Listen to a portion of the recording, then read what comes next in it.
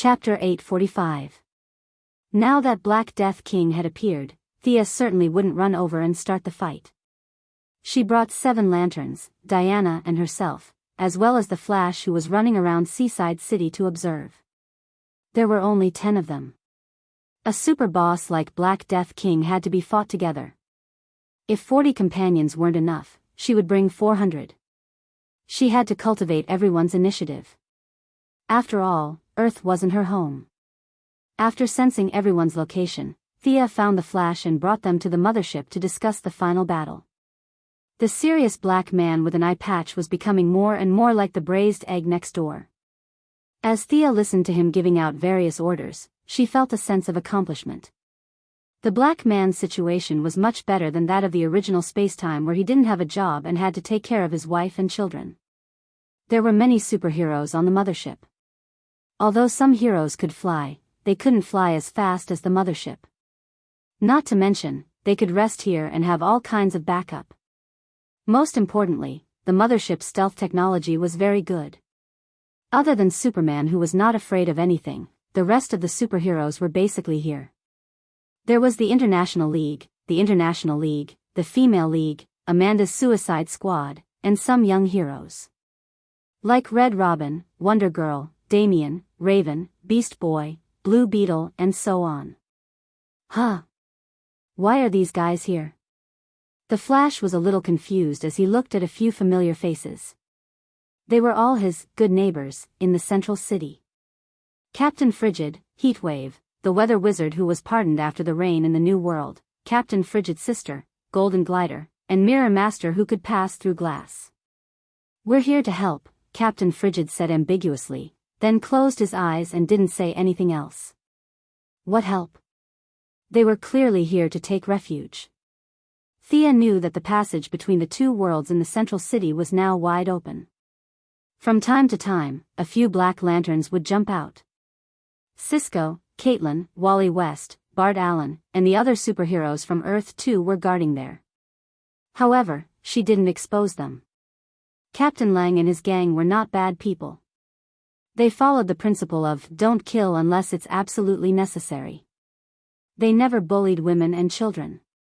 Their main business was to play with the Flash, and their side business was to rob banks when they had nothing to do. To be honest, with the money they robbed, any banker or economic expert could make money faster than them. It could be said that these guys were basically harmless. After pulling Diana away, Thea was about to meet up with the Zhenglian Alliance to discuss the next step of the plan when she bumped into 2 people. "Constantine, Zatanna, why are you here? Did something happen in the New World?" Constantine's face was pale. Zatanna could only explain, "The new continent is fine, but we heard that a few old friends have been revived." There were too many resurrected people, so Thea did not have time to observe them one by one. She asked casually, "Who are they?" "The ones from the Cold Flame Vatican who died before. Mage Sargon, Great Alchemist Tanarak, and I heard that someone saw my father." "Giovanni Zatara?" Zatanna nodded. "There's also Nick Nacro and Felix Faust," Constantine added. Thea scratched her head at the sudden revival of so many magicians. She was the one who killed Felix Faust, and Nick Nacro had nothing to do with her. This man was Constantine and Zatanna's old friend. Constantine's yellow trench coat with high magic resistance originally belonged to Nick Nacro. However, these guys were no longer worth her concern. The Great Mage, in the eyes of the world, and the Great Mage, in her eyes, were completely different concepts. Thea thought for a moment. In order to deal with these 5 Great Mages, who had been revived, she urgently mobilized 500 spellbreakers from the new creation planet's Magic Legion. It was more than enough to kill Black Lanterns and magicians. The Heavenly Father did not care about such a small matter. The 500 people came very quickly. A sonic boom opened, and 500 magic warriors in bright armor immediately came to receive orders. Thea glanced at Zatanna, meaning, "Is this enough? Not to mention your father's revival. Even your ancestor Da Vinci's revival can make him die again." Knowing that she had returned with the 7 lanterns and Superman had entered the mothership, everyone briefly introduced the information they had. In the end, there was nothing much to say. The enemy was at their doorstep. Let's fight. Everything was still going according to the original plan. The Black Lantern's main energy source descended on Earth. It directly chose Seaside City, which was half destroyed by the Parallax Devils and rebuilt. Now, it was completely a sea of corpses. Countless Black Lanterns occupied this place. In the center of the city, in front of the huge Black Lantern's main energy source stood several figures. Floating in the air was the traitorous guardian, Scarface. The black chains in her hands were still binding her 7 former guardians. There was also a crazy guy, the Earthling William Hand, codenamed Black Hand. He was hugging 2 corpses and mumbling to himself. In the middle stood a tall figure. His hair was sparse and white, and his skin was covered with dark spots. His whole body was like a corpse. He wore a black robe, and there were huge shackles on his wrists and neck. However, the shackles had long been broken. The most eye-catching thing was the huge scythe in his hand. The scythe seemed to be able to absorb light. It was pitch black, and if an ordinary person looked at it, their heart would beat wildly, as if they were looking at a disaster. Even from a few miles away, the extraordinary aura of the Black Death Emperor could be felt. Calm. Thea carefully observed the path that the Black Death Emperor took. His goal was to die peacefully, to die silently. To live peacefully, to die peacefully. There were no waves, no passion, only a process that looked like a program. All the intelligent lives were like floating sand in a long river in his eyes. They flowed down with the current without leaving any trace. Although the sand was almost endless, he did not care. He only wanted them to finish this journey peacefully. Thea frowned and carefully felt the principles behind it. The Black Death Emperor's death was different from hers. However, even if he did not take this path, there was no harm in observing. Other heroes did not have this realm. Diana knew that she was trying to reach the depths of the soul. She was worried that her lover would eventually go down the evil path. She was prepared to persuade her during their next interaction, but she did not stop her now that they were facing a great enemy. The 7 lanterns were the first to rush out of the mothership. They were all ordinary people and could only feel the bone-chilling coldness. This guy with the scythe was like their natural enemy. Is this guy a lantern beast? Carol asked. She had seen the purple lantern beast raiders before. Thea chuckled. He's not. He's death itself. He represents the death of life. Such idealistic and even philosophical words made the 7 lanterns a little dizzy. Only the magicians Constantine and Zatanna felt that they understood. Chapter 846. Let's attack. Hal Jordan charged forward without hesitation. Carol Ferris, his ex-girlfriend and current lover, was afraid that something would happen to him, so she charged forward as well. The rest of them, except for Laflas, also launched their own attacks. Unfortunately, there were too few of them. The Black Lanterns blocked the 6 of them. Black Hand, Scarface, and even the Black Death King remained motionless. Scarface was commanding the army, and Black Hand was still holding the 2 corpses in a daze. The Black Death King was a little strange. Thea noticed that his attention seemed to be on his feet, and he didn't even look at the 7 lanterns' attacks. Countless citizens turned into Black Lantern warriors, accompanied by a considerable number of people with superpowers. Just Sia alone had seen Charm Witch, Killer Crocodile, Captain Boomerang, Maxwell Lauder, the 2nd-generation Blue Beetle, Reverse Lightning, a few Archmages, and many other familiar faces. Let's go too. Thea said to Diana and Laflas beside her. The Valkyrie flew up to deal with Scarface, and Laflas unwillingly joined the battle after being kicked. The superheroes also joined the battle. After fighting with the Black Lanterns for a night, they had figured out the pattern. These corpses couldn't be killed, but they could be injured and handed over to the lanterns to deal with. Everyone, follow me. There's something wrong with that big guy. He seems to be doing something. We have to stop him no matter what. Thea originally wanted to delay a little more, but suddenly, Will asked her for help. The voice was weak and almost inaudible. She listened for a long time before she realized that it was the will of the world. The spirit of existence was relying on the will of the world to beg her for help.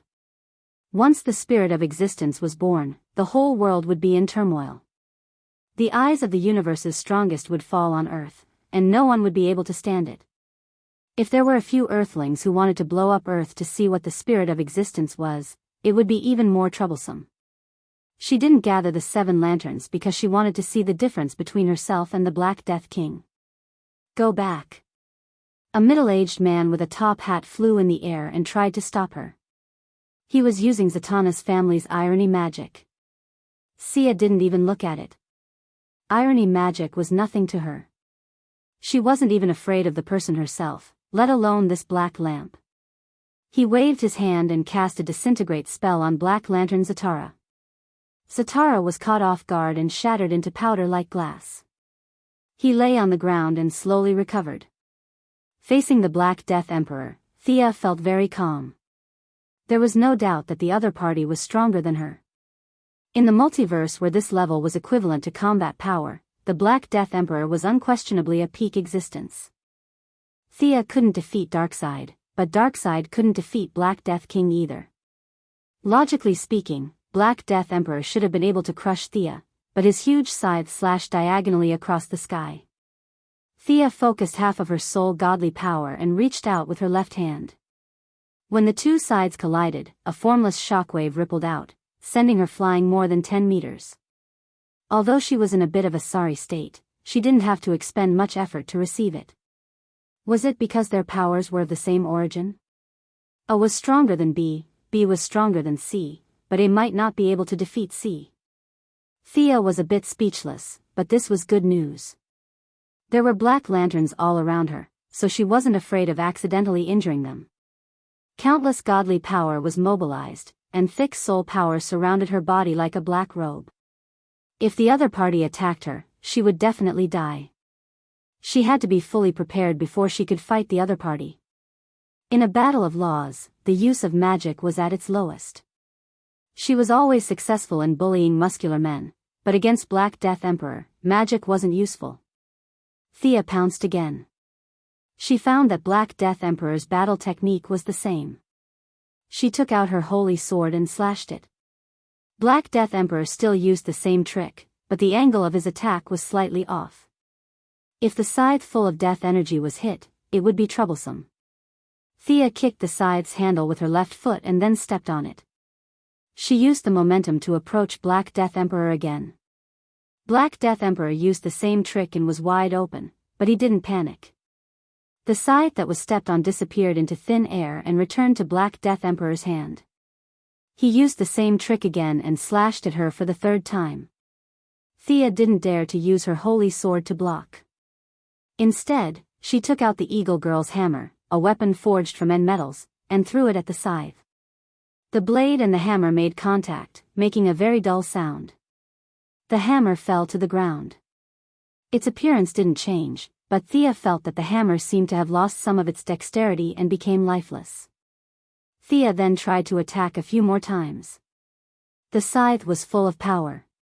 This was the strongest weapon Thea had seen so far. Ordinary magic weapons would break with a touch, and ordinary steel would shatter into powder. Black Death Emperor was more than 5 meters tall, and the scythe was the same length. It would be dangerous to attack at close range. Thea wanted to fight Black Death Emperor from a distance.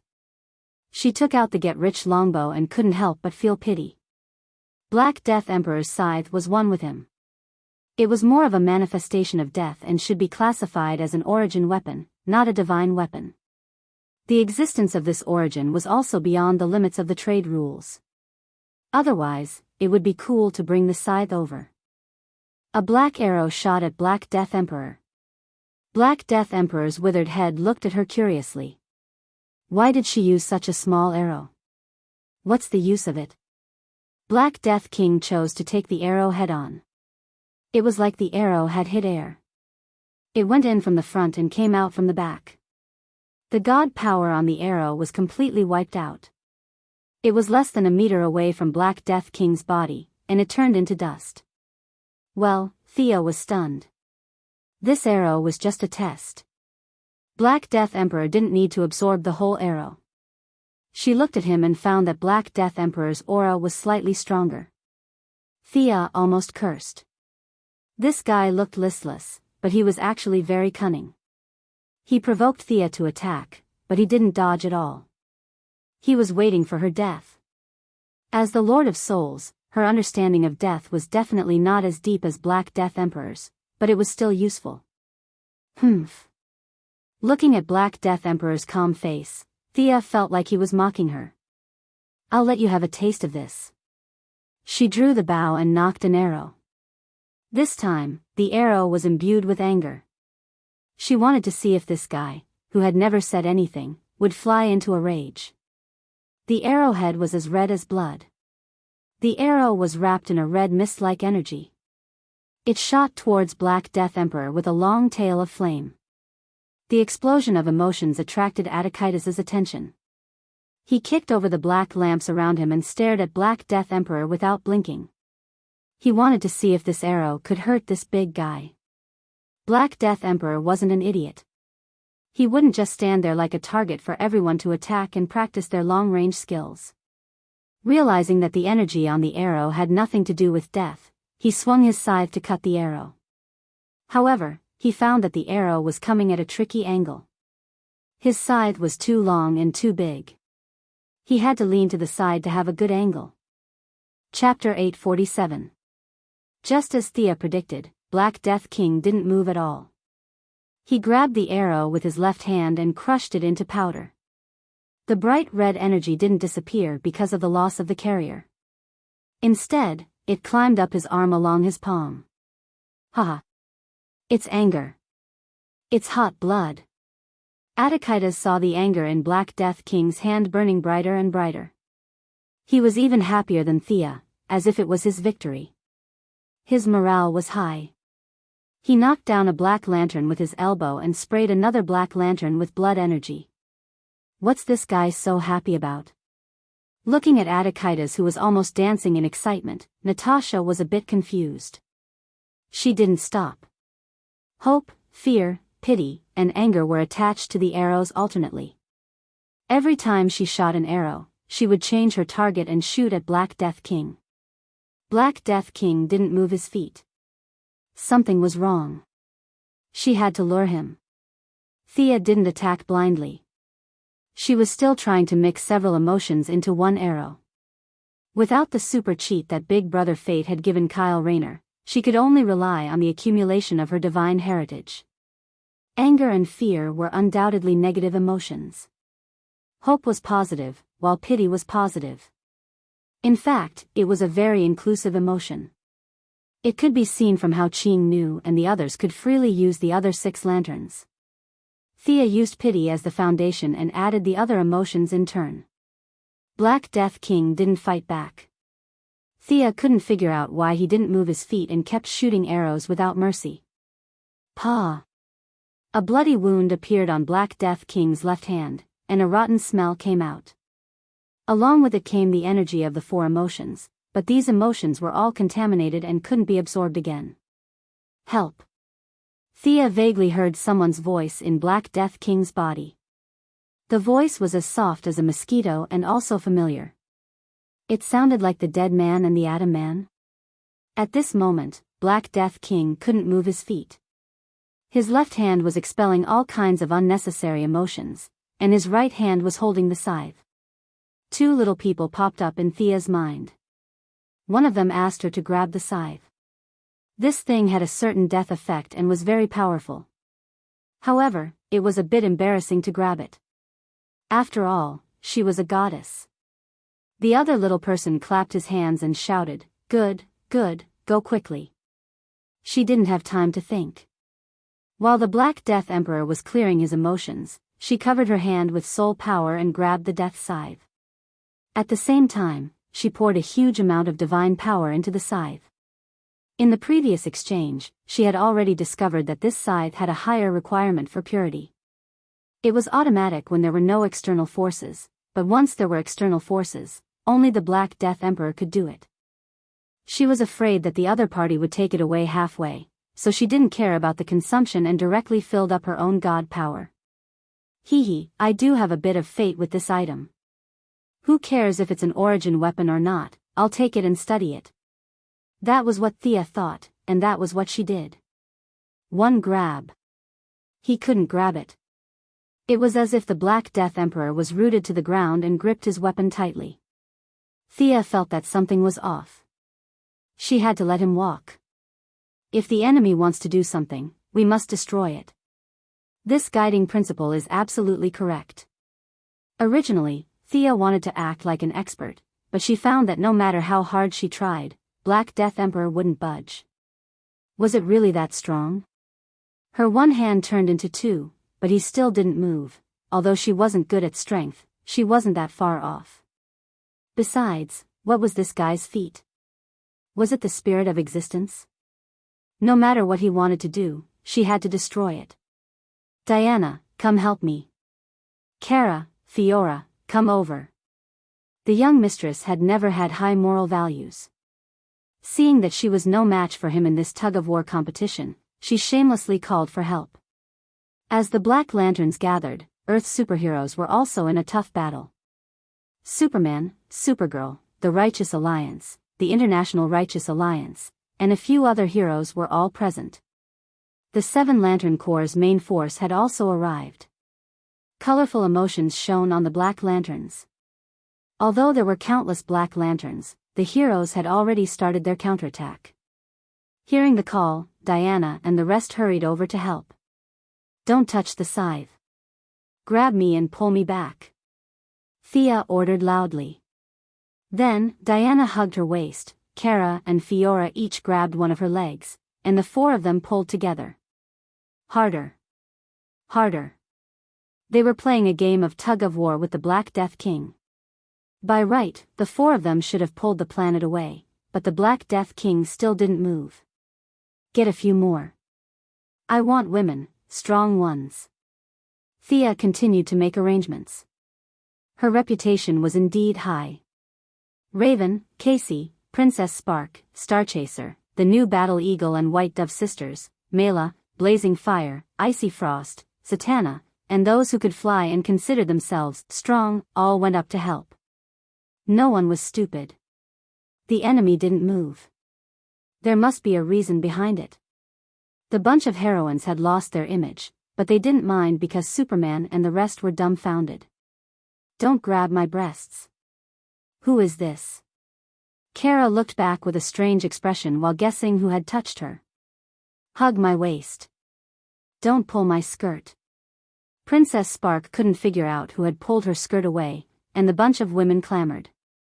Sia's goddess-like demeanor was thrown out of the window when she saw the female heroes piled up on top of each other, desperately tugging at the Grim Reaper's scythe. A bunch of people could not touch the scythe and could only drag her along. Some hugged her waist, some hugged her thighs, and some hugged her legs. At this moment, she looked terrible. In contrast, the Black Death King also changed. His robe was still the same, but the unapproachable aura had dissipated. He couldn't care less about the residual emotions in his body. He wanted to get his weapon back. His legs didn't move, but his knees were bent, and he was in a not-so-standard riding position. His hands were also gripping the handle of the scythe tightly. It could be said that the goddess image was completely destroyed. The Black Death King wasn't much better than her. The unparalleled demeanor of the evil king was gone. Now, he was like a fool, competing with the bunch of people. The power is enough, but the level is not enough. Thea was a little annoyed. Why didn't the Black Death King let go of her? Her image. Gantha, Akiro, Kero, Ching Nu, released the lantern beasts. Before coming, Thea had communicated with a few lantern beasts. There was no problem with possessing them now. The Black Death King wasn't just a great enemy of intelligent life, he was also a great enemy of the lantern beasts.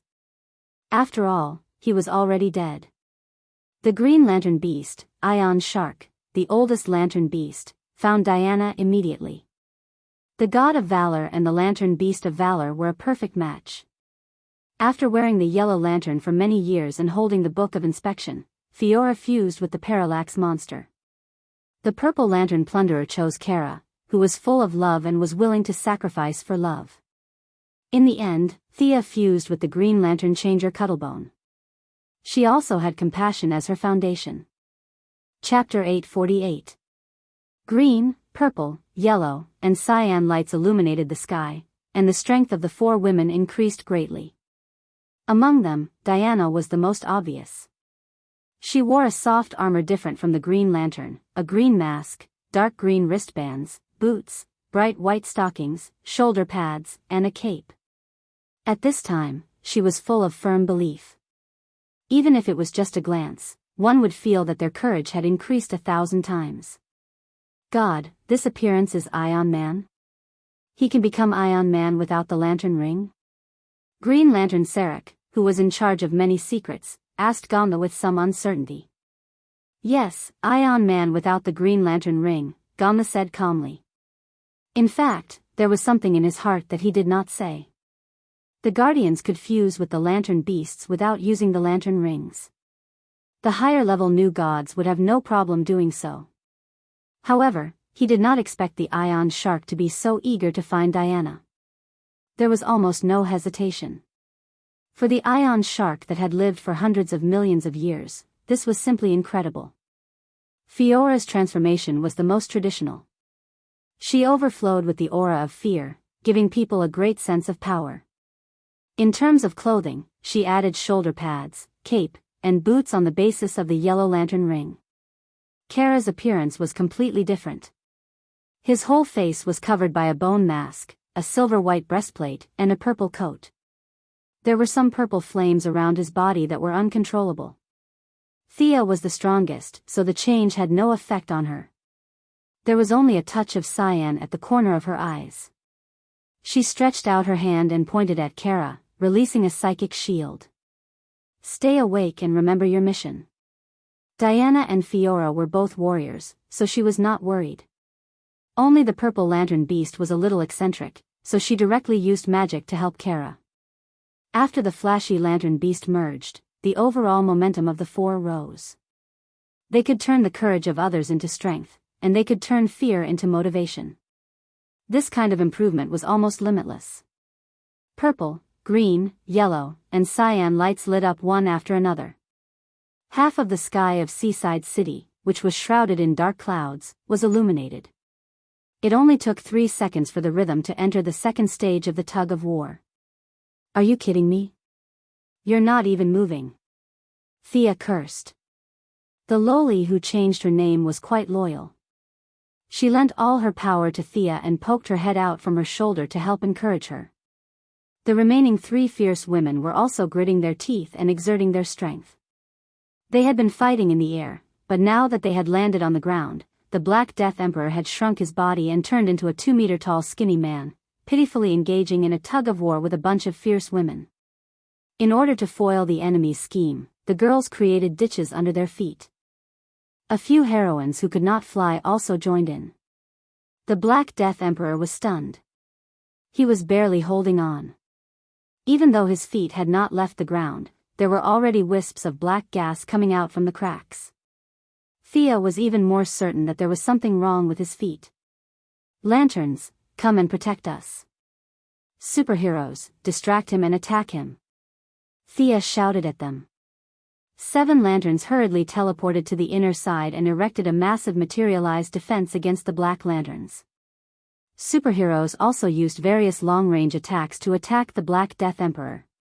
Superman's heat ray, the Martian hunter's psychic attack, and the Bat Fighter also spat out countless bullets filled with fear gas. Squeak. An almost inaudible sound entered Thea's ears. She was overjoyed. The Black Death Emperor almost lost his grip on the scythe. Although he quickly grabbed it with all his strength, it proved that his scythe could be snatched away. Continue. Attack again. Lanterns, send out an elite each and concentrate on attacking him. The Black Lanterns went crazy when they saw their boss's predicament. Scarface commanded the 7 Guardians to attack, but they were all stopped by Green Arrow, Flash, Poseidon, and the others. The 7-lantern corps sent out an elite from each of the defense lines with great difficulty to organize the assault. Attack his right hand. Thea was still giving ideas. She bet on her goddess's face that she must get the Black Death Emperor's scythe today. Qing Nu led the other 6 lanterns and fired at the Black Death Emperor's right hand that was holding the scythe. No, it's a little off. Hal, your light is too strong. It's a little weak. La Fleets. Increase your attack power, or I'll kill you. Thea ordered them to create more trouble for the Black Death Emperor as she exerted her strength. She believed that the Black Death Emperor's defeat was only a matter of time. It's moving, it's moving.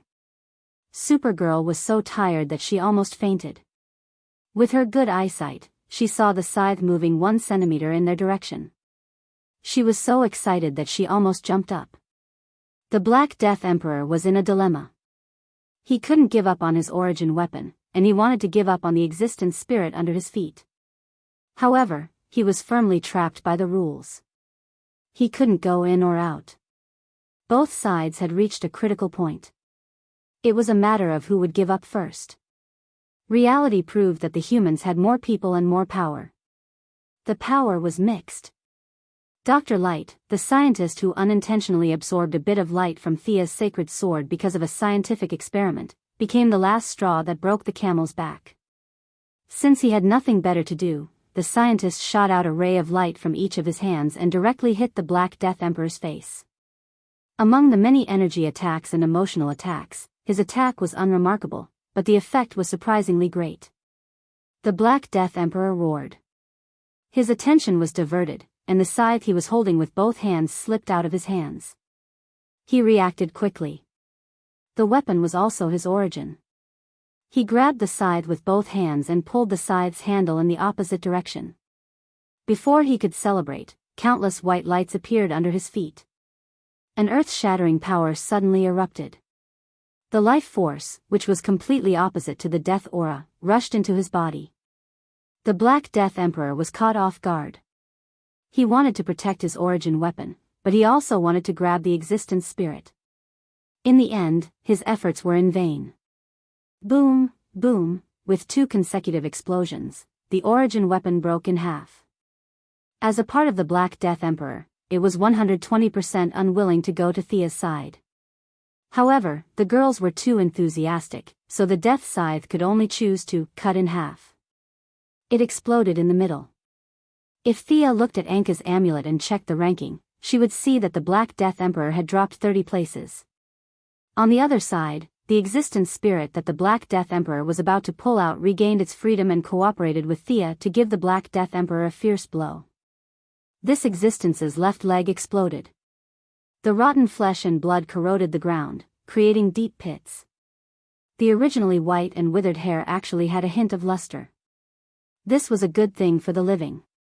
It was like a withered tree returning to its youth. However, it was not good for the Black Death Emperor. After the decadent sound last time, he was blasphemed again. This time, it was much fiercer than last time. Last time, it was only a blow from afar, so the decadent sound did not affect him much. This time, it was different. This time, his body was attacked by the existence spirit. The life force that all life liked was poisoned to him. The originally peaceful and melodious death suddenly joined the hustle and bustle of life. He was at a loss. What was the meaning of life? Should life be a happy life or a peaceful death? The existence spirit gave him a big problem. His teeth grew again, and his skin seemed to want to regain its elasticity. The Black Death Emperor felt a palpitation that came from the source of his existence. He screamed and, ignoring the fact that his source was damaged, used the death aura to envelop the life aura and a large amount of the source. He vomited a mouthful of black blood, and in a burst of black and white light, the dead man and the Atom Man who were exploring his body were also vomited out. Chapter 849. The 2 jokers rolled out of the white light and looked at each other. The feeling of standing on solid ground shocked the dead man. He raised his hands and touched his face. "I think I'm alive," he asked the Atom Man uncertainly. The Atom Man had never seen the dead man's original appearance. He looked at the guy with thick eyebrows and big eyes for a long time. "I think so," he said hesitantly. "You two jokers, go to the back and chat." Seeing that they still wanted to chat, Thea waved her hand and threw them to the back of the team. "Can't you see that we're still fighting monsters? Since you're alive, why don't you join the team? Why are you standing in front of the boss?" After the annoying guy left, she finally saw Black Death Monarch's miserable state. She was happy, and excited. Black Death Monarch's vitality was greatly damaged this time. Even if he cross-dressed, he wouldn't be able to catch up to her. After the tug-of-war competition, Thea brought out her goddess-like appearance and let out a bell-like laughter. Looking at the scythe blade and a small section of the scythe in her hand, which contained a lot of Black Death Monarch's knowledge, she wanted to howl at the sky. Although this thing couldn't be used as a weapon, it could still be used for research. This was definitely a win. Thea let the heroines go back to rest.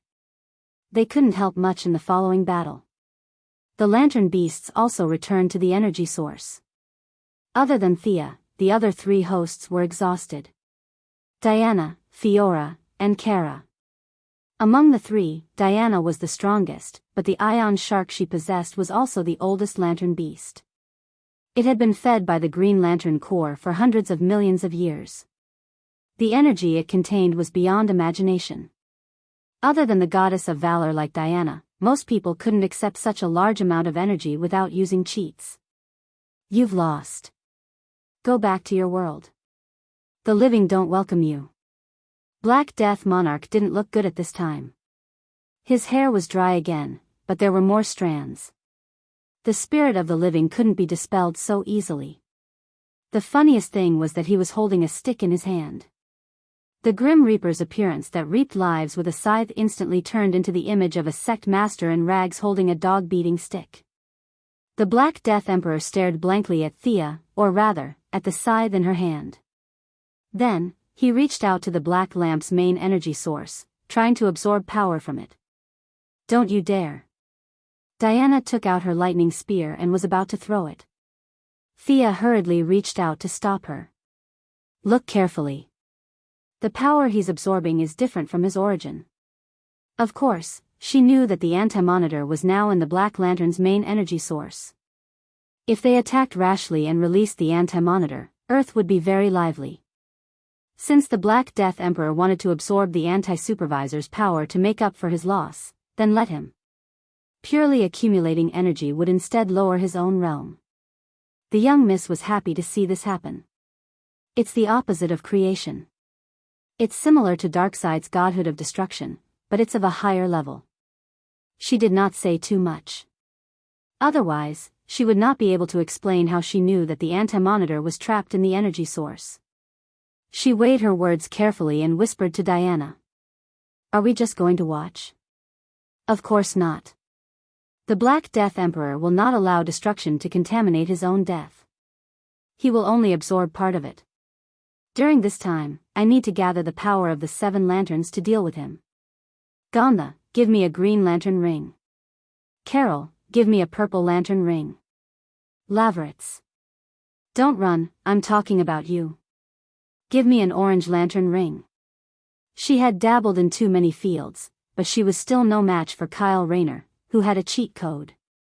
Even today, she had only mastered 4 emotions. The orange lantern greed could only be considered a small success. She could not do it without the lantern ring. The green lantern ring and the purple lantern ring were successfully obtained, but the orange lantern ring was difficult. "Do you think you can run?" "Hurry up, don't make me do it." Lavritz wanted to run, but how was that possible? Thea teleported and caught up with him. She grabbed his neck and threatened him for a long time. Lavritz's tears flowed down his face. He looked as if his parents had died and gave her an orange lantern ring. The 3 lantern rings hovered in front of her. She did not put them on immediately. Instead, she needed to first harmonize the 4 emotions in her body. With the most inclusive compassion as the foundation, she added fear, hope, and anger. Then, it was green lantern hope, orange lantern greed, and finally, purple lantern love. Thea and the Black Death Emperor adjusted their states at the same time, preparing for the final battle. The battle outside had also reached its climax. The heroines recovered slightly and joined the battle, leaving only Diana to protect Thea. Hal Jordan, Sinisto, Ching Nu, Saint, Adachitas, Lavritz, and Carol Ferris. The 7 elite lanterns were the most dazzling. They were teaming up to beat up Scarface. Scarface controlled the 7 guardians to fight against the 7 lanterns. The 7 of them were either the leader of the lanterns or the greatest Lantern X, and they cooperated well. They covered each other and kept shrinking the battle line in order to defeat Scarface. In their view, the creation of the Black Lantern Ring, enslaving the Guardians, breaking through OUA, slaughtering the universe's life, and summoning the Black Death Emperor were all this little blue person's fault. She was responsible for the deaths of the universe. Hal, stop being so impatient. Have you forgotten what I taught you back then? Sinisto was very unhappy. Hal Jordan had underestimated the enemy and attacked prematurely, leaving him wide open. He was almost ambushed by a guardian. Don't tell me what to do, the greatest Sinisto. What happened back then is not over yet. Hal and Sinisto were natural enemies. Hal felt that he was already taking the big picture into consideration, but he could not help but mock. No, calm down. Please take the big picture into consideration. Everything will be fine. Saint hurriedly came out to smooth things over. After fighting for 2 minutes, Adachitas was furious. Green light, you're blocking my view. I also want a green light. This sneaky person was Laflas. The 7 of them were in a mess. There was Hal Jordan and Sinisto going head to head, his emotional entanglement with Carlo Ferris, Adachitas' hatred of the Green Lantern Corps, Ching Nu and Saint trying to smooth things over, and occasionally Laflas wanting to steal a few rings. In short, no one would think of words like unity and friendship when they saw the scene of their battle. Can these guys do it? This thought automatically came to Diana's mind. She was anxious about the battle, but she still stood motionless by Thea's side to protect her. Thea was now exuding an ethereal green aura. It was the most basic green compassion. Her golden hair floated slowly, and the light between her hair would make even the sun jealous. It was yellow fear. One eye was red, representing anger, and the other eye was blue, representing hope. It was not difficult to reconcile the 4 emotions. After all, she had done many experiments in private. After checking it once, there were no problems. The emotions were stable. She first put on the green light of courage. This emotion was external, but to her, controlling a light ring was simply child's play. There was no need to chant those slogans, and there was no need to pledge loyalty to the Green Lantern Corps. Thea smoothly added an emotion. Chapter 850. Thea tried her best to ignore the difference between external emotions and her own when she took off the ring. She reached out and put on the orange light ring. The accumulation of emotions was not an addition but a multiplication. Every additional emotion was a burden on her spiritual power. Fortunately, she had mastered greed. With the help of the orange light ring, she quickly controlled this emotion. It was hard to imagine how Kyle Rayner did it. The young lady was speechless.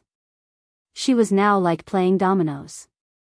A small mistake could cause her to waste all her effort or even be seriously injured. After a long time, she opened her eyes.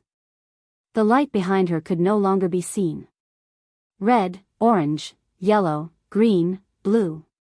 6 colors mixed together. It was indescribably strange. She still needed the last color. Purple love and red anger were the same. They were at the opposite ends of the emotional spectrum. It could be said that they were very extreme emotions. The Purple Lantern Corps' motto was that love represented everything. If there was love, then one could do anything. If the Purple Lantern fell in love with a criminal who committed murder and arson, then it was completely okay. This was also an expression of love in their eyes. Thea did not like this kind of extreme thinking. Otherwise, she would not have put the purple lantern of love at the end. But as soon as she put on the purple light ring, she felt a huge disharmony. Thea hurriedly adjusted several emotions, trying to get the purple lantern to return to its original position. Unfortunately, the love was very resistant. Is it my own problem? She thought about it and felt that it was not. The light ring was a stupid device. It could be used as soon as she put it on, but it would be useless if she took it off. No matter what, she was still better than those purple lanterns. Even if there was no love at all, Thea felt that she could forcibly control it. Emotional energy was mysterious, but in essence, it was just a kind of energy. But now the purple lantern was completely ignoring her. It was like a rich young master who had prepared 81 brilliant plans and then went to ask a beautiful woman out for a meal. In the end, he found out that she was not there. Thea felt similar. The purple lantern did not give her a chance at all. Her tricks were useless. Is it a problem with the order? She hurriedly adjusted the focus of each lantern. Although she still used pity as the base, she arranged them according to the order of the emotional spectrum. Red, orange, yellow, green, blue, and purple were arranged in the order. After a long struggle, several emotions were faintly unstable. You should come in this time, right? In the end, he poured a bucket of cold water over her head. The purple lamp was still resisting. F***ck, what went wrong? Thea was sweating a little. What order had she missed? Could it only be Kyle Rayner? Impossible. She didn't believe it. Not enough. Earth's, not enough. A faint voice drifted into his ears. The spirit of existence? What are you talking about? Thea was so anxious that she was about to go to the bedroom. This person leisurely told her that it wasn't enough. Not enough, my ass. He carefully recalled the original space-time plot. What did he miss? Black hands had appeared in the world. Scarface had rebelled. Collect energy, yes. There were also ways to summon the Black Death Emperor. The first few steps were correct, but there was a problem later on. After the spirit of existence was born, Sinisto and Hal went through a lot of trouble before finally reviving Black Hand and cutting off the connection between the Black Death Emperor and the material world. None of this happened, but this was the final stage and had nothing to do with the current situation. Thea thought for a while and finally thought of a suspicious point. The spirit of existence was buried deep in Earth. In other words, as the manifestation of life emotions, the White Lantern Beast was formed from the emotions of Earth. If she didn't rely on the Lantern Beast and use the 7 emotions to form the White Lantern, she would have to start from Earth. 7 emotions weren't enough. Those emotions came from space. Thea needed the 7 Earth emotions as a guide to finally form the White Lantern. She didn't know if her guess was right. After greeting the few of them, the Martian Manhunter and the Martian Maiden replaced the 7 lanterns. What's the matter? Sinisto felt that he had the upper hand and was unhappy to be replaced at the last minute. Thea closed her eyes and maintained the 6 emotions. She whispered a few words to Gantha through the telepathic channel. Gant's face was bitter. You can still think of me when you're being scolded? You're so righteous. But the little blue man looked at the big picture. The people scolding them could circle half the universe. A few more wouldn't matter. Gantz carefully looked at the 7 of them, then snapped his fingers and uttered a word. Pa, 6 light sounds were heard. Except for Hal Jordan, a replica of the rings of the other 6 people appeared at the same time. The replicas floated in the air and flew in all directions. What's that? Attikitas was furious and questioned Gantha. My ring, ah. My ring. Lawfleas couldn't hold it in this time. In less than 3 seconds, his shirt was wet. After Thea snatched one away, another one flew away. Thea was still pretending to be a psychic with her eyes closed, but she didn't let Gantha take the blame silently and explained for him. The Guardians left a loophole in the original manufacturing agreement of all the lantern rings. They can duplicate the current ring and choose a new owner. The 7 people looked at Gantha in unison. Gantha was speechless. You might as well not have explained. Once Lawfleas heard that it was a replica, he looked much better. Thea continued, I need 6 people from Earth to provide emotions to help me deal with the big black guy. Hal looked around. Only his ring didn't change. Why am I not affected? Earth already has 4 Green Lanterns now. They have enough courage. Thea didn't finish her sentence. Courage was the foundation. This was also the main reason why Kyle Rayner could become a White Lantern so easily. Because the small Earth had 4 Green Lanterns, and there would be 2 more in the future, which equaled to 6. The Guardians stipulated that each sector had 2 Green Lanterns. This was a very scientific and strict judgment. It wasn't a blind guess. The various emotions involved could stand up to scrutiny. 1 or 2 Green Lanterns on a planet were more than enough to provide emotions. Technically, her Yellow Lanterns also had people on Earth. Unfortunately, the Yellow Lanterns had their own abilities. The lantern rings were like superphones to them. The secretary who wore the blue lantern was a homebody and didn't use her lantern rings often. To be safe, Thea let them go completely. It was just 6 temporary rings. The heroes were all on the battlefield. Purple, blue, and green chose quickly. The purple lantern slightly compared between Diana and Kara and finally made a choice. Diana glanced at Thea. Thea nodded at her. Only then did she put on the purple lantern ring. Intelligent life has been selected. Diana, Prince of Earth, you have deep love in your heart. Welcome to the Purple Lantern Corps. Intelligent life has been selected. Barry Allen of Earth, you have the ability to instill firm hope in others. Welcome to the Blue Lantern Corps. Intelligent life has been selected. Ray Palmer of Earth, you have an incomparably compassionate heart. Welcome to the Blue Lantern Corps. The Flash and the Atom on the other side also chose to accept. After they accepted, Thea instantly felt that the Purple Lantern of Love showed signs of integration. It wasn't easy to get such a result. The 3 relatively positive rings chose their wearers on the spot. The 3 less positive rings took a few minutes to choose their wearers. The Yellow Lantern of Fear still chose the Scarecrow. The Orange Lantern of Greed chose Lex Luthor. This guy was hiding in an underground base. The Orange Lantern didn't expect to drag him out by force. The 2 of them didn't surprise Thea.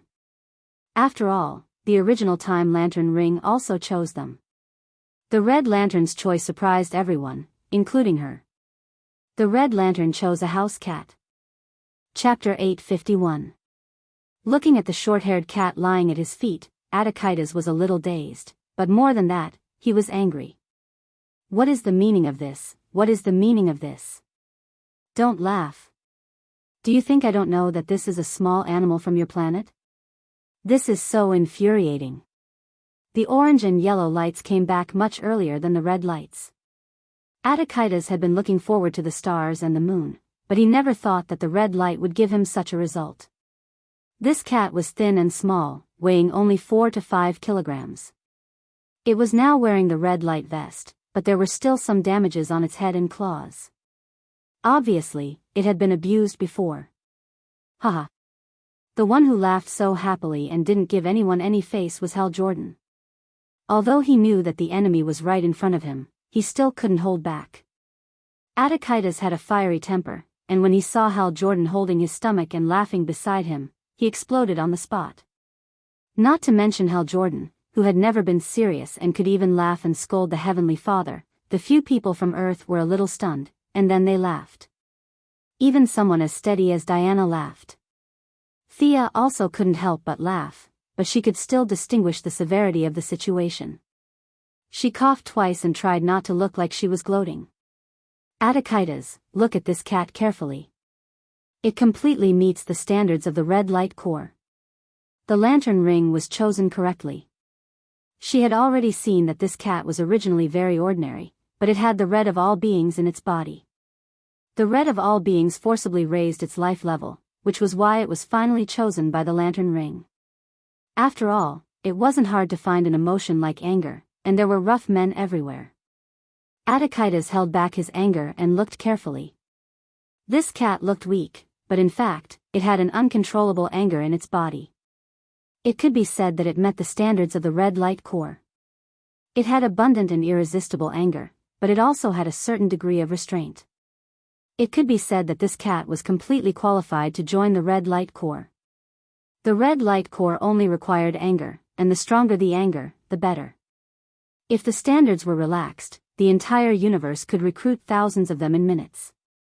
But Atakaitas, as the leader of the red light core, couldn't make such a choice. He needed subordinates who could control their anger and listen to his orders, not a group of crazy idiots. This was the main reason why there were so few red light core. If he opened the recruitment, how many people in the universe with bad tempers couldn't be found? It was impossible. Atakaitas was lying on the ground. Its big head and the cat looked at each other as if they were communicating. Hal Jordan wanted to kick his big butt several times, but he was stopped by Carol Ferris. I will accept it as an official member of the Red Light Squad after the war. Atakaitas looked at Thea from the corner of his eyes. After all, this cat came from Earth. The eldest miss nodded slightly, indicating that she could do so. Diana has been with Thea for a long time. Although she has never worn the lantern ring, she has seen too many of them. She knows how to use it after a little thinking. The purple lantern ring was not a lantern beast that had lived for hundreds of millions of years like the ion shark. Its clothes did not change at all. Diana easily mastered this temporary purple lantern ring. On the other side, the Saint Walker was telling Barry about the path of hope. Ching Nu also briefly explained to Adam Man how to use mercy. The scarecrow was quite well behaved. It was familiar with the use of the ring on its own.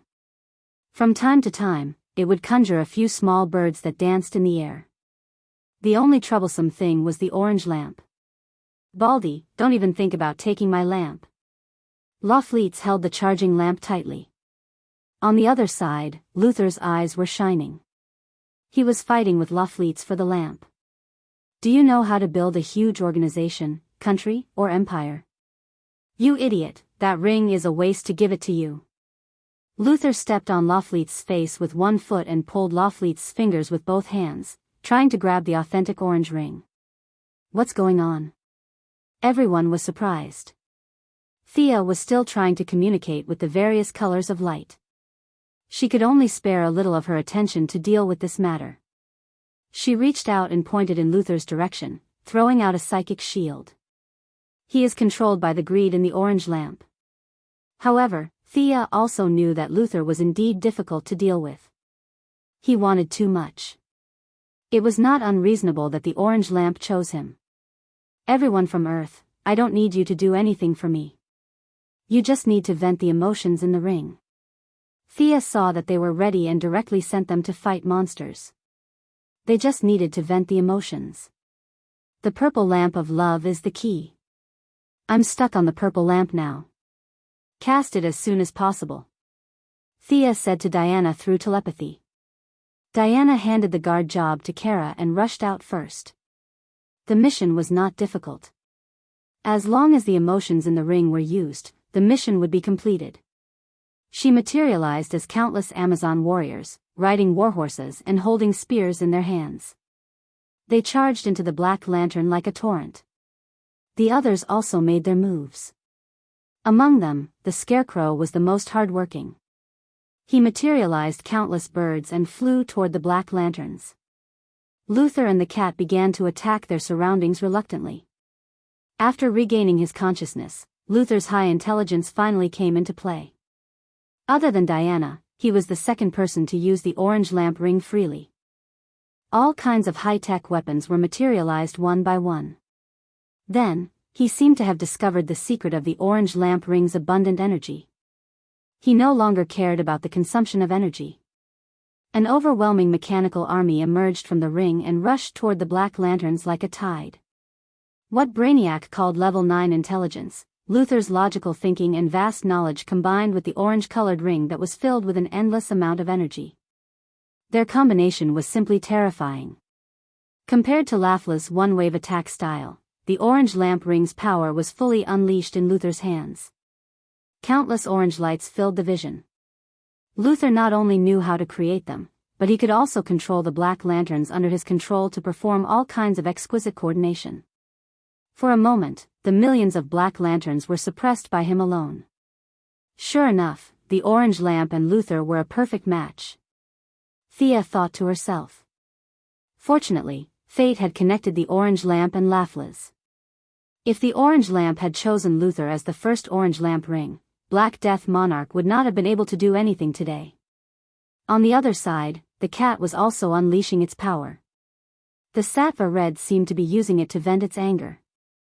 Blood-red energy like magma was spat out from the cat's mouth. Even an elephant would not have so much HP, let alone a kitten. However, the cat did not hesitate at all. The hot red energy kept spitting out and defeated the black lanterns.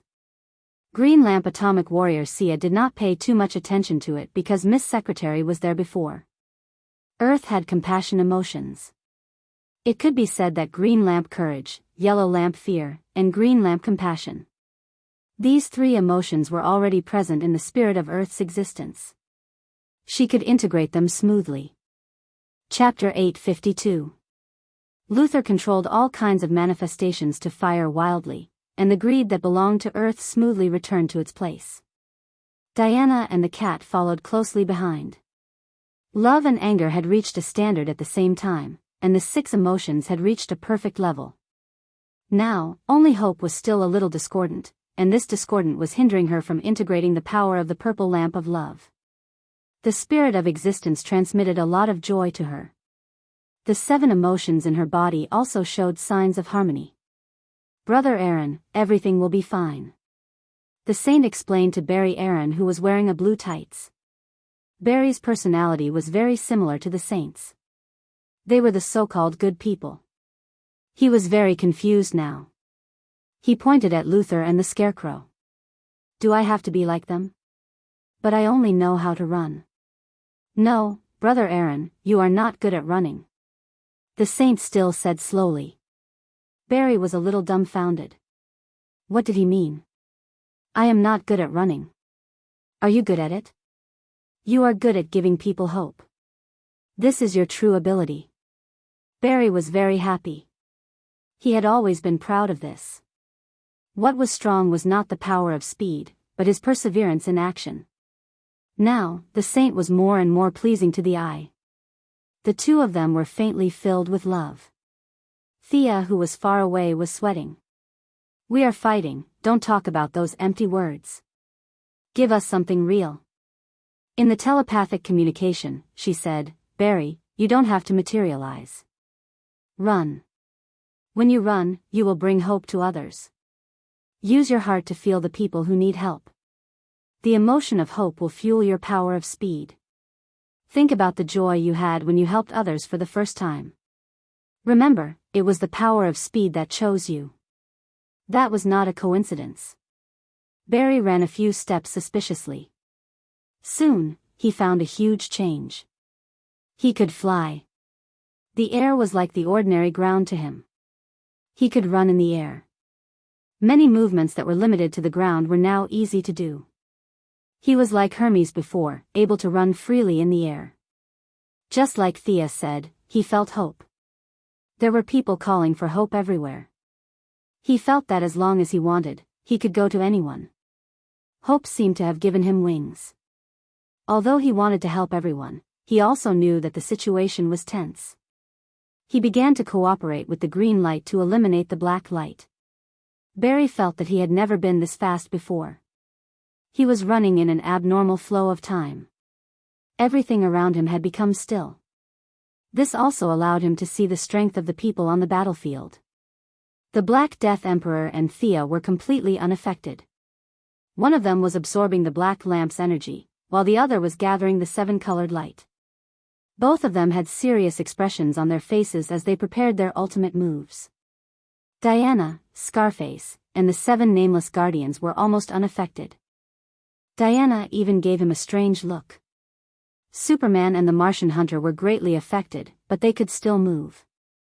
They looked like they were in slow motion as they attacked the enemies around them. Excluding a few extreme speed users and Black Lamp Reverse Lightning who was hiding in the distance, the rest of the ordinary people had all entered a state of stillness. Don't go, he's dangerous. Thea quickly stopped Barry when she saw him trying to ambush Black Death King. Time is not absolute. Don't take the risk. Normal forces won't be able to defeat him. Let's help the Green Lanterns. Barry saw that Thea was speaking at a normal speed.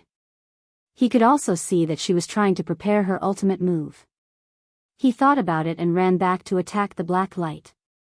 In a world where time was relatively still, he was like a hard-working bee, constantly correcting the attack position of the Green Lanterns. He had to ensure that their green light would hit the black light ring.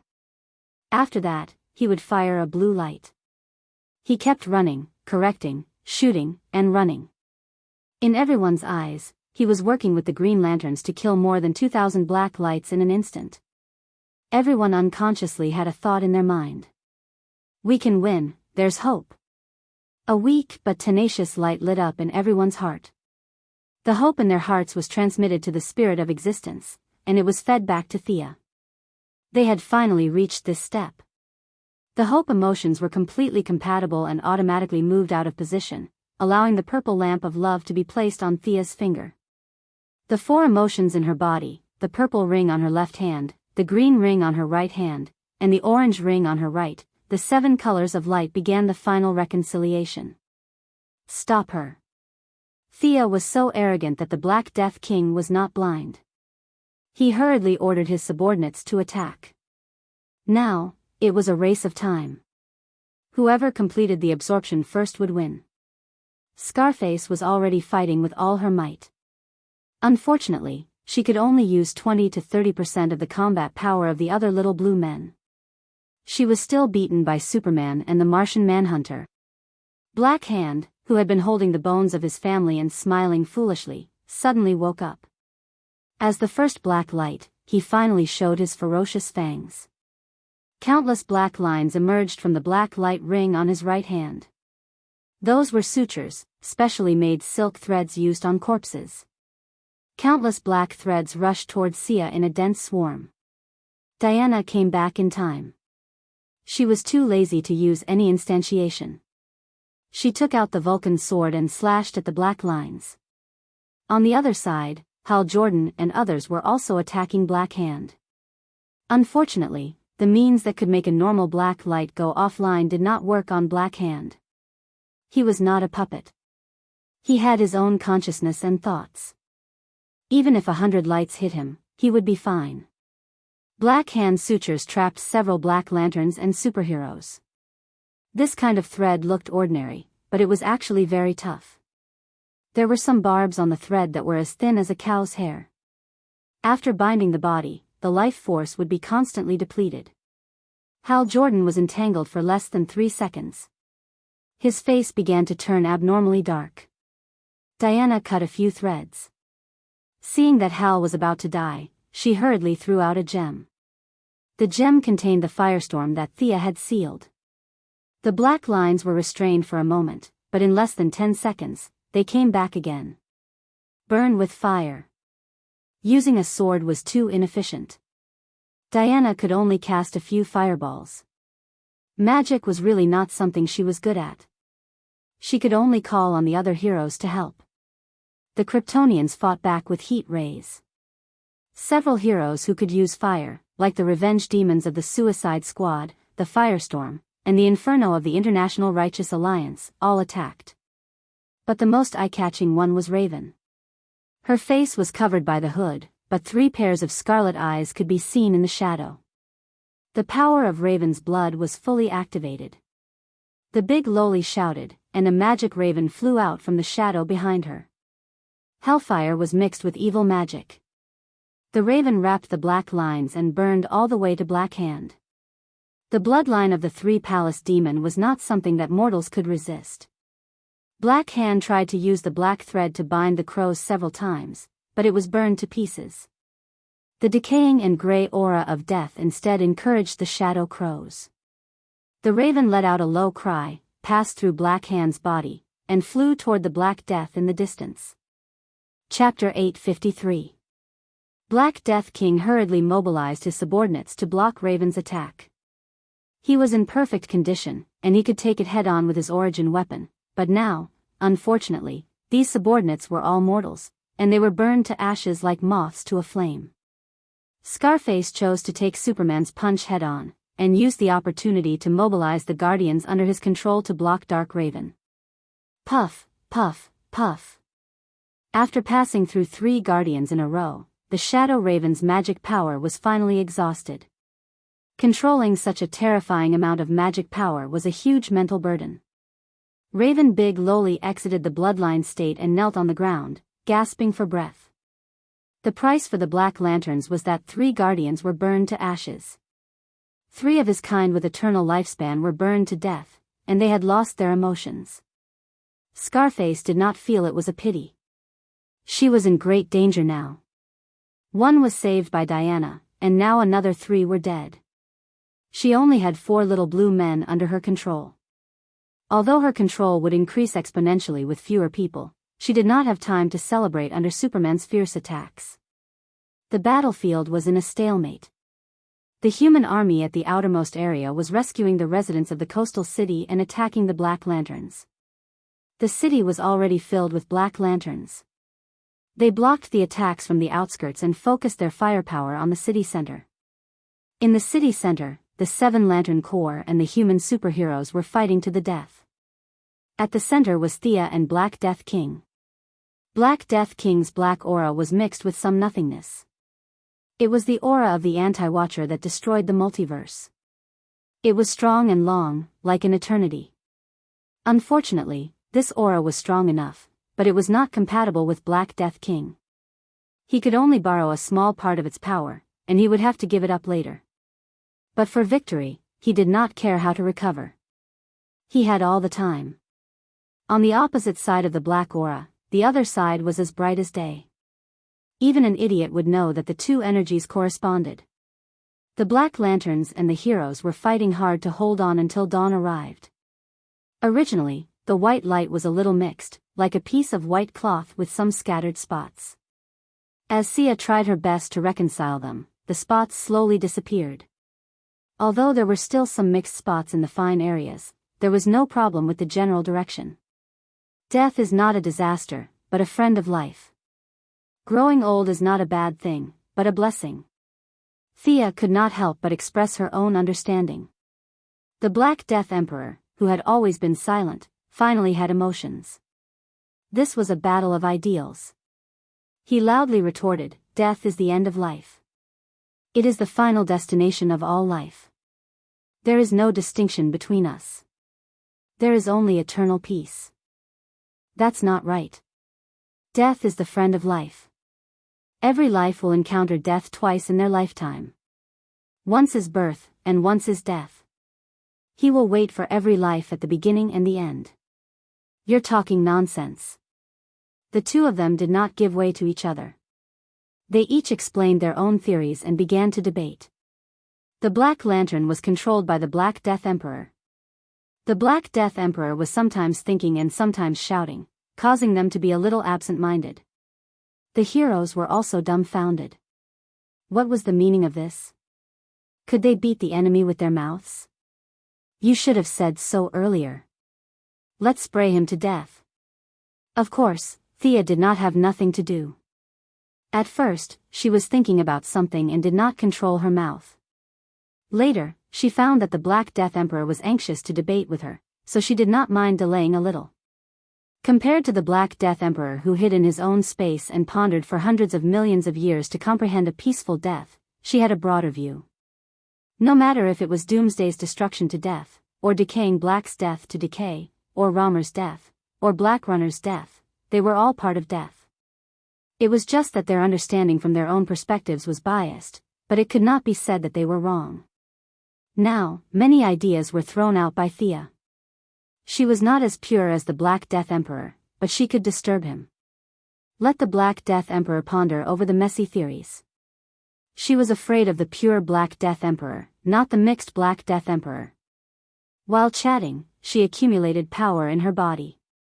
When the 7 emotions were finally reconciled, Thea felt a little regretful. After all, the 3 emotions were not her own. No matter how hard she tried, there was still a flaw. But this was enough. Light, countless lights came out from Thea's body. Diana and the others covered their faces. The light was too dazzling. It was not hot, but it was filled with endless vitality. The superheroes had been fighting for an entire night. They were exhausted and mentally exhausted. Some were even covered in wounds. But under the illumination of the white light, they were surprised to find that they had recovered to their best state. Caw caw caw. With 3 crisp sounds, the 3 rings on Thea's fingers were all shattered. What replaced them was a fluorescent snow-white ring that flew out from the ground and automatically put on her left hand. Thea Quinn from Earth, destiny has been waiting for you for a long time. Everyone felt that a white light filled their vision, but it was not uncomfortable. It was like a friend next door whispering to them. It was warm, friendly, and made people want to get close to it. Even the orange lantern Laughless, whose heart was filled with desire, recalled memories from a long time ago. At that time, he was weak, helpless, ignorant, and didn't have an orange ring, nor did he have an army, but he was really happy. The red light's heart had long been occupied by the lamp ring. But from Attikitas down, everyone seemed to hear their own heartbeats again. The purple lamps walked out of their fanatical love. Love was not everything in life. Friendship and family were equally precious. On the battlefield, no matter heroes or villains, every intelligent life felt a long-lost peace. It was as if countless emotions were pouring into their hearts. It was as if countless people were helping them share their worries. Superman thought of his quarrel with Louise and smiled gently. This matter was very troublesome at the time, but now it seemed like a small matter. Dick thought of himself wavering between Barbara and Starfire. He was ready to make some things clear after the battle. More people had more things to do. They usually felt heavy, but now everyone seemed to have put down 1,000 pounds. The white lamp's light calmed everyone's hearts. They could not see a beam of light with a diameter of 100 meters shooting into the sky. It was as if a hole had been punched in the night sky. Countless fragments of light pierced through the clouds and returned, scattering the light on the ground again. After their vision returned to normal, they automatically looked at Thea. White boots, white gloves, a white shawl jacket and a gauze skirt. She did not wear a mask. The symbol on her chest was similar to the black lamp, but the concept was completely opposite. The black lamp was an inverted triangle with 5 fingers extending outwards. The white lamp also had an inverted triangle, but there was a vertical line among its 5 fingers, as if it was trying to retract something. She came out of the light a few seconds later. Her previous outfit was really unsightly. It was 100% skin-tight. Although it was tightly covered and not a bit of flesh was exposed, she did not like it, mainly because it was too tight. Wearing it was almost the same as not wearing it. It was so tight that she almost suffocated. It would have been fine if the people present were all women, but the problem was that they were not. Fortunately, she had her own emotions as a foundation and did not completely rely on the lamp ring. The spirit of existence behind the white lamp had very little control over her. The 2 sides had a simple negotiation and made a compromise, resulting in her current outfit. As a result of the compromise, she had to honestly recite the oath of the white lamp. The spirit of existence had given in on her outfit, so she could not change the oath. Fortunately, there was no loss in reciting it once. There will be light in the white sun, cleansing the soul is wrong. Darkness descends, look up, new day descends, the light is immeasurable. Chapter 854. The spirit of existence is on my side. You've lost. You can't beat me. Thea floated in front of Black Death Emperor with an ethereal temperament. Her tone was calm, as if she was talking about something trivial. She was floating mainly because the slit of her dress was a little high. If she moved too much, her leg would be exposed. Even though she was covered in white light, those who were not afraid of strong light, such as Superman and Firestorm, could still see clearly. Black Death Emperor picked up his weapon and was about to hit her with his scythe, but then he remembered that the scythe was a ghost. The head of the scythe was gone. The thing in his hand was a stick. Thea almost laughed out loud. She did not use her soul power to stop him. She reached out and grabbed the long stick. The impact was easily dissolved, and the death aura on it was directly dispelled. "See, you can't do anything to me anymore. The white lamp connected me to all the intelligent beings in the world, sharing everyone's life. How can you kill me? Not to mention, this origin weapon of yours." Hee hee. Sia chuckled as she pulled out a large sword. It was a holy sword. The white lamp was the lamp of life. It did not have a weapon in its standard equipment. As the host, she should not use a weapon. However, 4/7 of it was her own energy. The spirit of existence did not have much say, so she could use her holy sword without any pressure. It was originally a fantasy weapon made of light. Now that it was in her hands, it was like adding wings to a tiger. The 1-meter-long sword did not need to be driven at all. It emitted a 2-meter-long sword light. The purity of the energy was the strongest she had ever seen since she used the holy sword. She gathered all her emotions and slashed down with the sword. Black Death Emperor had no choice but to raise his stick to meet the attack. Now that his feet could leave the ground freely, Black Death Emperor began to diversify his attack methods. Thea could pull all the lives to share the damage, and he could also absorb the memories of all the dead. Among the dead for hundreds of millions of years, there were always a few who knew how to use a stick. He directly absorbed the memories as if he knew how to use it himself. Black Death Emperor raised his stick. Thea moved to the left. In the nick of time, a silver chain appeared in her left hand and wrapped around Black Death Emperor's right leg. Seeing that he couldn't break free, Black Death Emperor took a step back with his right leg, and the chain fell to the ground.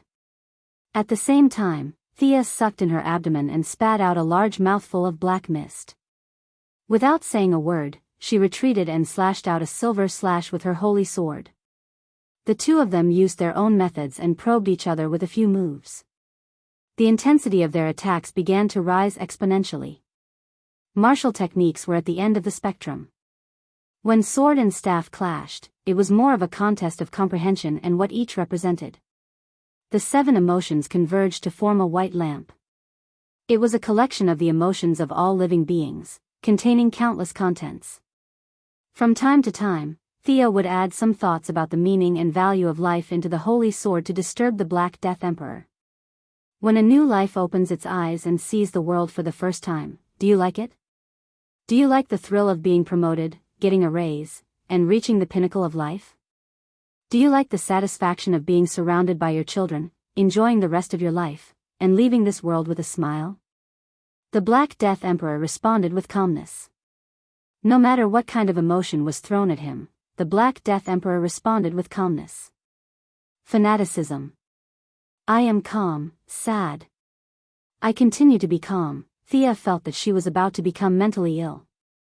Her emotions fluctuated between high and low. She acted out what it meant to gradually stabilize her emotions, and her smile slowly disappeared. Her borrowed emotions were still not as good as the Black Death Emperor. Fortunately, all the intelligent beings in the universe helped to share the burden, so the impact on her was almost negligible. The Black Death Emperor's realm was frighteningly high. Death was like the most basic instinct to him. His casual attacks were comparable to necromancy legendary spells. Thea estimated that if she did not have the white lamp ring and only relied on herself, she would have to run for her life after fighting for a minute. Now, she was not afraid. Her 9,999 attack power was shared among everyone in the universe. Not even a strand of hair would be lost. Thea was calm. Victory would definitely be hers. After all, her attack power was not low. The Black Death Emperor was alone. He had to take all the damage by himself. No one helped him share the burden. It would be strange if he could win. The shockwaves from their battle grew stronger and stronger. The aura of death invaded the world. Gradually, a pitch-black mountain appeared on the ground. There was no sign of life in the mountain. There was no cry, no sound of wind. It was like an eternal silence. On the other hand, the life force also brought some changes to the world. A winding river ran from north to south. The life force allowed the superheroes who had fought for a night to regain their strength. Even if they were heavily injured, they would be healed immediately by rubbing the river water on their wounds. At the end of the river, Thea and the Black Death Emperor were still fighting. The shockwaves from their attacks entered the mountain and the river, changing the climate. "Save me." A voice faintly reached Thea's ears. At first, she thought it was a spirit, but soon realized that it was not. The voice came from the black lamp. Thea suddenly realized that it was the Anti-Watcher. Thea had nothing better to do than to save him. She would leave the Anti-Watcher to Darkside. Uncle Da had been eyeing his anti-life equation for a long time. Although she would not save him, she still took a look. Perhaps he wanted Thea to save him, but the Anti-Watcher allowed her to look at him without holding back.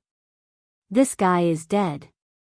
Looking at the lifeless body of the Anti-Watcher with only a little bit of consciousness remaining in his body, this was Thea's first thought.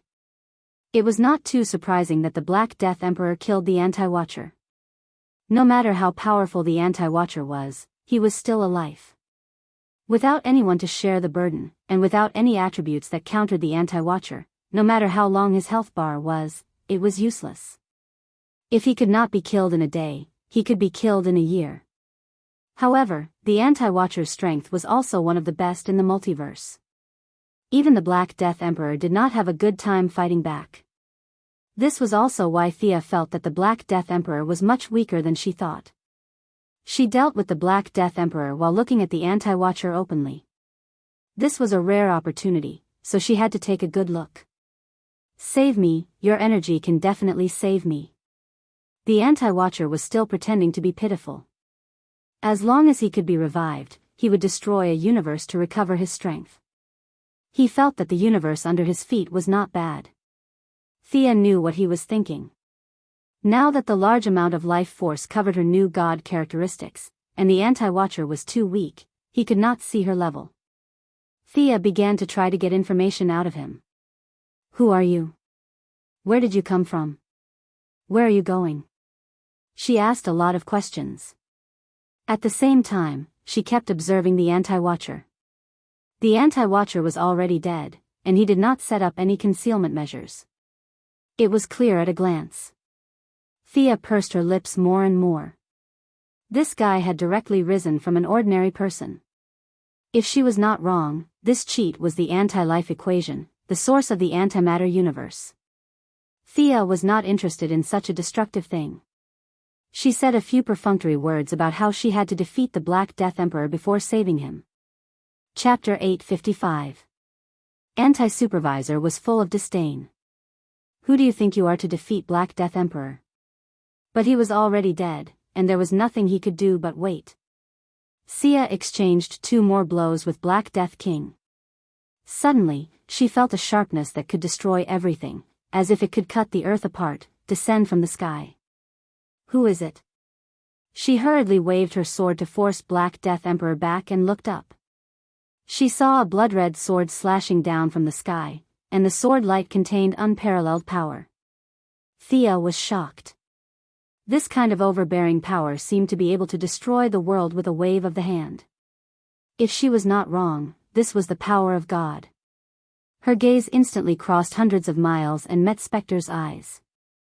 Spectre was also looking up, as if he was considering whether to attack. Thea was a little dizzy. It was not him? Then who was it? "It's my predecessor." Spectre's words floated to her ears. Predecessor? Tianshi? That Cynthia who had been corrupted? She looked at the sword pattern. It looked like a holy sword, but the blood-red pattern on the black sword was magnified hundreds of times, so she could not see it clearly. Everyone shared her pain, and she had to take the lead to do something. This kind of disaster that fell from the sky was the first to bear the brunt. Thea did not have time to think. She filled her holy sword with power and slashed at the sky. She did not know if it was Tianshi, Thea, or a combination of the two. She used all her strength in this attack. She was confident that even if Tianshi or Spectre personally came, she could stop them. However, the expected collision between Mars and Earth did not happen. Her sword hit empty air and flew out along the atmosphere. Meanwhile, Her opponent's sword cleverly drew a half circle in the air and slashed down at the Black Lantern's main energy source from afar. She wanted to revive Anti-Supervisor. Thea's attack missed, and it was too late for her to block it. The blood-red sword light slashed at Black Light's energy source. The surface was as smooth as a mirror. The lantern-like energy source was split to the left and right, and dust was kicked up with a rumble. A black shadow lay motionless inside. The sword light did not dissipate and smashed into the river of life. Not good. This river was formed by the aftermath of her attack mixed with seawater. It was meant to be used to heal the heroes present. It contained a huge amount of life force, but she did not expect it to be used by the enemy. She hurriedly raised her left hand. The white lamp was like a whale sucking in water, and the huge amount of life force was sucked back. Unfortunately, he was still a step too late. The sword light smashed into the river water and sent it flying in all directions. A few drops of river water fell on the heads of some lucky people, and the Black Lantern Boomerang Captain was one of them. He was a little confused, not knowing why he had suddenly revived. The last thing he remembered was his head being chopped off by Death Knell. However, his skills were not bad and his ability to escape was top-notch. When he saw a bunch of black figures around him, he immediately ran away. There were people like him who were so lucky that they could be resurrected. Naturally, there were also those who actively sought survival. Their individual wills were strong, and even though they were being controlled by the Black Lanterns, they still had some sense of self. They all suppressed the Black Lantern's control and displayed their abilities to seize the water of resurrection. Among them, Reverse Lightning was the most eye-catching. He burst out with his fastest speed and flew past.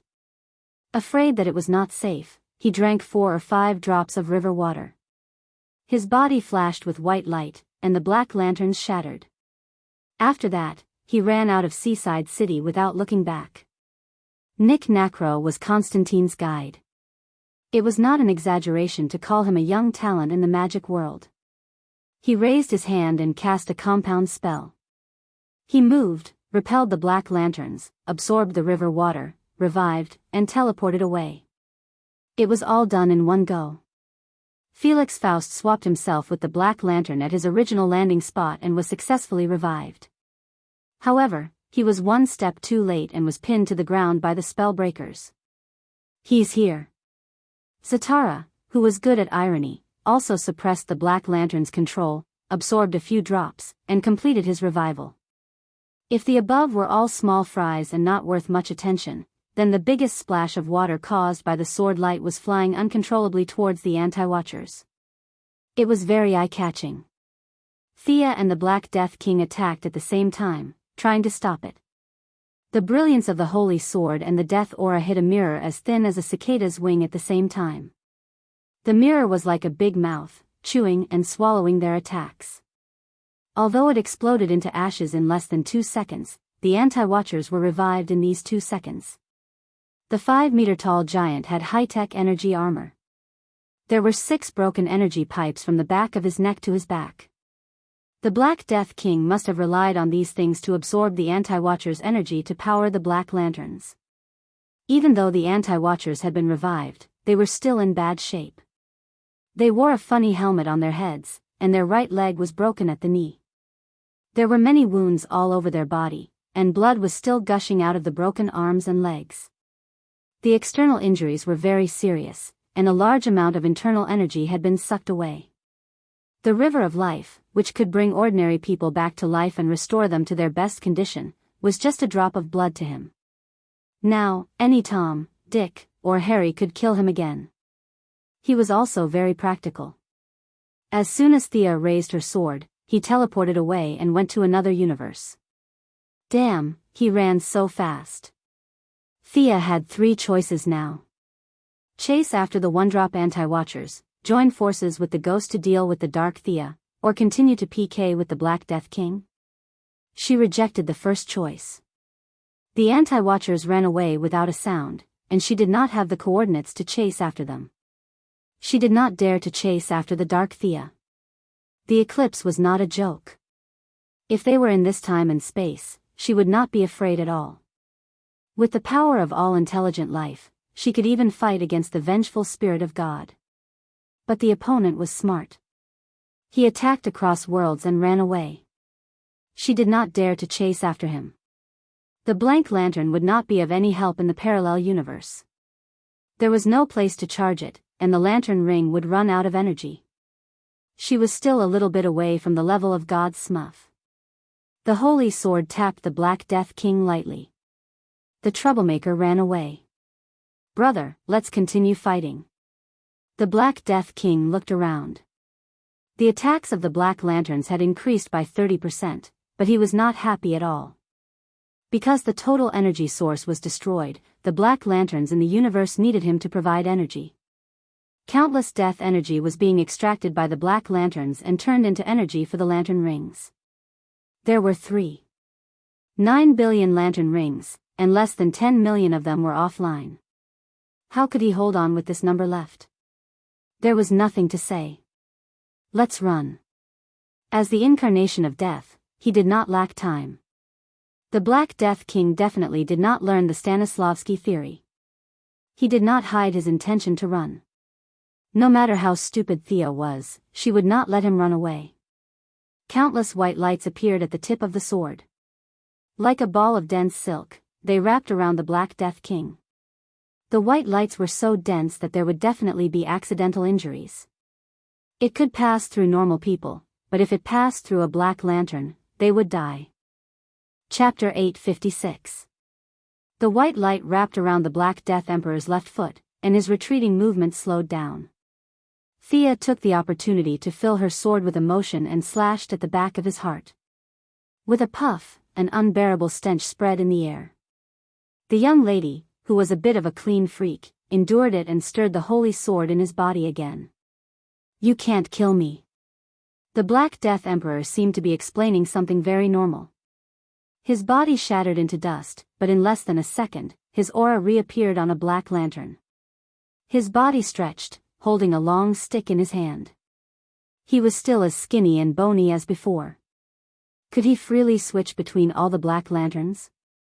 The Black Death Emperor was not a living being, but more like a collection of consciousness. Conventional methods did not seem to work. Thea did not know whether to fight a war of attrition or not. The first to collapse would definitely be the elderly and children. She was a bit hesitant. The Black Death Emperor set up a barrier in front of him and turned to leave this world. This was the time to show the value of a hero. Hal Jordan was covered in green light and crashed into the Black Death Emperor. Hal, no. Carol Ferris knew that the Black Death Emperor was covered in death aura. She shouted and rushed over to help. The Black Death Emperor, who was about to take a step forward, was knocked back. His barrier was used to defend against Thea. He did not know that there was such a stupid person beside him who dared to crash into him with her body. Was her brain made of water? The green light shattered, and the death aura spread from the shoulder to the neck to the face. Hal Jordan's life was about to end in less than a second. The young lady was very reliable. She put down her worries and helped Hal disperse the death aura before turning to fight the Black Death Emperor. The two continued to fight. Every second the Black Death Emperor lasted, he lost a lot of death aura. He had to give up part of the Black Lantern rings. All the Black Lanterns in the universe suddenly paused for a second, and then some of the rings left the host and flew away. This made many intelligent planets feel relieved. Thea was very sensitive to death aura. Of course, she saw this change, but she could not stop the Black Death Emperor from increasing his supply. The gratitude of all intelligent life in the universe turned into countless prayers that filled the scales of order, and Thea could not stop it. Black Death Emperor's only thought was to run. He absorbed the Black Mountain from before and continuously logged off Black Lantern to maintain himself. Thea no longer took the initiative to attack. Instead, she used more defensive methods to reduce consumption. At the same time, she had the heroes attack with all their might. The death aura was completely connected, but the Black Lantern and the Black Death Emperor's defense was on a completely different level. The Black Lantern that the heroes destroyed was actually a part of the Black Death Emperor. Once this part of the death aura was destroyed, it was gone. The situation heated up. Gamma recalled all the green lights left behind on Odium and the scattered green lights all over the universe. Everyone raced against time to destroy the black lanterns. Thea also used her ultimate skills from time to time, causing white light to scatter in all directions like rain. She controlled it very well. The white light could only kill the enemy and destroy the death aura, but it could not resurrect them. You can't run. Another slash landed on the Black Death Emperor's shoulder. With a sizzling sound, one of his arms was wiped clean by the death aura. However, he took the opportunity to open a passage behind him and jumped in without looking. Thea thought for 2 seconds. She did not know how long the White Lantern ring would last in there. In the end, she decided to chase after it because she realized that the passage that the Black Death Emperor had opened was actually a time passage. At the end of time, there was the Time Master Council, and at the beginning of time, there was the Endless Family. What was she afraid of? Although time was not her home ground, she still had people inside. The moment she entered the time passage, the White Lantern ring's energy became 99%. Thea did not mind. Time was fair to everyone and everything. Father Darkseid and the others were far away from time because of this fairness. If too strong a power entered time, it would be weakened like a dog. Previously, she could only enter with a clone. Now, she had to rely on her identity as a death reserve to get out of this predicament. Thea did not think that the Black Death Emperor would be in such a situation. If he could not win, he could just run. This is a time passage. I'll go after him. With that, she rushed in. She was reminded in advance that she could not be blamed if any superhero insisted on going in. The river of time was as vast as ever, and there were all kinds of strange things. The originally long, wide, and tall three-dimensional world had a new kind of change here. Space was like a frame, and in her eyes, it was all stagnant. This was a dimension piled up by countless three-dimensional worlds, and many three-dimensional projections appeared in front of her. Thea's eyes pierced through time and soon found the Black Death Emperor. He was not far away. You're chasing death, new god. The Black Death Emperor saw the white light on her body start to fade, and there was a hint of smugness in his voice. What are you bragging about? Thea also saw that the opponent's aura was less than 1/5 of what it was at the beginning. What was there to be afraid of when a big account with no weapons, no HP, and no mana? As expected, the Black Death Emperor did not fight back. Instead, he ran with the flow of time and occasionally jumped into time to hide. One ran, and the other chased. Time was advancing and retreating around them. 1 second, they were in the Middle Ages, and the next second, they were in the 30th century. On the way, they met extreme speed and missed ballistic. Thea waved at them, indicating that this was a big boss, and that they should go back and rest. They kept jumping through time, sometimes fighting, sometimes running. Time weakened the Black Death Emperor very little, so little that it was almost non-existent. Thea was even more afraid of his death, and did not stop to rest. She wanted to see who would be the first to give up. Hey, Thea, I'm here. When they quickly passed through a certain time segment, Thea seemed to hear someone calling out to her from below. But how was that possible? Her dynamic vision was unparalleled. Even if it was just a quick glance, she could still restore the person's appearance in her mind. He was bare-chested, wearing cloth pants, and had a face full of beard. He seemed to be on a ship. Who was this person? She thought for a long time and suddenly thought of someone. Damn, that was Bruce Wayne. This guy wore a mask every day. If it was not for that highly recognizable square chin, it would not have been so easy to recognize him. She continued to chase the Black Death Emperor, but she sent a message to the Golden Vanguard, telling them to bring Master Bruce back to the vanishing point first. Stop right there. Thea shot out 2 rays from her eyes. Ever since she killed the god of hunger, her rays had become even more powerful. They were probably 40 to 50% of the power of the Omega Ray now. She could not kill the Black Death Emperor. She could not do it, and neither could Darkseid, but she could stop the enemy for a while. The Black Death Emperor did not use his body to block the attack. He ran 2 steps to the left and found that the ray could track him. Helpless, he used the shackles on his left wrist to smash the ray away. Chapter 857. Thea had already noticed that the shackles were extraordinary. It seemed that someone had imprisoned the Black Death Emperor before. She had never seen the material of the shackles before. It was not any metal, fantasy material, or magic material, but it was extremely powerful. Any elemental energy that hit the shackles did not cause any effect. The young lady was very envious, but unfortunately, it was useless even if she cut off the Black Death Emperor's left arm. The arm automatically regenerated in the next second, and the shackles were still on it. This was even more advanced than his original weapon, the scythe. After knocking away the tracking beam, the Black Death Emperor did not even have time to celebrate before he heard a loud boom. A giant beam of light from outside the time directly hit the Black Death Emperor. The beam of light was filled with a violent and destructive aura, as if a universe was roaring.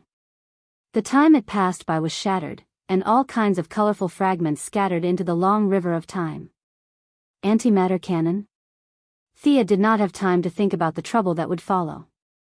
She jumped back 2 timelines. She could not be mistaken about such a powerful antimatter cannon. Did the Anti-Watcher shoot the Black Death Emperor from outside the time? She wanted to leave the timeline, but seeing that the Black Death Emperor did not respond and was floating away along the long river of time, she hesitated and decided to seal the Black Death Emperor first. It was normal for the Anti-Watcher to shoot the Black Death Emperor.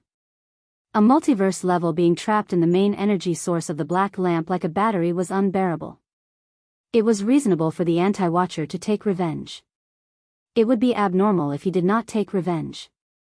After all, the Anti-Watcher was a big shot who had destroyed countless parallel universes. However, he had a grudge against the Black Death Emperor, so Thea was not sure what his attitude towards her would be. After following the Black Death Emperor for more than 10 minutes in the long river of time, Thea saw that the Anti-Watcher had stopped and did not do anything else. Only then did she let down her guard. Was it because the guy was too heavily injured? He fainted after a single shot. That was the only explanation she could come up with. Many years later, she found out how much the anti-supervisor hated the Black Death Emperor. He did not care that he was almost out of health and forced himself to cross time and space to fire a shot at the Black Death Emperor. After that, the cannon exploded and the anti-supervisor fainted. At this time, Thea fished the Black Death Emperor out of the river of time. It could destroy a parallel universe in one shot. The power of the antimatter cannon was reflected in the Black Death Emperor. The Black Death Emperor was completely unconscious. There was a burning hole in his chest, and even his body could not heal it. One had to know that the Black Death Emperor was not a living being. He was some kind of conceptual existence. Flesh, blood, and bones were all external manifestations to him. If intelligent life forms were all humans, then he was a human. If they were all fish, then he was a fish. Ordinary life forms had nothing to do with him. Even so, he was still knocked unconscious. To be able to knock out a concept, the antimatter cannon's sharpness was evident. Hand it over. Thea didn't say anything. She seized the rod from the Black Death Emperor's hand and put it on the head of the scythe. She didn't know if it would work. She then looked at the shackles on his wrists and neck. They couldn't be removed, at least she couldn't. Even if she forced a trade, Thea could only give up. Thea had taken the soul-sealing chains from the Heavenly Father's treasury when she was building the magic net. It was said that it had once tied up an ancient black dragon. She had originally planned to deal with Darkseid, but now she had to tie up the Black Death Emperor first. For light mirrors were attached to his limbs, constantly whittling away his aura of death. She then threw a bunch of random things into the hole in the Black Death Emperor's chest like sand. There were 4 emotions, the black of decay, the green of all things, the red of all life, the cells of the doomsday, and so on. Finally, he took out a coffin. This was one of the treasures in Hades's treasury. It was the huge ship that the Egyptian main god, the sun god, had taken to the underworld. Later, it was left in the hands of Osiris, and then changed into a coffin in the hands of Hades. Finally, it was passed to the young lady. She tied the Black Death Emperor up like a dumpling and threw him into the sun god's coffin. Decadent music was naturally indispensable. She added a bit of divine power to the echo stone of the underworld and set it to play on a loop. It could last for 3,000 years. She took out Eagle Man's hammer and Apollo's arrow. After a series of smashes, Thea nailed the coffin tightly. Only then did she heave a sigh of relief. This guy wouldn't be able to escape for 1,000 years if no one came to rescue him. She checked the Black Death Emperor's ranking. The result was gratifying. This guy had fallen to 210, and with the corrosion of the antimatter energy and the various things she added, his ranking continued to drop. It was only a matter of time before he and Uncle Da fell to the 300th rank. After sealing it, where to put the coffin became a problem. The starting point of time was eliminated immediately. She couldn't let the Black Death Emperor know about the Endless family. The disappearing point of time was also not suitable for a bunch of weaklings. Even the entire timeline wasn't suitable. A parallel universe wasn't good either. Who knew when someone would come to rescue him? Actually, it was best to throw him into heaven. However, Thea didn't have any relationship with the angels. She suspected that the shackles on the Black Death Emperor's wrists and neck came from heaven. Only the archangels, who also used the light of life, Michael, and Lucifer, who had the power of creation, had the ability to take down the Black Death Emperor at his peak. In the end, she placed the coffin in old Shazan's Stone of Eternity. Ordinary people couldn't come here, and those who weren't ordinary wouldn't come here either.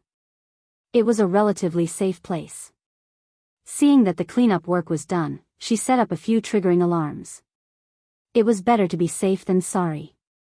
Even if someone came in and tried to open the seal, she would be prepared. After that, Thea teleported to the disappearing point. Hi. Wearing a blanket, Bruce looked like he was rescued after a shipwreck.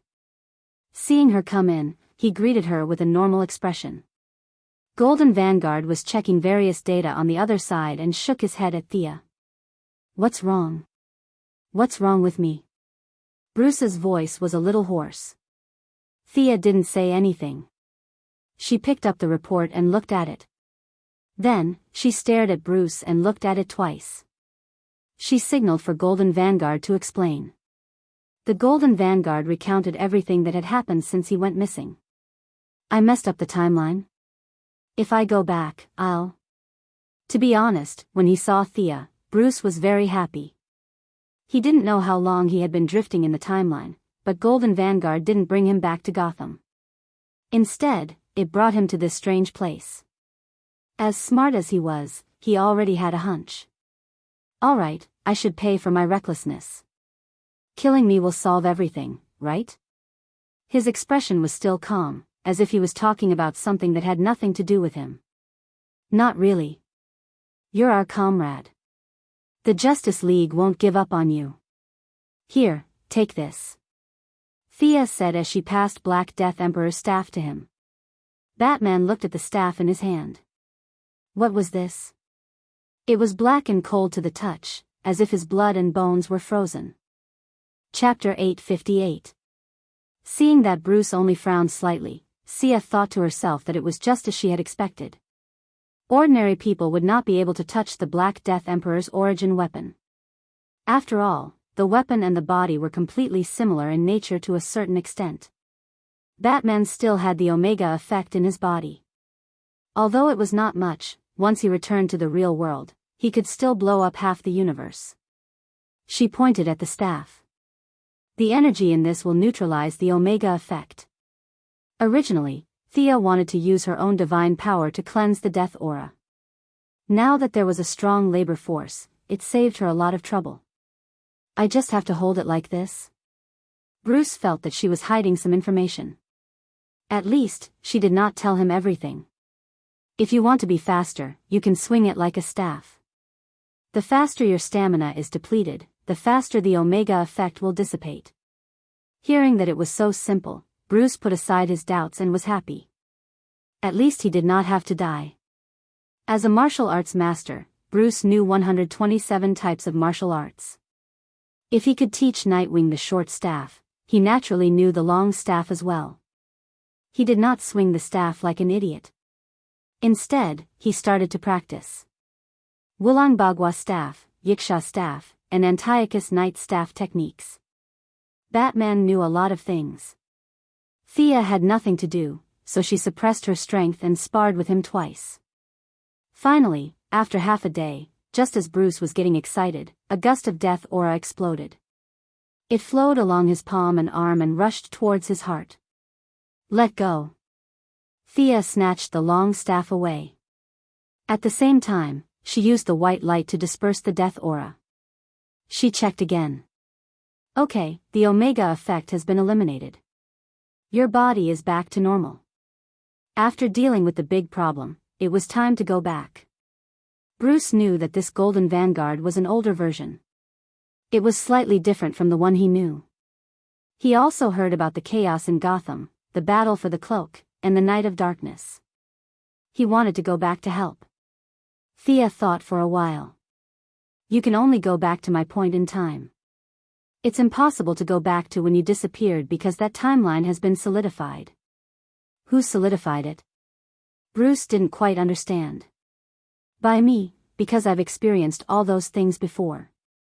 If your power doesn't surpass mine, you won't be able to change those things. At any rate, it's very complicated. Thea almost fainted at the end. Knowing that he couldn't stop these things from happening, Bruce still felt a little down. Thea gave him an example. Look at the Golden Vanguard. He can only appear in my timeline for 3 seconds at most before he's squeezed out. This is because there's another Golden Vanguard in my timeline. If you want to go back to the time before the incident, you'll also face the same problem. Although there won't be two Bruce, I've experienced those things. For you, it's already happened and can't be changed. Even if there's no road ahead, the road I've walked is the road. No one can change it. Thea bragged a little. Even she felt that she was great. Bruce looked at her carefully for a long time. He didn't understand but felt that she was awesome. The Omega effect was dispelled. Thea brought Bruce back to Gotham. The Night of Darkness was over. All the black lights were switched off and the sun rose again. However, it would take a long time to calm the chaos. Seeing that Bruce had returned, the old butler, Fu, was so excited that he almost jumped up. Sia hurriedly comforted the old man, hoping that nothing bad would happen to him. Even if he was revived by the white lamp, he would still have to pay the price. The old butler thanked her profusely. Not long after a night of fighting, Dick Grayson, Damian, and Catwoman all ran out. Bruce hugged one, then another. Thea saw that there was nothing for her to do and politely left. As for who would be Batman in the future, they could discuss it among themselves. As soon as he entered the house, he saw Oliver sitting on the sofa. Diana was chatting with him while holding a cup of coffee. After briefly talking about the follow-up of Black Death Emperor, they got to the point. Can that white light still be used? Oliver asked anxiously. Diana also listened attentively. I know what you mean. Old Robert, right? I also want to revive him, but unfortunately, it's not that easy. The revived person's life is not complete. This kind of revival is more like a loan. You borrow life force from the origin of life to revive yourself. After that, you have to work like a horse to repay the debt. Oliver felt that he didn't quite understand. That's it? It didn't seem like there was much of a burden between the lines. Diana understood. What Sia means is that the resurrected people will do a lot of things according to their will, whether right or wrong, at least against their will. The origin of life doesn't have our view of good and evil. It only wants things that are beneficial to it. That's right. The origin of life you're talking about has a weird name. It has a name. It's called the spirit of existence. It can order the revived person to do anything. Thea added. Life and death are relative. These powers shouldn't be abused, especially for us. If our loved ones are revived, what will the other superheroes think? Will their loved ones be revived too? Superman's adoptive father, Barry's mother, Neptune's father, and Hal's father. Will they all be revived? What about ordinary people's loved ones? The room fell into silence. You're right. I was too naive. Oliver looked depressed. After sending Oliver away, Thea changed into her home clothes and lay in Diana's arms, enjoying a rare moment of peace. Gently stroking her golden hair, Diana felt that she had something to say, but she didn't know where to start. Thea was very sensitive. She looked up slightly. Something to say? Is it about the revival? No, I just feel that you seem to have gone too deep into those dark positions of the gods. This seems like... The Valkyrie hesitated. She was very careful with her words. Thea smiled. Like I said in the battle, death isn't bad luck or a curse. It's a blessing.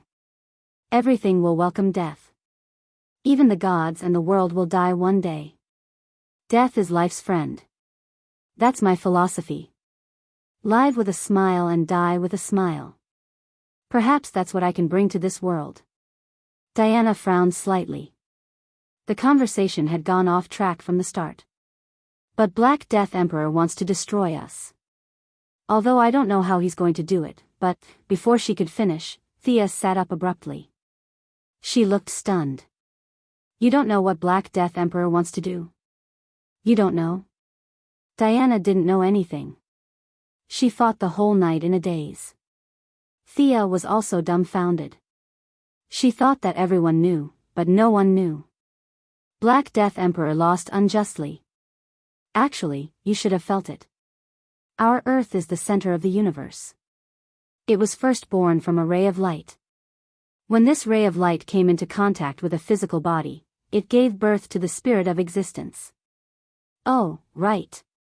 When we fought for the scythe, Black Death Emperor didn't move because he wanted to pull out the spirit of existence. Chapter 859. Diana hugged the pillow as if she was listening to a story and signaled for her to continue.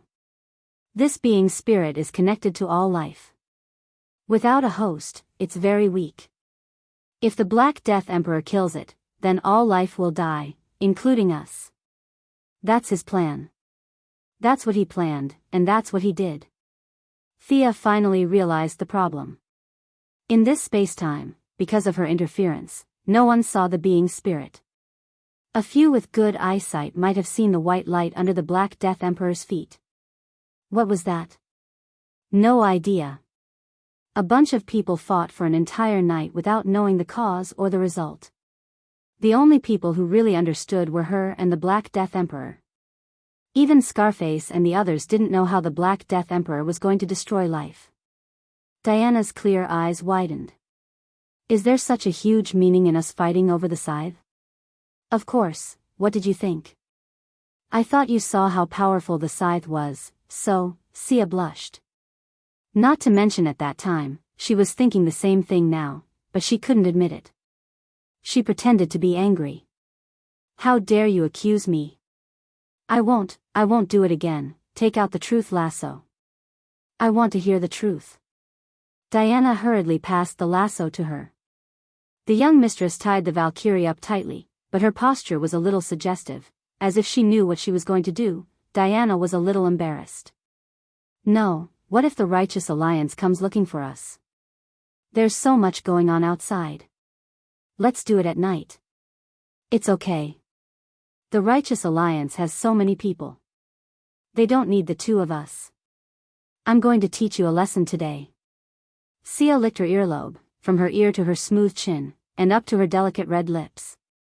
The tip of her tongue teased her wantonly, and then she raised two fingers that were as white as jade. You dare to say that I'm deep? Today, I'll show you how deep I am. Tied up tightly, Diana could only beg for mercy. It's too deep. Don't. Knowing that her lover was still on the path of justice, Diana let go of her worries. The two interacted for a while. In the first half, the young mistress had the upper hand and could be said to be majestic. In the second half, the Valkyrie showed her strength. She was instantly defeated and bullied. How dare you say that I've gone astray? You're the one who's been corrupted. What's this? How dare you forge this kind of quasi-artifact? So what if you can forge it? Sia raised the shackles on her wrists and questioned loudly. Diana has never been gentle and virtuous. Now that she has been in the human society for so many years, she is experienced, has the lasso of truth and many indescribable semi-divine weapons. Dealing with Thea proves that she knows how to forge and has all kinds of rare materials at hand. She can really do whatever she wants. After fooling around for a whole day, their faces were still red when they went to the Zhonglian Club for a meeting the next day. You. As soon as Diana entered, she saw Bruce wearing Batman's vest and sitting on a chair. She was so surprised that she almost cried out. She finally remembered that there were still a few people who didn't know his true identity, so she held it in. Bruce was also stunned. He curiously glanced at the two goddesses. What was the meaning of their expressions, as if they had seen a ghost? My return is such a big matter. Why didn't you tell each other about it? You're so good at keeping secrets. Diana is smart. She glanced at Thea, meaning, why didn't you tell me about this? Sia smiled bitterly. She had really forgotten about it. Their interaction had been so intense. Who would remember this? After a few simple words about the Bat team, Dick Grayson was glad that Bruce had returned. He should continue to carry the heavy burden of Batman. He happily took off his vest and went back to be his own Nightwing. There were naturally changes. Tim continued to be his own Red Robin and even wanted to form his own hero team. He was unwilling to return to Batman's side. Now, Bruce could only team up with his own son, Damian. Whether it was the first, second or third generation, every generation of Robin seemed to want to leave his side. This was really interesting. The people from the Zhonglian Club arrived one after another, all of them sweating profusely. It was obvious how complicated the aftermath of Night of Darkness was. Superheroes were known for their sharp eyes. Batman's chin feature was so obvious that everyone could see it when he appeared again. However, no one said anything. Only Superman nodded. Yo, your Green Lantern changed again? Thea was slightly stunned when she saw Kyle Rayner enter. Kyle Rayner, the artistic and emotional Green Lantern who could become a White Lantern, was still a young and inexperienced lad. He was very cautious in his answer to Sia, a super beauty who was known to everyone. The people from the Zhonglian Club didn't interrupt their conversation. To Thea, Green Lantern was no secret. However, to the other superheroes, the Green Lantern Corps was extremely mysterious. They naturally pricked up their ears to listen to the inside story. Actually, there wasn't any inside story. Thea understood after hearing a few words. After Black Death King retreated and Black Lantern went offline, Scarface couldn't do anything alone and was captured by the superheroes. The four Guardians also successfully escaped. It didn't take much information from the universe to know that the Green Lantern Corps had suffered heavy casualties in this battle. There was a shortage of manpower everywhere. They definitely couldn't leave 4 Green Lanterns on Earth to play mahjong. The Guardians left the rookie Kyle Rayner and transferred all the experienced ones away. Guy Gardner returned to the main planet to train soldiers. John Stewart went to Sector 1313 to be stationed on planet Zonshur. What about Hal Jordan? Thea asked, somewhat puzzled. The Flash and Green Arrow, who had a good relationship with Hal, also looked over. Kyle Rayner was embarrassed. He was stripped of his ring by the Guardians. He's now an ordinary person. Noticing the uneasy expressions on their faces, Kyle Rayner, who was once an artist, knew how to conduct himself better than John Stewart. He quickly explained the situation. The truth was disgusting. The Green Lantern Corps had suffered heavy losses this time. Just the Guardians alone had died, one was missing, and more than half of the 7,200 Green Lanterns had died in battle. Therefore, someone had to bear the responsibility or intimidate the remaining people. The 4 little blue men targeted Hal Jordan. Their reasons were reasonable. Black Death King's appearance on Earth must have something to do with Earth. Guy Gardner's prestige wasn't enough to be this chicken. Jon Stewart had been following the Guardians closely. Kyle Rayner had been a Green Lantern for more than 2 days. The most suitable candidate was Hal Jordan. During the internal meeting, the Guardians stripped Hal of his ring in public with a groundless accusation. They fired him without giving him a chance to explain. There weren't many fools among the superheroes. Kyle Rayner had said it very straightforwardly. The few of them were very unhappy. Although they were unhappy, the heroes couldn't interfere with the internal affairs of the Green Lantern Corps. As for comforting Hal Jordan, the few of them felt that it was unnecessary. This guy had nerves as thick as steel. He might be having a one-night stand somewhere right now. Chapter 860. We'll have to trouble you with Central City's seal. The people from Earth 2 have already retreated, the Flash said. Thea agreed without hesitation. Superman held back and asked, "Can that white light revive the dead?" He was not the only one. The Flash and the Sea King looked over as well. They all had deceased relatives. Thea could only repeat what she had said to Oliver. On a practical level, there were many hidden dangers. On a moral level, one's ability should not be abused. This could not even be opened. Once it was opened, the world would be in chaos. Besides, the white light isn't completely under my control. Forcefully controlling it will lead to more bad consequences, Thea said honestly. The white light was useful when used passively, but it was too difficult to take the initiative. I understand. You're right. The dead should die. Their mission is over. We shouldn't revive them. Superman made a statement at the end. It was both for everyone and for himself. But what about those who have been revived? What about them? Do they still have their nature? Do we need to monitor them first? The Sea King suddenly thought of a question. Who has been revived? Thea was busy talking. She had been fighting the Black Death Emperor all this while. Apart from counter-surveillance, she only knew that Felix Faust had been captured by the Spellbreakers after his revival. She only knew this because her subordinates had reported it to her. She did not pay much attention to the rest. Click click. The screen lit up with pictures. Although Batman had just returned to the team, he had clearly done a lot of homework.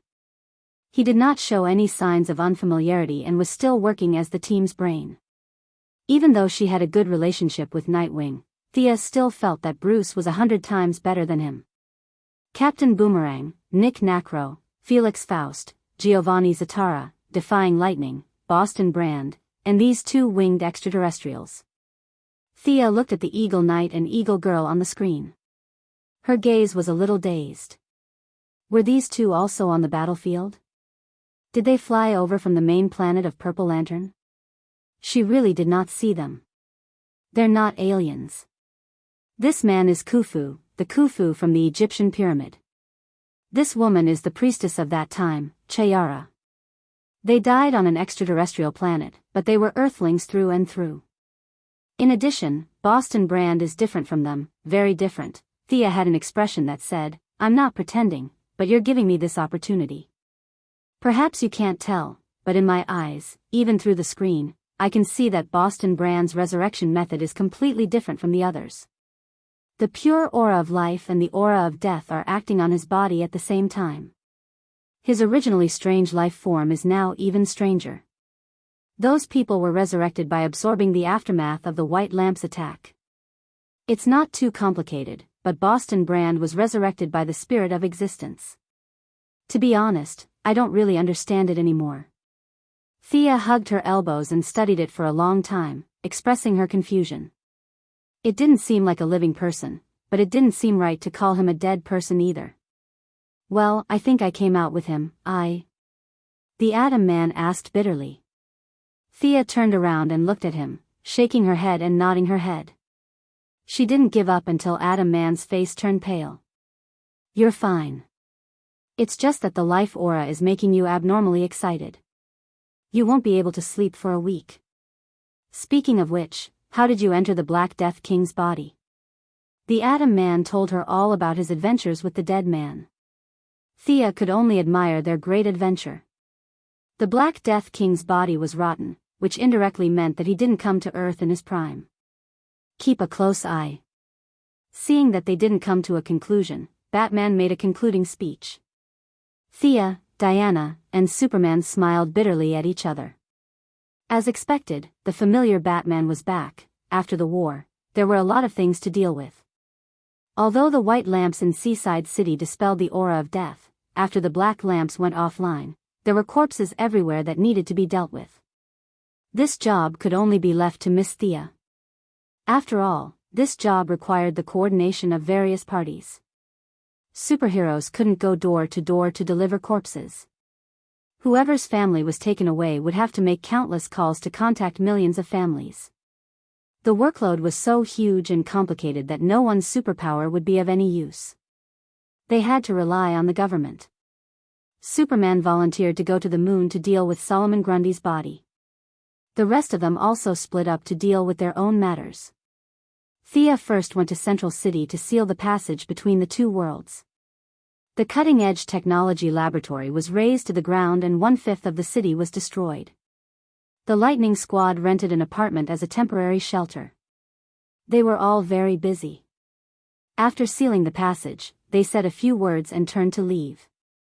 When she arrived at Seaside City, she found that it was like a large funeral home. The local police, the city government, the city council, and all kinds of public welfare organizations were helping, but it was still very busy. The corpses were piled up together and the scene was too messy.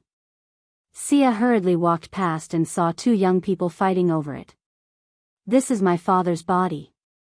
The young man pulled the corpse's leg and wouldn't let go. The other burly man with tattoos all over his body and earrings said in a muffled voice, "This is my boss's body. Look, there's a bullet hole in his leg." Quarrels like this could be seen everywhere.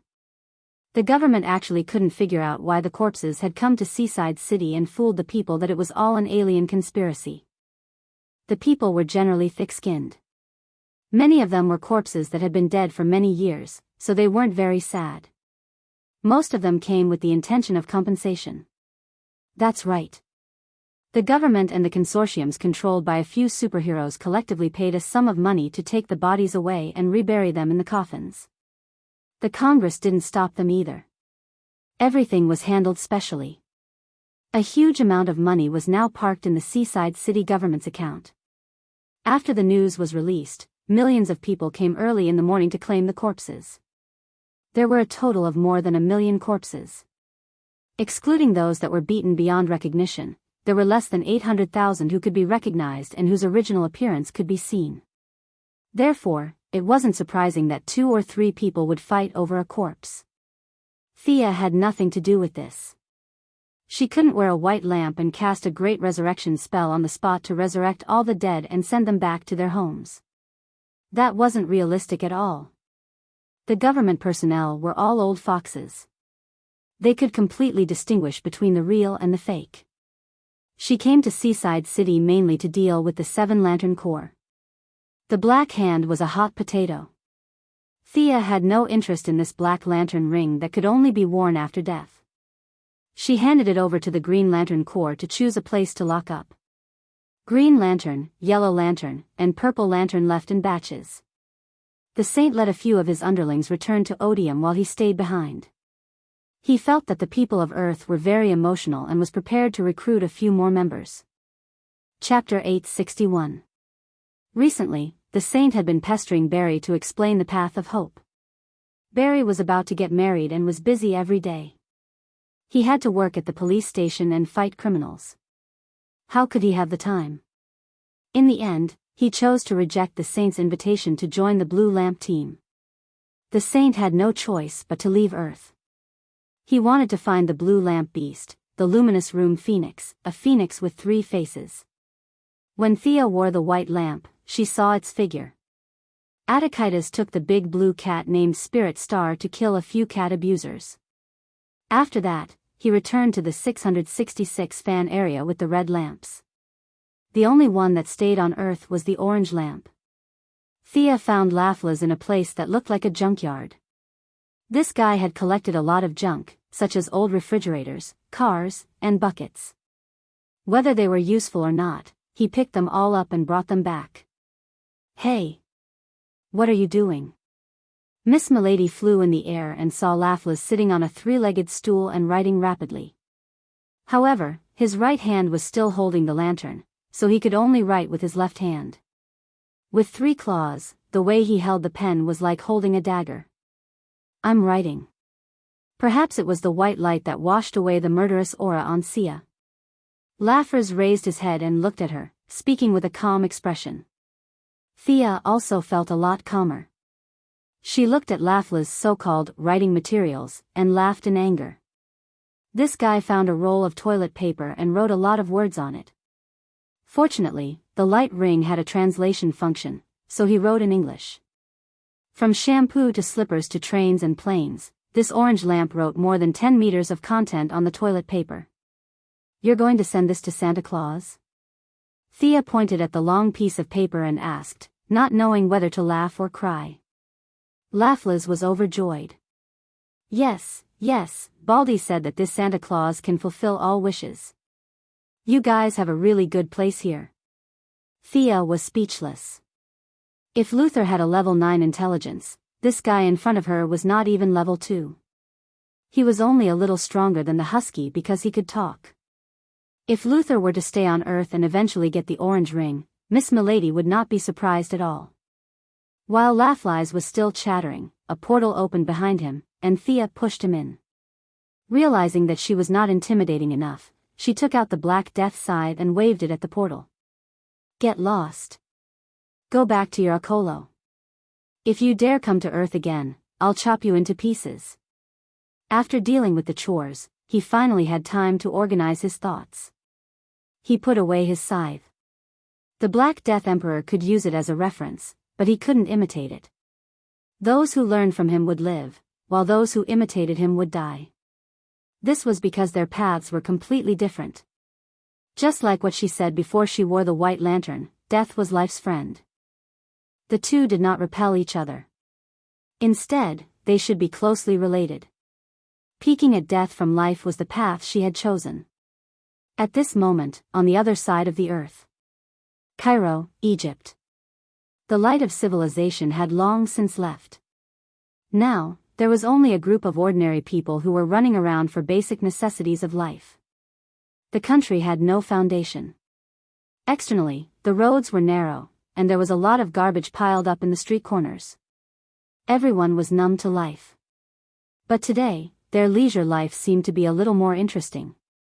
A man and a woman were walking on the street dressed strangely. Nowadays, young people wearing short-sleeved shirts and jeans could be seen everywhere on the streets of Cairo. The woman could wear a veil and any kind of clothing. Even so, the man and woman's dressing was still very eye-catching. The man looked like he had just come out of a bathhouse. He only had a white cloth around his waist. His upper body was bare, and the muscles on his arms and chest bulged as if he was full of strength. The woman wore a flowery robe. Instead of walking quickly with her head down, she looked around wantonly. The two spoke in a low voice, but the locals couldn't understand their language at all. The young people might be watching from afar, but some of the more traditional old people couldn't accept the woman's unorthodox behavior at all. An old woman, short and stout, wearing a black robe that covered her feet. Behind the veil was a rigid and serious old face. She scolded the two loudly and kept poking the woman with her finger. The muscular man's eyes were as sharp as a knife. He grabbed the old woman's collar and lifted her up. The young woman whispered a few words to him. The man looked around and saw that everyone avoided his gaze. Only then did he pull the woman away. "Chayara, this is no longer our world. At least, it's not the world that I know." The woman was silent. These two were naturally the first-generation Hawk Man and Hawk Girl who were resurrected by the river water formed by the white light. At this time, they were still using their original names, Prince Khufu and Priest Chayara. The two's consciousness was very chaotic during the Black Light period. The purple crystal of love, 1,000 years, Horus divine power, and the N metal made their will far stronger than ordinary people. Otherwise, they wouldn't have flown back to Earth with the black light ring after being shattered by Thea. They were lucky enough to be resurrected by the white light. However, Earth had changed too much. Ancient Egypt had already entered the history books. The two didn't speak the same language. At first, they flew in the sky without wearing any clothes. When they saw an ordinary person, they wanted to take him as a servant. After that, they were beaten up by the police with all kinds of guns. Only then did they become obedient. Without the end-metal hammer, their strength was limited. After leaving Earth for 4,500 years, they returned again. The two carefully explored the world. Everything was new to them. Their curiosity was more than their fear. Wait! Khufu suddenly reached out and stopped Chayara. He looked at the shadow behind him. A tall man in a cape walked out slowly. Why are you following us? Khufu's intelligence could only be said to be average. However, after thousands of years of continuous influence of the end-metal, both his brain and body had been strengthened. He stuttered and asked in Arabic mixed with some English. These two languages were spoken by people in Egypt. In his opinion, these were the mainstream languages of the current world. Batman, who volunteered to monitor them, was slightly stunned. However, he also knew Arabic. It was always good to be able to communicate. Previously, Thea said that the two were not aliens. Instead, they were natives of Earth. They were people from 4,000 years ago. Now, he just wanted to verify it. Batman wasn't too surprised. In this day and age, there were aliens and goddesses. Adding two more ancient people wouldn't be a big deal. After leaving a warning that he would monitor them and not do anything wrong, Batman prepared to retreat. Hey, wait. Did you see our hammer? I think it's on Earth, Khufu said and gestured. Such a long and wide thing, Batman was such a sneaky person. Why would he return the target's weapon to them? The two of them didn't have names on their foreheads. What if they were bad guys? Chapter 862. Batman comforted the two ancient people very pretentiously, saying that he would look for it and return it to them when he found it. After that, he left Egypt in the Bat Fighter under the two people's gratitude. The two simple ancient people felt that Batman was a good person. They did not know each other, but he was so enthusiastic about helping them. They told him all about the characteristics of the hammer.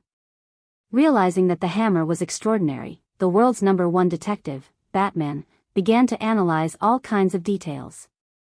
Following the clue of the purple crystal, he found the purple lamp Carol Ferris. After that, he did not need to do much to know that the hammer was in the hands of the young lady. When she received Batman's call, Thea was cleaning up the trash left behind by Lafleets. Just like Bodhisattva was afraid of the cause, mortals were afraid of the effect. The more powerful she was now, the more cowardly she became. Based on her personality in the past, she could just open a portal and throw this messy trash mountain to another planet. However, she did not dare to do so now. What if it caused an ecological disaster? What if some substances and the planet had a violent reaction? The destruction of a planet would also affect her. White Lamp was very picky. In order to prevent all kinds of accidents, she could only find a company under her to deal with these things. When she heard Batman ask for the hammer, she did not insist that she did not have it. According to fantasy, Eagle Hero and Eagle Girl were people who had great karma for this world. Do they want it or do you want it? Thea thought about it before speaking. Batman had a criminal record. It was not impossible to return it to Eagle Hero and Eagle Girl, but giving it to Batman would require some consideration. This thing is not magical equipment, is it? No, it's pure metal. It won't explode and affect the timeline, right? No, it's pure metal. The spaceships that landed on Earth before were all like this. Thea was silent after saying that. Batman was just short of saying, "Hurry up and throw it to me so that I can study it." Bruce, you can research it, but remember to return it to them. They are not bad people. They might be superheroes in the future. After that, Thea sensed Batman's location and opened a portal. She threw the Hawk Girl's hammer, which had lost all of its spiritual chi after smashing the Black Death Emperor, to him. As for the Hawkman's hammer, it was gone. After thinking for a while, she threw the Horus's bracer over. It was useless to her, but it would be of great help to the Hawkman. Under her repeated pleas, Batman promised that as long as they didn't do anything bad, he would return the money to them as soon as possible. Thea had reservations about this. Batman was similar to her. Most likely, it will also be a hollow hammer, right? Thea was very confident in Batman's black technology. And metal was not a problem for him. On the home planet of the razor-sharp insectoids, deep within the planet's core, there was a spacious prison cell. Kerrigan had taken it out to entertain the nameless guardian who was here as a guest. Huge chains hung him in the air, and a few insectoids were injecting hallucinogens through their tentacles. The guardian's old face was like a piece of wood, without any change, even though his consciousness was immersed in various illusory worlds. How is it? Thea had been busy for 2 days before she remembered that there was still a captive here. She quickly teleported over, ready to study the guardian's eternal life. This old guy is very stubborn. He didn't give me any useful information. Kerrigan was a little scared. She had spent a lot of effort to capture this guardian, and lost a lot of her subordinates. She did not expect that after being tortured repeatedly, the guardian would be completely unmoved. Thea looked at the little blue man and sneered. Other than Gan said, the rest of these guys were the scourge of the universe. She had no pressure to deal with them. After thinking for a while, she said, "How about this? Focus on one thing and ask for his name." The reason why he is silent now is because his emotions have been stripped away. However, he will not completely give up on his name. As long as he remembers his name, the rest will be done naturally. Although she was skeptical, Kerrigan still went to carry out the task. In less than 10 minutes, she ran over and said that she had found something. His name is Haruba. He is a student of some big shot. He comes from planet Mardis. That seems to be their home planet. Kerrigan told her the information she had obtained, as if she was asking for credit. Thea looked at the guardian who was completely unconscious. She separated a strand of her spiritual power and began to read his memory. His psychological defense collapsed completely. The little blue man's memory seemed to be unguarded and could now be viewed at will. 10 billion years of life had allowed them to experience too many things. Thea picked and chose. With her divine attainment, it took her a full half an hour to read all the memories. She knew some things, such as the guardian stripping away his own emotions to create the first light. She did not know some things, such as Haruba's teacher being the famous Kalana. 10 billion years ago, the Mardis people were the earliest life forms born in the universe. They developed a powerful technological civilization that far surpassed the current era, surpassing Batman, Luthor, and Brainiac. As the leading scientist among his people, Kalana's thirst for knowledge was unparalleled. He tried to explore the mystery of the origin of the universe. This guy's black technology had reached a level that no one before him could surpass. He invented the cosmic probe and saw a giant hand holding the image of the origin of the universe. Just like how Batman inadvertently created the dark multiverse, Kalana's reckless actions also created the multiverse and the antimatter universe. In order to monitor the countless parallel universes, Watchers and Anti-Watchers were born on a conceptual level, and it lasted until today. Kalana and his people, including Ganser and Sed, had shrunk from their normal height to their current height of 3 inches. God knows what the big shot was thinking. He might have thought that the essence was condensed. When he shrunk his body, he gave them eternal life. They were older than the old gods and the new gods combined. The spirit of existence was born on Earth, but they were the first life forms in the universe. The little blue men now were at least 1,000 times weaker than when they were at their peak. Only Kalana and Ganser had seen the image of the first light's giant hand. Haruba had only heard of it. However, they were still able to seal the first light after they shrunk. Judging from her memories, Thea felt that she was on par with the first light, or even slightly weaker. The Black Death Emperor could kill the first light instantly, but she was not at that level. Keep him alive. Don't let him escape. Thea did not kill this living dictionary of the universe, but she did not let him go either. This group of people had caused a lot of trouble in the universe. Killing him would be a waste. After leaving the main planet, she took a stroll around Earth before heading to the starting point of time, the base of the Endless family. Her ranking had risen by a small amount, which meant that peeking into death from life was not a problem. The reason why she did not improve much was that she did not have much understanding of life. 75th place. The Black Death Emperor had dropped to 230th place. He would not be able to catch up to her in a short time. This made her sigh in relief. Chapter 863. Now, she had two choices. One was to continue pursuing the death realm, while the other was to do the opposite and walk the path of death. There were no shortcuts to walking the path of life. After all, the spirit of existence was not her. The life equation would be of great help, but that would require her to break through the wall of origin. It could be said that danger and opportunity coexisted. However, the death realm could be achieved by burning willpower. This time, she had saved the world by herself. The entire universe was grateful to her, and she had more willpower than ever before. Between the two choices, she chose the latter. Let's begin. Thea divided her mind into 3 parts. One part stared at her ranking, one part burned willpower, and the remaining part began to accept the various experiences of death. A large number of thoughts entered her mind. She kept those that suited her and abandoned those that did not. Her aura changed as well.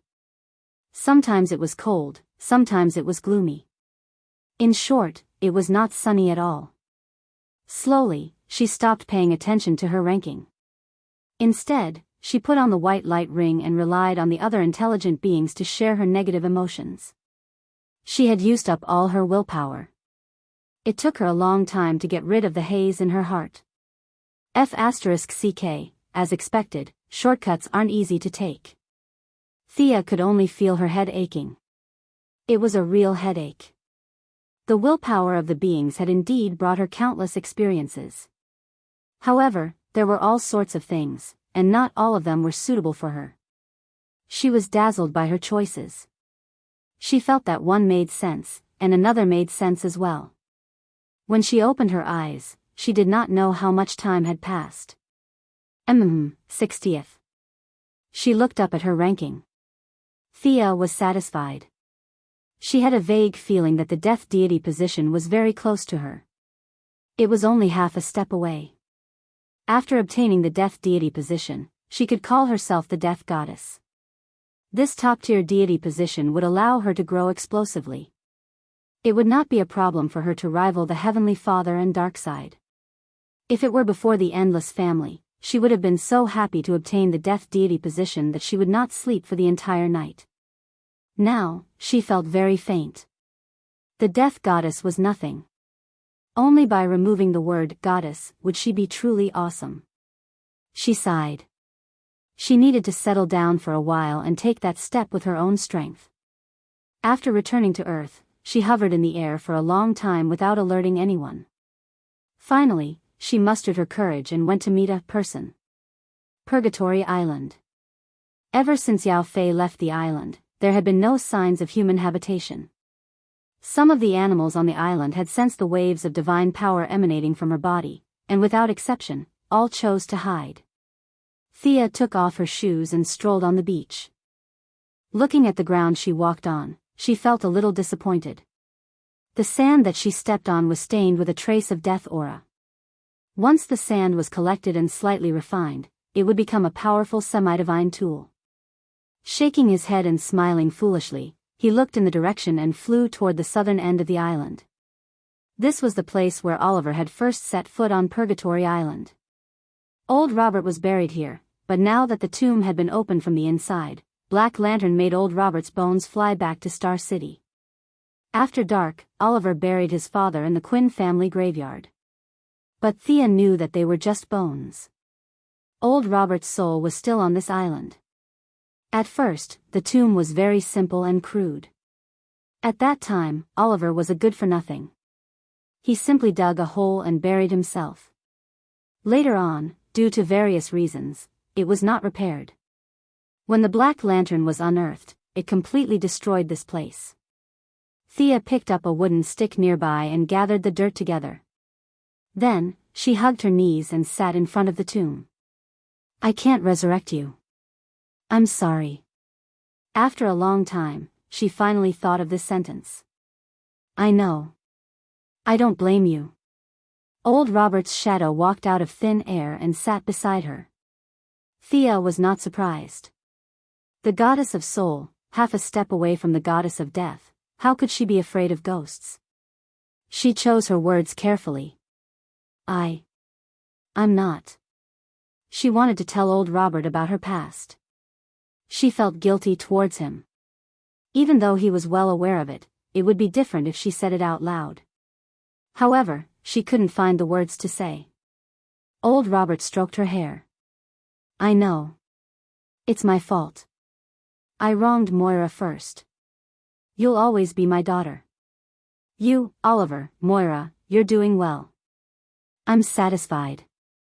I don't blame him. He's my best friend. I'm happy for him. He has a chance to make up for all his mistakes. Thea knew that the old Robert was referring to was Malcolm. The two of them did have a deep friendship, but fate had played them. But, I have the ability to resurrect you. A little backlash is nothing to me. Your life shouldn't stop here. Thea said, pointing at the deserted island. My mission is over. You've all done well. That's enough, my daughter. Father. She watched old Robert slowly disappear into thin air and turn into a white light that shot into the sky. She did not speak for a long time. A normal person's soul could not survive for 10 years. It was her obsession that kept old Robert. Now, she had completely let it go. Looking at the place where old Robert disappeared, Thea smiled. Heaven could not wait to take him away. With old Robert's past, he was no different from a normal capitalist. Heaven? What a joke. Could those people who died under the Quinn Corporation's brass knuckles be fake? Heaven did something so illegal. It was obvious that they cared about politics. If she took half a step forward, she would be the goddess of death and the lord of the underworld. She would be on the same level as Heaven, the new creation star, and the apocalypse star. If she did him a favor now, everything would be easier in the future. She shook her head and stopped thinking about this mess. She started a fire not far away. The sea breeze blew, and she sat quietly for the night until the morning sun rose. She looked at her own path. Just a little bit more. There was one more thing that she needed to do. In a small town in Wisconsin, there were less than 20,000 residents. In order not to appear rude, Thea drove a car out of her local business. The doorbell rang for a while, and a woman who could be considered pretty opened the door. Thea smiled. Hi, we've met before. It was 11 years ago. The young woman was very nervous. She stood in front of the door helplessly. She looked behind Thea for a long time. Seeing that she was alone, she sighed in relief. Please come in. Thank you. Thea looked at the furnishings in the room. Many of the furniture were old, but they were clean and organized. There was a picture of the young woman and a little boy on the wall. What's your purpose here? The young woman looked at her looking at the picture. Her tone was a bit unfriendly, but because of her personality, she could not be forceful. William. I'm here for William. He's my brother's son and my father's grandson. Thea's words were very direct. If it weren't for the fact that she had a child and had some blood ties with Oliver, she wouldn't have been able to care about him. This child was old Robert's direct descendant. She had an obligation to do something for him. Chapter 864. He's my son. He has nothing to do with you. The woman was a little agitated. However, under Thea's indifferent gaze, she shrank back. You've misunderstood me. The child is still yours. I just think that the child should know the truth. If he just wants to be an ordinary person, he can. If he wants to become extraordinary, it's not difficult for me. She wasn't exaggerating. After all, first light and troublemakers could change the reality of ordinary people. Although the effect of such changes was very short, Big Brother Fate was still alive and well. Without his consent, the result of a casual change would be corrected by fate. Without the initiative to solidify, changing reality wasn't as good as it seemed. Thea wasn't far from that realm. She couldn't make a big change. However, after making a small change and solidifying it, it would be easy for her cheap nephew to add a talent. Even if he was a super useless person, she could still force him to improve. Now, it was up to them to make a choice. Call the child out, or you can go in and talk to him. He's eavesdropping by the door. The young woman hurried into the bedroom to negotiate with the child. Thea waited leisurely. To her, this was just a mission. She didn't have any opinions about the other person's choice. Not long after, the young woman came out with the little boy. The little boy was about the same age as Damien. However, his eyes were filled with confusion and helplessness, like a flower in a greenhouse. "William, I'm your aunt. You can come to me if you have any trouble." She reached out and stroked the child's head. The child's nervousness eased a little. "All right, tell me your choice." The young woman hugged her son. "I don't love Oliver. I was just confused back then." "We won't go with you." Thea nodded. She welcomed the woman's choice. After all, she was close to Shadow. Now that she was pregnant, she brought home another woman for her brother. No matter how she looked at it, she was going to cause trouble. Okay. But William. He's very smart. He should receive an excellent education. After some discussion, they finally agreed on everything. The child would still have the same surname as his mother. Thea only needed to ensure that he would receive excellent high school and university resources. The mother and son continued to live a peaceful life. Thea only had to make a few phone calls. "Are you still going to be an ordinary person?" On the way back, she was deep in thought. Even though she vaguely mentioned that the child had some talent, the mother and son still chose to reject it. Not everyone liked superpowers and wanted to be superheroes. The mother and son just wanted to live like ordinary people. Thea did not say anything more. Leaving the town, she could say that she had completed all her tasks. She respected the wishes of the mother and son, protected them, and let them live a peaceful life. That was enough. Now, she only needed an opportunity, and success would follow naturally. After thinking for a while, Thea realized that it was a little arbitrary for her to make a decision in private. After all, the child's father was still alive. She didn't ask the young woman's name from the beginning to the end. The young woman didn't want to marry into the Quinn family, so she avoided a lot of drama. From all aspects, she was a good woman. Thea felt that she should tell Oliver that this was his son and he had the right to know. But no matter what, this required some skills and methods. She remembered that some time ago, everyone in the Righteous Alliance knew that the grandson of the Barry family had come to their door. A bunch of heroes were laughing so hard that they almost couldn't breathe. Among them, Green Arrow Oliver laughed the loudest. In order to save her brother's face, she felt that she had to study how to say it. Two heads were better than one. She took a step forward. She wanted to discuss it with Diana. As a specially invited expert of the Louvre, Diana also had an independent office and assistant here. The young lady walked in with familiarity. As soon as she entered the door, she found that the atmosphere was not right. The Valkyrie was sulking. "Who provoked you? I'll vent your anger for you." She was very confident. In a place like Earth, she was very confident. "That guy is so rude. It's hard to believe that he is a prince." In the office, Diana endured and endured, but she still complained to Thea. The matter was not complicated. A few days ago, out of kindness, she introduced a job to the weak duo, who had now changed their name to Carter and Kendra. The combination of an ancient Egyptian prince and a priestess was more than enough to be an expert of ancient civilization in the Louvre. At least, that was what she thought. In the end, he was taken aback. What modern people thought was a sacred weapon was just a daily decoration in Kendra's mouth. What gorgeous weapon! Carter said that it was a ceremonial weapon used by the guards. In short, it was just a pile of junk. The two ancient people spoke bluntly and bluntly. They scolded the experts and professors of the Louvre and finally parted on bad terms. After pouring out a lot of grievances, Diana was much more comfortable. Today, she had a single ponytail, wearing a beige top with a skirt and high heels. It was a completely different style from when she was fighting. She took off her shoes and put her feet on her lap. "Give me a massage." Thea used her fingers to gently press her leg muscles. With their physique, they would not be tired even if they stood for 10 years. It was just that Diana was too strong and too self-disciplined. She always took it as her responsibility to protect mankind.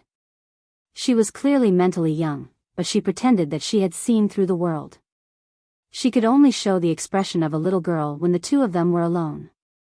The young lady massaged from knee to ankle and finally scratched the soles of her feet twice.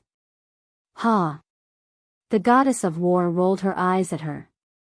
Thea felt that she could give her a score of 99. "Your breath seems to be longer." Diana wanted to say darker, but it did not seem like it when she looked closely. "That's right. After the battle with the Black Death Emperor, I have a deeper understanding of death. But I'm here today to discuss something else with you." She skipped the beginning and the end and told her about Oliver's illegitimate son. Diana's face was full of gossip. "He has a son. He's already 10 years old? Was the child smart? How tall was he? How fat was he? Could he shoot an arrow?" Thea had done a lot of research, and she could answer all of them without any problems. Half an hour later, when they talked about whether they should call the police or learn martial arts to fight back, the two goddesses realized that they had gone off topic. "We should tell Oliver the truth." Diana could not think of a good excuse in the end. The two of them decided to talk about it together. When they found Oliver, they realized that the archery club was crowded. A bunch of people they knew were here. Big Sister, Miss Thea, Sister Thea, Sister Diana. A bunch of people greeted them. They looked at Damien, Tim, Raven, and Cassie. The two goddesses were confused. These people did not keep in touch with each other. They usually lived in different places. Why did they come to Green Arrow's place today? Chapter 865. At that moment, they heard the sound of continuous fighting coming from the room. They turned a corner and saw Oliver fighting with someone with 2 bamboo knives. His opponent was Nightwing Dick Grayson. He was good at using short sticks, and his bamboo knives were equally fierce. The two of them were evenly matched, and it was hard to tell who would win. Sia beckoned Damien to her side. She asked him carefully and found out the whole story. Tim was going to set up his own superhero organization. Compared to the calm Dick and Jason, who advocated strength, he preferred to use his brain and unite a group of people to fight for a goal. In his opinion, this was the true way of being a hero. To set up an organization, there had to be a place to train and communicate with teammates. After leaving Batman, he was going to do this on his own. Without many choices, he set his sights on Green Arrow. Although Quinn Construction wasn't as valuable as the technology companies in Thea's hands, it couldn't withstand the disasters that happened every day in the United States. In one dark night, Seaside City and a third of Central City were destroyed, as well as a dozen small and medium-sized cities. Now, real estate had become an important part of the national economy. In short, Oliver, who controlled Quinn Construction, had a lot of houses in his hands. Tim set the location of the future team in San Francisco. It was far from the territory of traditional heroes, but the crime rate wasn't low. It was very suitable for the new team. Oliver agreed without hesitation, but since he had nothing to do, he made a request. He wanted to fight with him. There was no gambling, and there was no bullying of the poor. No matter who won or lost, the building could be handed over to Tim. Oliver just wanted to take the opportunity to warn the young people not to be arrogant and complacent. The result of the battle wasn't too surprising. The young people who used martial arts were beaten black and blue by Oliver. Even if Tim went up personally, it was useless. Even if Oliver didn't use a bow and arrow, he wouldn't be a match for him in close combat. Helpless, he called Dick. It had to be said that Nightwing's seniority had always been an awkward topic. He had been fighting crime for more than a decade. It was more than enough to say that he was an old hero, but considering that he and Batman were like father and son, it wasn't good to compare the two. It was even more nonsense to say that he was a young hero. He was 2 years younger than Oliver and 2 years older than Thea. He wasn't young at all. After taking off the Batman alias, the people in the Alliance had asked him to stay in the Alliance and use the codename Nightwing, but he couldn't make up his mind. Now, he had fallen to the point of standing up for a bunch of kids. Thinking about it, it was quite interesting. Thea only needed a few glances to know that Nightwing was no match for her brother. As the successor to Batman's legacy, Nightwing's various abilities had reached the pinnacle. There was no doubt that he was at the peak of the second string. If Oliver was at his original level, he wouldn't be able to defeat him without using a bow and arrow. Unfortunately, his brother had been strengthened by Thea several times. Even a slight difference in his physical fitness could lead to a completely different outcome. Although Oliver was also trying his best to suppress it so that he wouldn't jump 3 meters high, he couldn't control it so precisely. When he saw Thea and Diana, he hurriedly stopped and the battle ended in a draw. After sending off a bunch of children, he asked the two of them why they were here. Of course, Thea wouldn't say anything. Her mother and I already knew the truth, but we kept it from you. She blamed it all on magic and insisted that it was divination. What? I have a son outside. He's already 10 years old. Oliver, who was wiping his sweat with a towel, was so shocked that he almost jumped up. To be precise, he's 11 years old. Thea finished telling him this shocking news and wrote down the child's name and address on a sticky note. She also left a recent photo. It was a photo of the mother and son that she took at the young woman's house. He could do whatever he wanted with it. This woman, I don't seem to remember her. Oliver looked at the photo for a long time and was a little speechless. There were too many romantic debts when he was young. He really couldn't remember. Thea clapped her hands and left with Diana. What happened next had nothing to do with her. Diana went back to work. She thought about it. It had been a while since she went to the company. It was a good time to go back and take a look. She entered her office and finished her chores as quickly as possible. After reading a few comics about her and Diana, the secretary led someone in. Who's this? She was reading with great interest. She raised her eyebrows and glanced at the person. She didn't recognize him, so she asked casually. The secretary smiled faintly, and the man beside her almost cried. Boss, it's me. Thea looked away from the computer and took a closer look. He was dressed like a tramp, with thick eyebrows and big eyes. Wasn't this Boston Brand? In Thea's eyes, the dead always looked the same after they died. Red tights, black eyeshadow, like a ghost. Now that he was a living person, she didn't recognize him at first. Fortunately, the mental connection was still there. She pretended to be enlightened. What's the matter? You can't live anymore, so you're here to ask for money, right? The truth was a little strange. Boston Brand's soul frequency changed a lot. The yellow light didn't recognize him. He was neither big nor small. He was a hero, but he couldn't rob people. Now he really couldn't live anymore. The most important thing was that this guy had a girlfriend. She was the younger sister of the Warhawk and White Dove sisters, the girl who inherited the name of White Dove, Dorn Granger. According to his original words, the girl was very attractive to him, and he started to attack her crazily. Now everything was ready, except for a little money. Thea didn't say anything. She wrote him a check and took the flowers. She also found someone to help him get some social documents, such as Social Security and driver's license. After all, he had been dead for a few years, and all these documents had been cancelled. Although Sia had a feeling that this guy would die soon. Well, it was better to stay alive for now. Time passed quickly. A month passed quickly, and she still didn't find the opportunity. However, a few things happened in this month.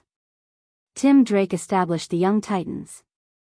The members were himself, Wonder Girl Cassie, Pulse Bart Allen, the Big Lowly Raven, Animal Boy, Blue Beetle, Martian Maiden, and arms dealer Kuroe Harper, who was 2 years older. Damien was rejected by him with the excuse that he was too young. In fact, he didn't want Batman to be alone. They were father and son, and they could take care of each other. Originally, he wanted Nightwing Dick Grayson to lead the team. At least he could get past Batman's disguise. In the end, Dick rejected the mission and only said that he and Starfire would help. As for the other matter, it could be considered both major and minor at the same time. In the ruins of Seaside City, a white lantern appeared. A few heroes took turns to take it, but no one picked it up. In the end, Thea took it easily.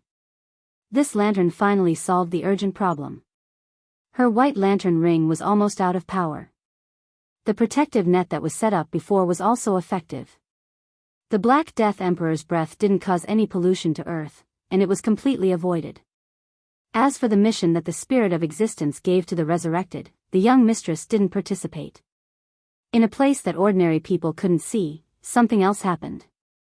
Although the antimatter cannon severely injured the Black Death Emperor, it also destroyed a part of the timeline.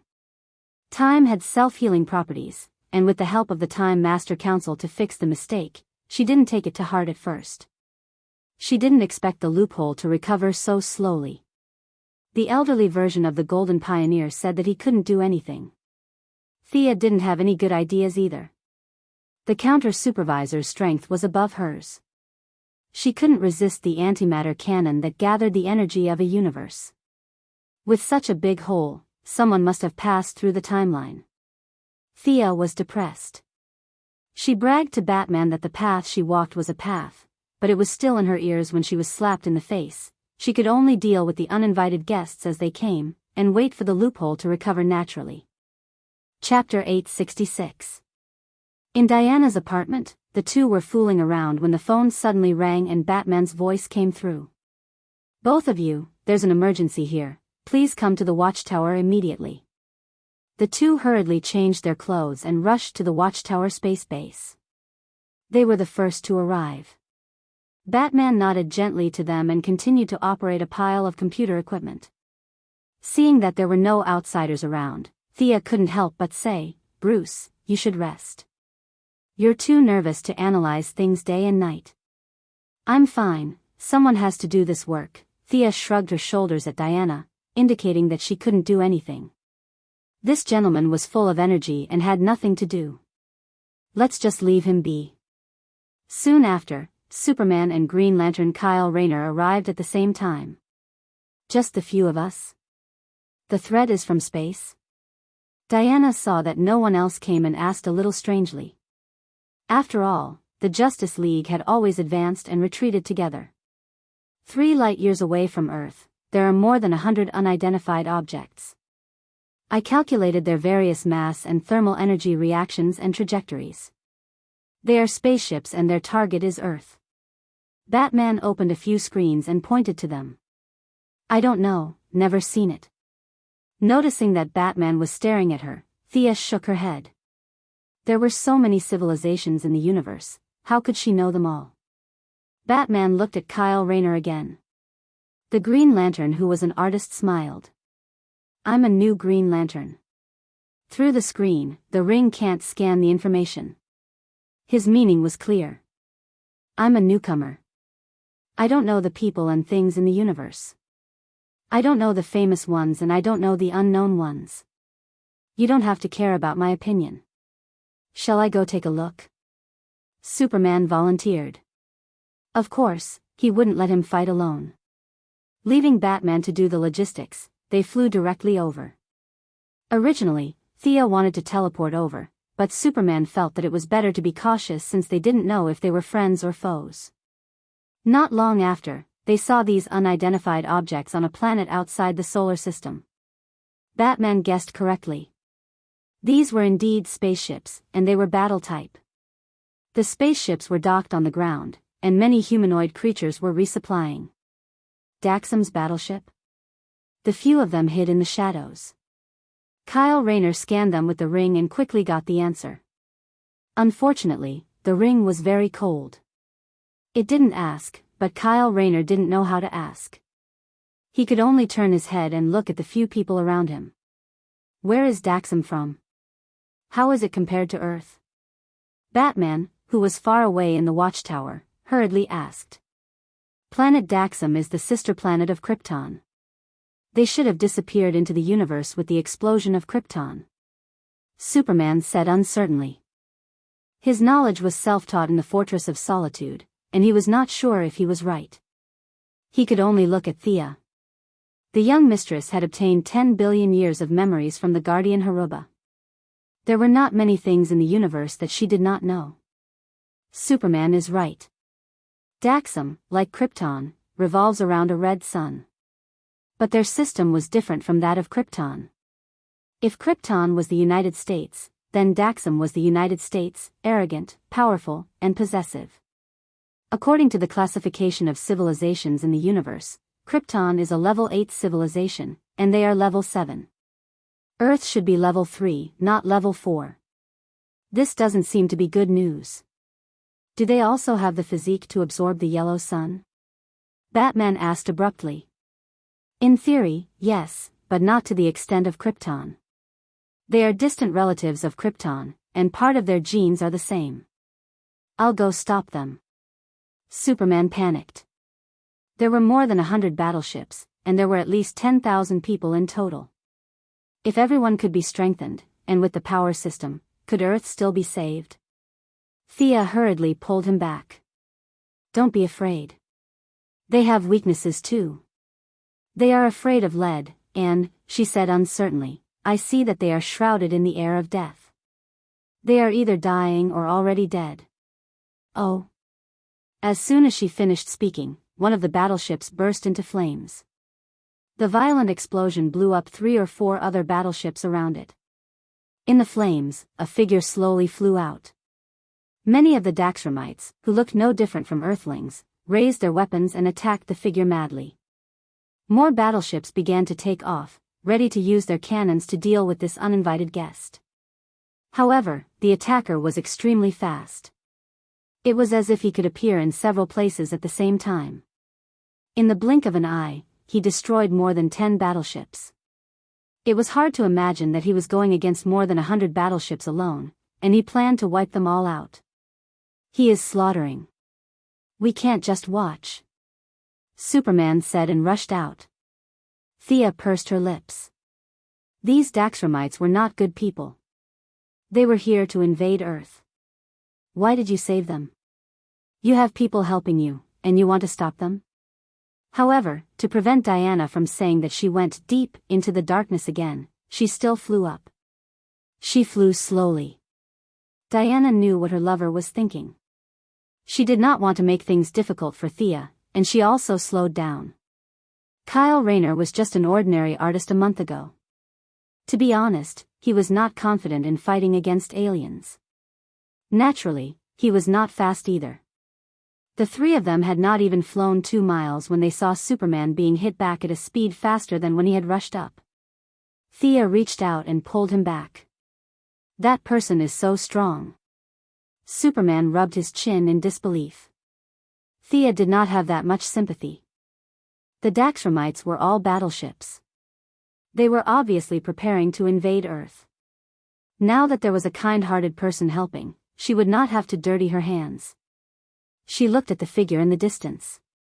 He was almost 2 meters tall, with messy black hair and a red shirt tied around his waist. His skin was pale green, and there was an S carved deep into his muscles on his chest. He was rough and barbaric, but gentle and elegant. The 2 completely different temperaments mixed together. The attacker glanced at them and did not stop attacking. When he got closer, Diana and Kyle Rayner saw that this guy had a teleportation ability. He could also use some strange method to break down the energy weapons that attacked him, as well as various creatures. The energy weapons were broken down with a wave of his hand, and the Daxramites were turned back into atoms and disappeared completely. "Stop your massacre." Superman caught his breath and rushed up again. He did not know why, but he felt that the other party made him very uncomfortable. Unfortunately, his strength that could move stars and his iron fist that could break through mountains hit the attacker's chest. The other party did not feel anything. Like an indestructible wall, he did not take half a step back. Instead, he frowned and looked at Superman. As if a little annoyed, the attacker grabbed Superman's shoulder with his left hand and threw him out as if he was throwing trash. Superman's figure became transparent and suddenly disappeared from their sight. "Child's play." Thea sneered. "A warrior and a mage using teleportation?" She grabbed at the void with her right hand, broke through the spatial barrier, and pulled Superman out of the spatial gap again. Who is he? He can actually repel Superman head-on. Kyle Rayner was a little dizzy. These few attacks, whether it was the attack speed or the attack pattern, were a little beyond imagination. Who is he? Genetically, he is a Kryptonian. He has all the abilities of a Kryptonian. In addition, he can teleport, control energy, and maybe other abilities. I think we can call him a super Kryptonian. Thea said with a hint of curiosity in her eyes. Chapter 867. What Kryptonian? Superman was thrown into the dimension like a piece of merchandise and then pulled out by Sia. He was a little dizzy after 2 consecutive short-distance translocations. He did not hear a few words clearly, but he heard the word Kryptonian. That's right. Thea pointed to the logo on the attacker's chest. Look at this guy's chest.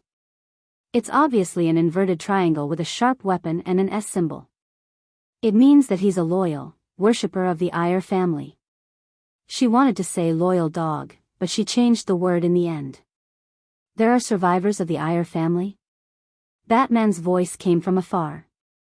It sounded a little distorted. He couldn't be blamed for being puzzled. The planet had exploded, and how many people from the Iyer family had escaped one after another? Superman, Supergirl, Krypton the pet dog, and now another guy popped out. You guys are awesome, don't you know that? If Thea could hear Batman's thoughts, she would have told him that Superman's father was still alive. Supergirl's father, Superman's uncle, was also alive, but no one knew if he was alive or dead in this time and space. In short, the Iyer family was the best Kryptonian family. They had been delayed for a while, and the attackers had destroyed all the warships of Daxam. They resisted tenaciously, but unfortunately, in front of the super Kryptonians, it didn't take much effort. They gave up resistance and fought desperately. When the last couple, who were suspected to be the leaders, were blown to ashes by the attackers, the fleet from afar was completely destroyed. What was their original purpose? Were they here to invade Earth or to learn? It didn't matter because they were turned to ashes in the fire and explosion. The attackers were ruthless, and no one was left alive. Who should go? Or you talk to him? Maybe he's your relative?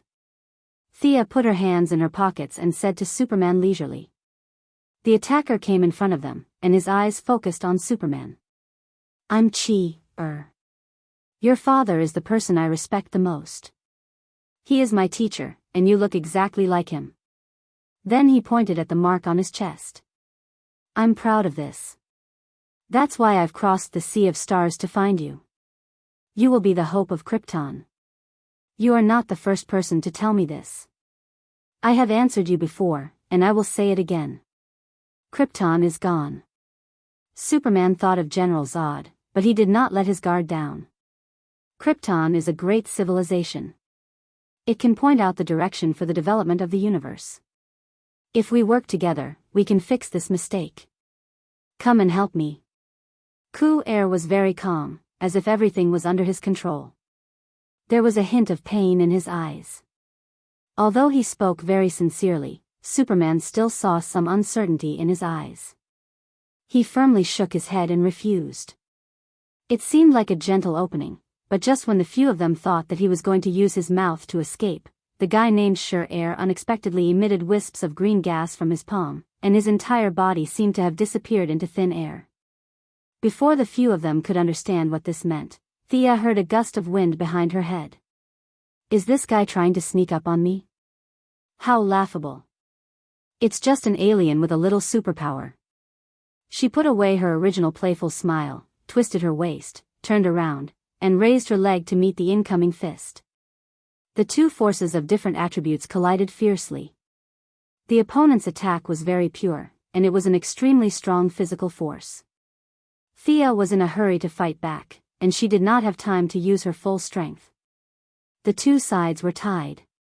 Superman was angry at his relative's despicable behavior. After talking about his father for so long, his father taught him how to sneak up on others? This is blasphemy.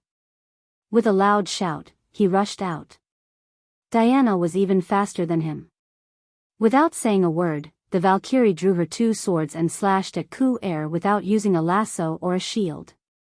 Ku-Er seemed to have expected this. Before Diana could draw her swords, he had already reached out a hand, grabbed Diana, and threw her to the other side. At this time, Kyle Rayner had just raised the ring when he was hit. Huh. Thea felt that it was very strange. The speed of this place was not that fast compared to them, but Diana was subdued in one move. This was a bit exaggerated. With the improvement of the realm of death, even her necromancy spells were strengthened 100 times, but considering Superman and the others' perception, Thea did not use her current strongest means. Without time to think, she opened her left hand, and a giant hand appeared above Ku-Er's head, and the giant hand slammed down with an irresistible force. But Sure-Er was still calm and unhurried. His hand struggled to tear open a crack on the top of his head. Just as he tore open the crack, Sia's giant hand had already smashed down. The two of them seemed to be acting, and their coordination was extremely ingenious. How is this possible? Thea's first thought was that this guy could read minds, but she quickly overturned this conclusion. She was a half-step goddess of death. If she resisted, even a great demon like the three palace demons could not do it. Then, she thought that it might be a prophetic ability, but after 3 consecutive moves, her opponent was able to take the initiative and make her attack disappear. She had never heard of anyone who could predict 100% in a battle. This was almost to the realm of omniscience and omnipotence. If he really had this realm, he could kill Thea in one move, and there was no need to attack slowly. The most likely options were eliminated, and the least likely option was the truth. You have experienced these things? What is happening now is not the first time for you, right? You can predict our every move because you have experienced it before. Your timeline is wrong. Thea felt that it was very troublesome. This guy was obviously a variable that jumped out after the antimatter cannon broke her timeline. Seeing that Ku-Er was silent, Thea knew that her guess was not far from the truth. After all, her strength was close to the ceiling, and there were only a few who could be stronger than her, and there was definitely no Kryptonian among them. It seems that I guessed right. In my present, in your past, you have fought with me. Where did you find the courage to stand in front of me again? Thea's momentum began to rise. She spoke disdainfully, but in her heart, she had already raised the threat level of her opponent to the highest level. Without something to rely on, she did not think that Ku-Er could defeat her. Sure enough, Thea released 3 spells in a row. 2 of them were transferred away by her opponent, and he might not have seen the remaining one. However, he also relied on Superman to block the shot and survived without much effort. Ku-Er's attacks were equally fierce.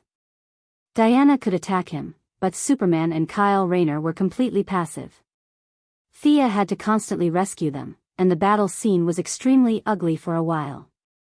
Your Majesty, this is the 3rd time we have fought. I know your attacking methods better than you think. Ku-Er spoke to her for the first time and exposed her true life level. Chapter 868. One had to know that the people of the Righteous Alliance never called them goddesses. The term god was very vague to modern people. Plus, they didn't put on airs and just joked around. No one took the term god seriously. For example, Batman Luthor treated the gods as a high-level life form. Other than the little blue people and the holy walkers who had received her favor, in this universe, there were very few people who called her a goddess. Seeing her frown, Shire smiled and attacked Kyle Rayner with all his strength. Thea could only use her weakness to attack Shire's strength and compete with this super Kryptonian. She had never felt so aggrieved before. She had always been the one who had all the information and defeated the enemy. Now, the tables had turned, and she was being defeated by Shire, who was obviously weaker than her. How could she be described as depressed? You fought us 3 times? Why? Diana hurriedly blocked Shire's attack with her shield. She knew that her lover's strength was his weakness. On the other side, Superman also began to attack. With the cooperation of several people, they tried to take the initiative. Shire was obviously at a disadvantage, but he didn't panic. Carl Air, I sincerely invited you to rebuild Krypton, but you rejected me 3 times. Your soul has been corrupted by Earth. You are no longer a Kryptonian. You are a Kryptonian, a disgrace to the Air family. Shire became angrier as he spoke. He seemed to have thought of something and roared. He grabbed Superman's collar and smashed his head on Superman's nose. Bright red blood flowed down the corner of his mouth and chin. Thea hurriedly pulled him away by the back of his collar. Both she and Shire were strong, and neither of them let go. With a tearing sound, a large piece of Superman's uniform was torn from his collar to his chest, revealing a patch of chest hair. Just as he saved brother Superman, Kyle Rayner was sent flying with a punch on the other side. Ark was very smart. 70 to 80% of his attacks landed on Kyle Rayner and Superman. Thea and Diana could only provide support from behind. Thea couldn't use many of her dark spells, and she didn't know if her opponents were aware of her remaining spells. In addition, she had to save people and take care of their self-esteem. Thea couldn't let the 2 men hide behind her and watch, so the battle became extremely intense. Kryptonite, don't worry about me, use kryptonite. Superman was punched into the ground again. Chi Air seemed to be venting his anger, and he even stomped heavily on Superman's head. Superman's voice came from the ground, and it sounded a little muffled. Kryptonite? Thea searched her ring for a long time, but she couldn't find it. The Kryptonians were not a threat to her. She was not Luthor Batman, who carried kryptonite in his pocket every day when he went to the toilet. However, she had a lot of things in her ring. It would take her at least 180 minutes to find such a small stone. Out of the corner of her eye, she saw a green light for Kyle Rayner. She might as well simulate one on the spot. She sent the wavelength characteristic of kryptonite to Kyle Rayner, the number 1 cheat in the 7 Lantern Corps. His talent could be said to be unprecedented. After thinking for a while and trying twice, a green long sword appeared. The wavelength characteristic on it was kryptonite. When the long sword was swung down, the expected scene of the enemy falling to the ground did not happen. Instead, Ark looked a little ferocious, as if he had recalled an experience. He jumped up high and punched the long sword that appeared from the kryptonite. The punch that could move mountains and fill the sea hit the ridge of the sword, and the sword was smashed into pieces. Damn it, Thea cursed silently. She could see a lot from this blow. This guy had almost no shortcomings. Superman could only rely on his willpower to resist kryptonite. Fiora and Kara could barely run, but this guy was almost immune to it. Although she could see some effects from the details, the effect was not big. Was it because of the previous 2 fights that he was prepared? Thea felt that his skin color was very abnormal. It was blue, which was not the color of a Kryptonian's skin. It seems that there are kryptonite particles in his body. After being hit for the umpteenth time, Superman activated his supervision to observe and came to this conclusion. Thea nodded. No wonder Ark beat up Superman like he was beating a dog. She did not know how he did it by chance. Although the content was not high, he was now like a living kryptonite source. Troublesome guy. Thea began to emit wisps of black gas. She waved her hand and a shadow flame burned. The black flame burned fiercely and quickly burned the air. It was like a fire dragon soaring in the sky. With a swish, Ark disappeared. This move was the teleportation that he had used many times.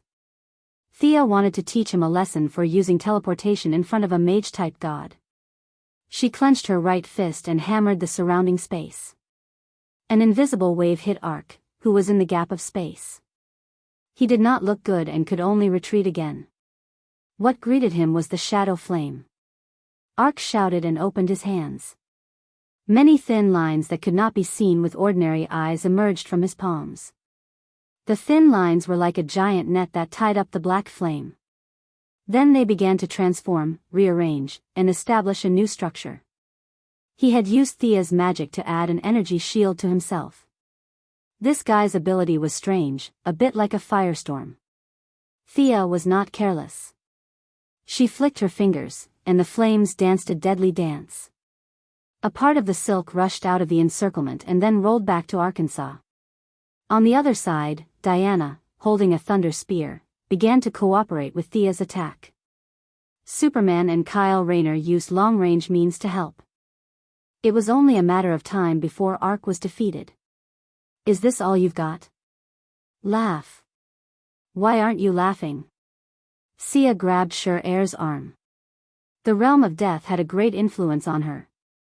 The longer the battle went on, the greater the hostility in her heart. She wanted to tear his arm off, but she did not expect his body to be extraordinarily sturdy. She tried to pull it off but failed. She could only kick his waist. The tremendous force caused Shar to fly more than 700 meters away from the ground. He crashed into a small mountain before he could barely stop himself. Diana threw out the lasso of truth. She did not expect Ark's reaction to be so fast. He rolled out of the lasso's range ungracefully. This guy seems to be stalling for time. As a newcomer, Kyle Rayner was not very sure. Thea was stunned. She remembered that this guy came to Earth alone. Wait a minute. It was indeed very suspicious. This kind of strength was not bad in general. It was no problem for him to dominate the universe, but it was definitely not enough to stop her. She had not seen any powerful means until now. Thea lost the advantage of being able to predict things, and it was the third time they were facing each other. She was very confused. She did not know where her opponent's trump card was. You guys go back to Earth first. I'll deal with him. Originally, teleportation was the fastest, but this guy was also proficient in teleportation. Everything in the world was difficult to build and easy to destroy. She did not know if her opponent had any anti-teleportation means. For safety's sake, she let Diana and the others fly back. At the same time, she used her strongest spiritual power to remotely connect to Batman. Bruce, turn off the electronic communication device. Listen to me. If this guy is not lying, this is his third time coming to Earth. That was his past, our present. I don't know what he's relying on. He knows me very well. He knows Superman, Diana, and the others. I don't know if my next move is part of his plan, but I know that you are a variable. Judging from the timeline, he transmigrated first and you returned later. Keep an eye on Earth and do things according to your judgment. Superman and the others are flying back. Thea did not dare to guarantee that these 3 messages would be sent as quickly as possible, but she believed in Batman's ability to disrupt the situation. The so-called third time was more like carrying memories or jumping back to a certain point. This point was the hole that the antimatter cannon had pierced. As for restarting the timeline, it was completely impossible. Even Big Brother Fate, the Stranger of Ghosts, Darkseid's father Zeus, and so many strong people were in the timeline. It was not something that could be restarted by a cat or a dog. Thea even had a hunch that there was a subtle balance between his transmigration and Batman's return. The key to victory or defeat was likely to be Batman. Thea looked up and saw that Superman, Diana, and the others had already flown far away. She smiled, and a fierce light flashed in her eyes. Her breath became sharper and sharper, and the nails on her hands grew a lot longer. Now let's see who can save you. Without waiting for him to answer, she flew over like a black lightning bolt. Her figure was very blurry. That was a visual error caused by high-speed movement. Chapter 869. In the face of Thea's all-out attack, Shar chose the most conservative defense. Unfortunately, there was still a big gap in strength. The landscape of this uninhabited planet was destroyed. Thea did not hold back at all. A large amount of death aura was everywhere, and the entire battlefield was like a ghost town. With a bang, Shar fell heavily to the ground. Heavily injured, he struggled a few times but could not stand up. Thea stepped on his neck. "You're so difficult to deal with. You wasted 20 minutes of my time. Tell me, what's your plan? If you tell me well, I'll spare your life." Shar's mouth was full of blood. He coughed hard twice. "I don't need your pity. Rebuilding Krypton has been my long-cherished wish. Now that this wish is about to come true, I have no regrets." After saying that, he closed his eyes and looked like he was waiting for death. "You said you're facing me for the third time? I don't see how much of a threat you are. So that means you were killed by me the first 2 times? Actually, you don't know what's going to happen next, right? Because you were killed by me, you went back to that loophole." Thea analyzed. "I didn't stop the first 2 times and killed you. Actually, that was a relief. You have some special ability that allows you to go back to that time point after death. When you come here for the 4th time, you'll be more familiar with my moves, right? That's why you want to die, isn't it?" She smiled and restrained her murderous aura. "The more the enemy wants to do something, the more we can't let him do it." Seeing that she couldn't get anything out of him, she summoned a huge stone pillar and tied Shar up tightly with 8 iron chains. He couldn't escape in a short time, so she turned around and returned to Earth. From the time they left the watchtower until now, only an hour had passed. However, Thea did not see the few figures she expected. Not to mention Diana, Superman, and even Batman were nowhere to be found. "Thea, you're finally back." She pushed open the door of the surveillance room and saw Nightwing sitting in Batman's usual seat and greeting her. "Finally? Why do you use this word? Where's Bruce?" "Finally, my ass." Nightwing didn't know how to explain. He scratched his head. "I don't know much about magic, but it's been a week since Superman and the others returned." "I'm sure of that." Thea's first thought was that he was spouting nonsense. Nightwing was talking in his sleep. They hadn't even fought for more than 20 minutes. How could it have been a week? However, after carefully sensing Nightwing, he confirmed that it was indeed Nightwing. However, when she looked at Earth from the corner of her eye, she noticed an anomaly. The flow of time on Earth was wrong. It wasn't magic, but it felt a bit like willpower. The effect was very powerful. The time on the entire Earth was sped up by more than 100 times. In fact, the watchtower was also affected. It was just that she had forced her way in and broke through the enchantment here. She really didn't know what to call it. "Where are the others? I can't stay here for long. The enemy should have sensed me." Nightwing felt as if his brain had suddenly gone blank. Then, a lot of things were forced into his mind.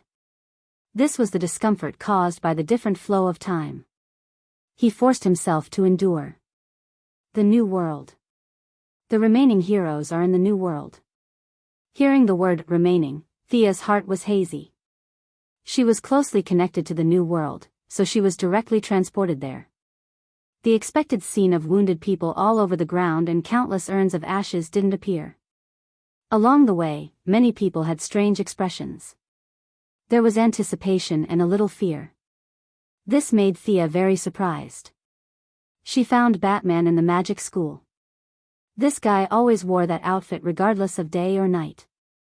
When she pushed the door open, there was an argument inside. Several magic experts from Earth were present. Thea only nodded slightly to Old Ma. She hurriedly asked Batman. "Where's Diana?" "My mother?" "What's the situation on Earth now?"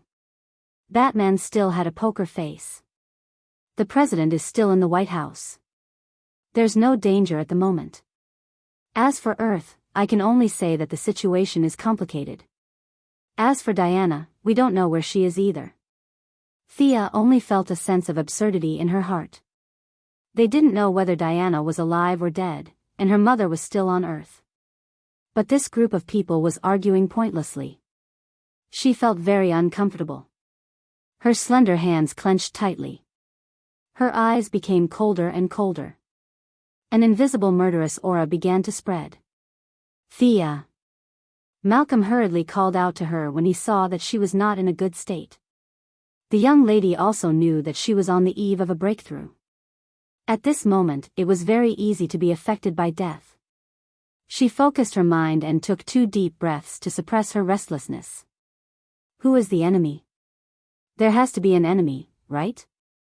It's a god who came from the sky. Who? His believers call him Ra. Thea was puzzled. She almost thought that she had misheard. Batman repeated it again. She still couldn't believe it. It can't be. Ra is just an ordinary person.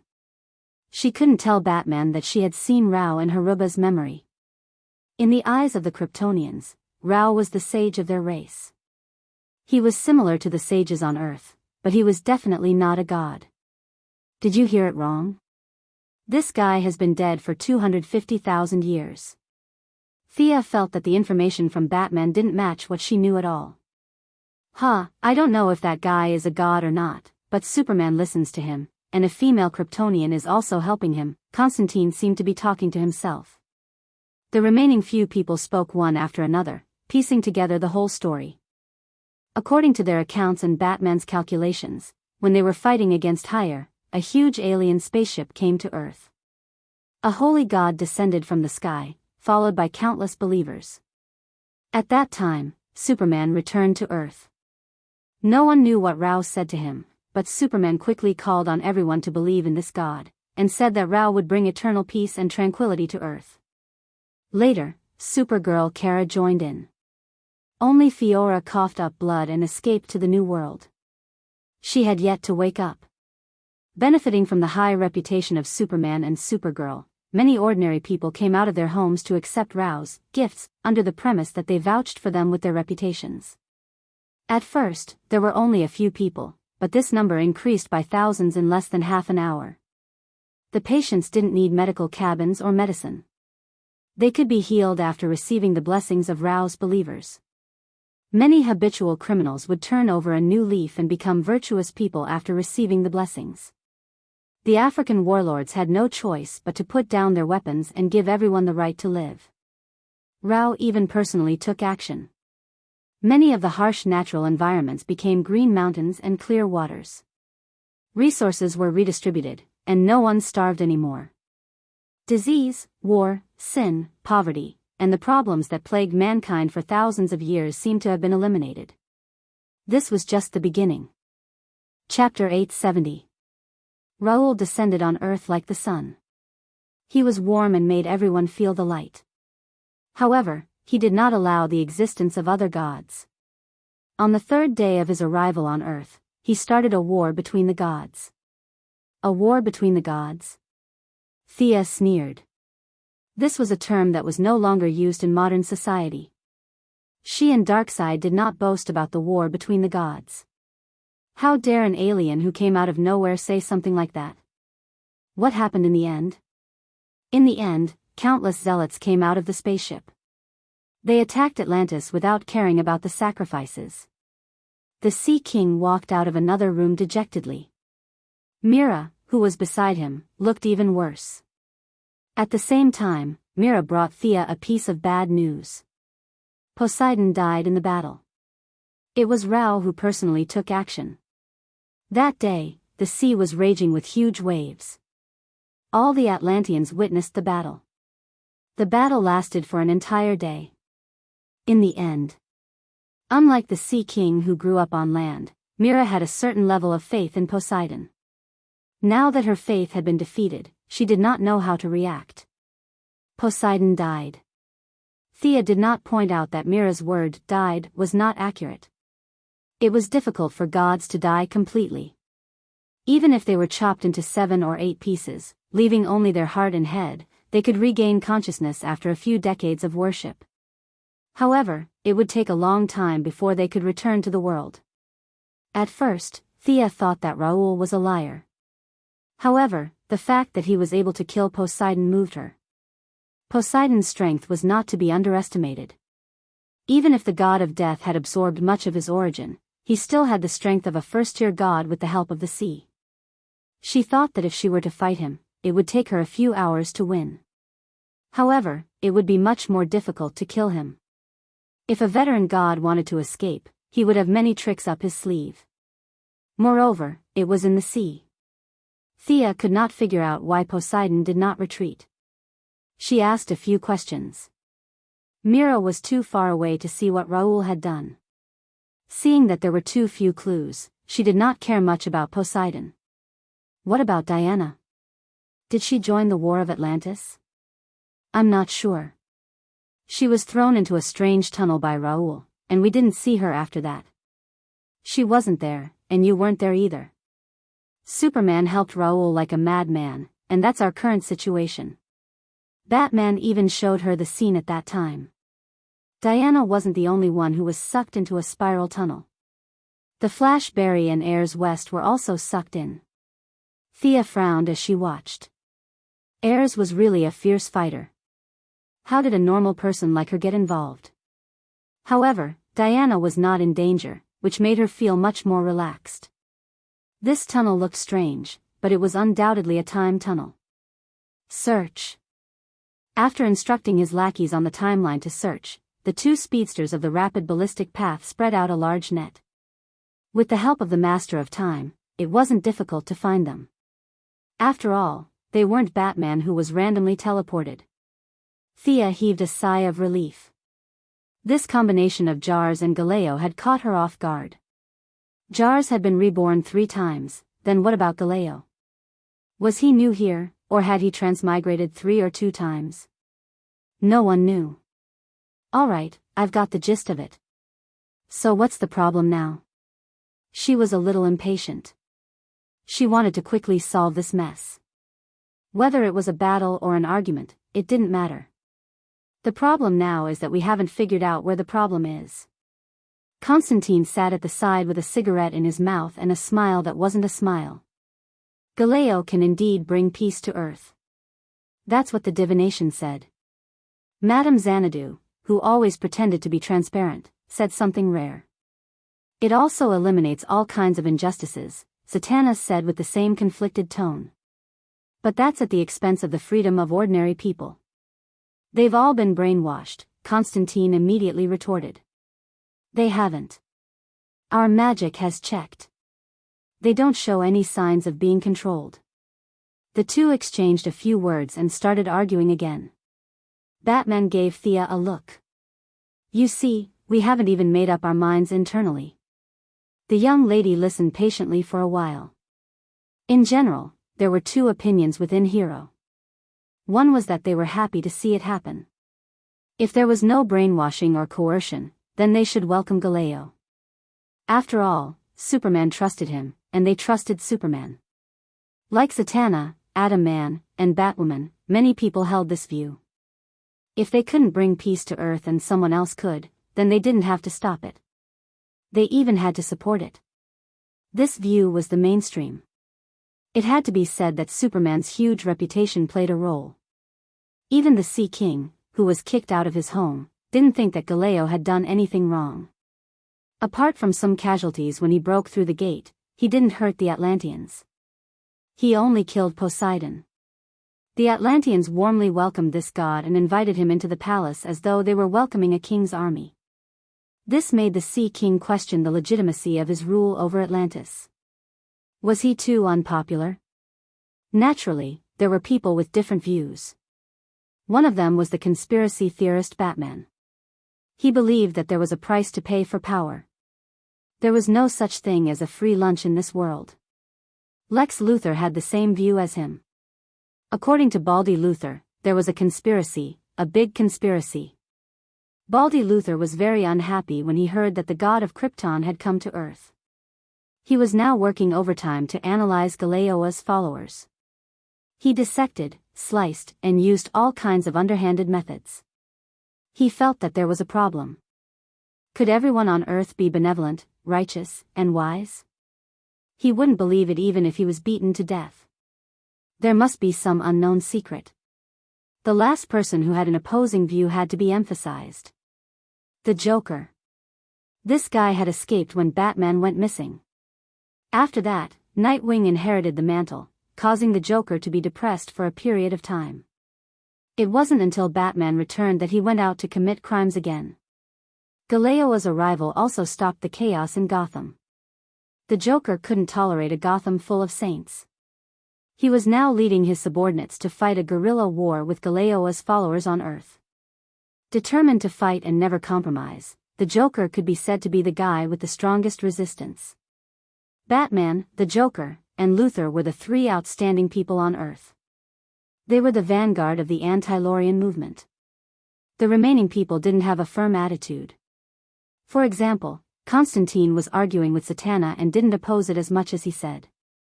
Thea took a deep breath. This Galeo was really good. He didn't need to scheme. He only relied on practical actions and small favors to conquer Earth. What do you think? Batman was waiting for her opinion, or rather, her choice. Chapter 871. He's just a fake god. Is there such a thing as unearned happiness in this world? Money and health are all automatically delivered to your door. This goes against the basic laws of the universe. There must be a big problem here. Just sit and wait. Everything will get better. Then what's the point of having her as the goddess of trade? Rao is definitely an enemy. However, Thea didn't understand why the ghost stranger and the rest didn't do anything. Instead, they just watched everything happen. Next, she went to see Fiora. The female adjutant had some genetic damage and was now self-healing. Conventional treatment couldn't be used. She then contacted a few of her subordinates on Earth. After knowing that Death Knell and Poison Ivy were by her mother's side, she was completely relieved. I'll go and see what this Rao is capable of. Thea left behind a sentence and teleported to Earth. She concealed her tracks and landed on Earth. She sensed the flow of time here and squeezed in sideways. She didn't break the enchantment that enveloped the entire world. The flow of time inside and outside was different. Once it was broken, many ordinary people with poor health might not be able to withstand it. She had to observe carefully. Warmth, sunshine, walking on the road. The city was no longer as noisy as before. Everyone was still living a normal life, but their faces were filled with smiles of happiness. There were no thieves or robberies. Everyone was law-abiding. They greeted each other kindly when they met and gave each other their blessings when they left. This place was as good as heaven. Thea saw two Caucasian policemen kindly giving directions to a black guy. The gangs that wreaked havoc on the streets were diligently helping ordinary people to mow lawns and deliver milk. Everything was so beautiful and encouraging. There were no signs of being brainwashed. Everyone was sane. They were just doing things spontaneously and helping others. Thea also saw a follower of Rao that Batman mentioned. He was wearing a long robe and holding a long cane. He stopped a biker gang. With just a few words, the biker gang took off his nose ring and earring and cried like a child. He loudly said that he wanted to turn over a new leaf. There was also a large group of people cheering for him. Praise Rao! Praise Rao! Cheers could be heard from time to time. Everyone thanked Rao from the bottom of their hearts. No one realized that their outburst of emotions was a little abrupt. It was as if praising this god was a matter of course, as smooth as breathing and drinking water. This place was even more heavenly than heaven. It was King fake. Thea glanced sideways from time to time. How could an earthling do something like this? It was so fake that it was disgusting. It was not difficult to find Rail. He did not hide at all. Instead, he stayed in the metropolis and waited for her arrival. Silver white soft armor, red cloak, tall and straight figure. When Thea saw him, this fellow opened his arms and floated in the air like a martyr, his body flashing with countless golden lights. Rao's face was still young, with a square face and big ears. He looked very dignified, but his silver white hair added a unique wisdom to him. Coupled with his eyes that seemed to be able to see through the world, an indescribable holiness arose spontaneously, as if he was born to be a ruler. He had to admit that it looked really good. It would be even better if the building under his feet wasn't the Quinn building. Thea was speechless. This guy must have seen her before. He was floating at the top of Quinn's building. He definitely didn't pick her randomly. You are Rao? You don't look like much. Thea floated in the air and looked at him at the same level. At the same time, she carefully observed the fluctuations of his divine power. She thought that he was a powerful Kryptonian, just like Shar. It was not incredible for a powerful alien to kill a god. Bao Lang had done it before. But she didn't expect that this guy was really a god, and a god of faith that had long been thrown into the dustbin of history. This was a very rare thing. It was easy for a god of faith to become a god, but they also died quickly. 95% of the gods who died today were gods of faith. They were weak, had no endurance, and lacked combat power. They listened to the complaints of their believers every day. Most of them were mentally ill or had a great change in temperament. If they had lost their sense of self, how could they talk about becoming a god? In short, this path was very narrow. Like Apollo, Ares, and the others were gods of faith. Apollo had the support of the sun and could hold on for a long time, but Ares. Thea felt that after Rao eliminated the global war, Ares would die directly. Logically speaking, Rao also walked the path of a god of faith. Him coming to Thea to provoke her was almost the same as sending himself to death. But this guy was very strong, and his strong faith had pushed his divine power to a very high point. In Thea's view, this guy was almost the same as God's father. Rao also glanced at her. He was indifferent and didn't speak. He didn't speak, but many ordinary people below began to clamor. Come down, don't blaspheme the true God. Get out of the United States, woman of the Quinn family. Oh my God. What is she doing? Rao, please don't be angry. Thea turned a deaf ear. Her attention was on Rao. Good job brainwashing, but this is your way? What's the use of a group of ordinary people to smear me? I don't care at all. She wasn't a traditional superhero. If everyone objected, would she be so upset that she couldn't eat? If there were people who weren't afraid of death and wanted to test the speed of Death Knell's knife, she didn't mind sending people to kill 10 or 20 of them as a deterrent. She had been in the soul business for more than half a year. Ordinary people were scolding her, and they wanted her to take it lying down? Sorry, she didn't have that kind of self-restraint. Moira and Malcolm's blood was naturally not holy. Thea. Sister Thea. Superman and Supergirl flew to Rao's side from afar. The two of them tried to stop their war. Rao really wants to help the people of Earth. He has no selfish motives. Please believe me. Superman said very sincerely. On the other side, Kara also advised her not to fight with Rao. Both sides should work together to build New Earth. New Earth? Are you sure it will still be Earth after the construction and not Krypton? Superman, have you forgotten about Shar? Have you forgotten about Zod? They are in cahoots. Do you still remember? According to Shar, we have stopped them twice. This is the third time. Don't you think there's something wrong with this? How can you believe him so easily? The two of them blocked the path. Thea watched for a long time, but she didn't find any abnormalities with Superman and Supergirl. There was no mind control, no magic, no psionic power, not even any black technology. With her knowledge, she couldn't see any problems. She also didn't see any race or individual in the universe that had the ability to change one's will. Chapter 872. We are not being forced. Rao is a true god. He is selfless, Kara explained anxiously. On the other side, Superman was in a trance. All his memories were still there. He remembered what happened today, yesterday, and even many years ago.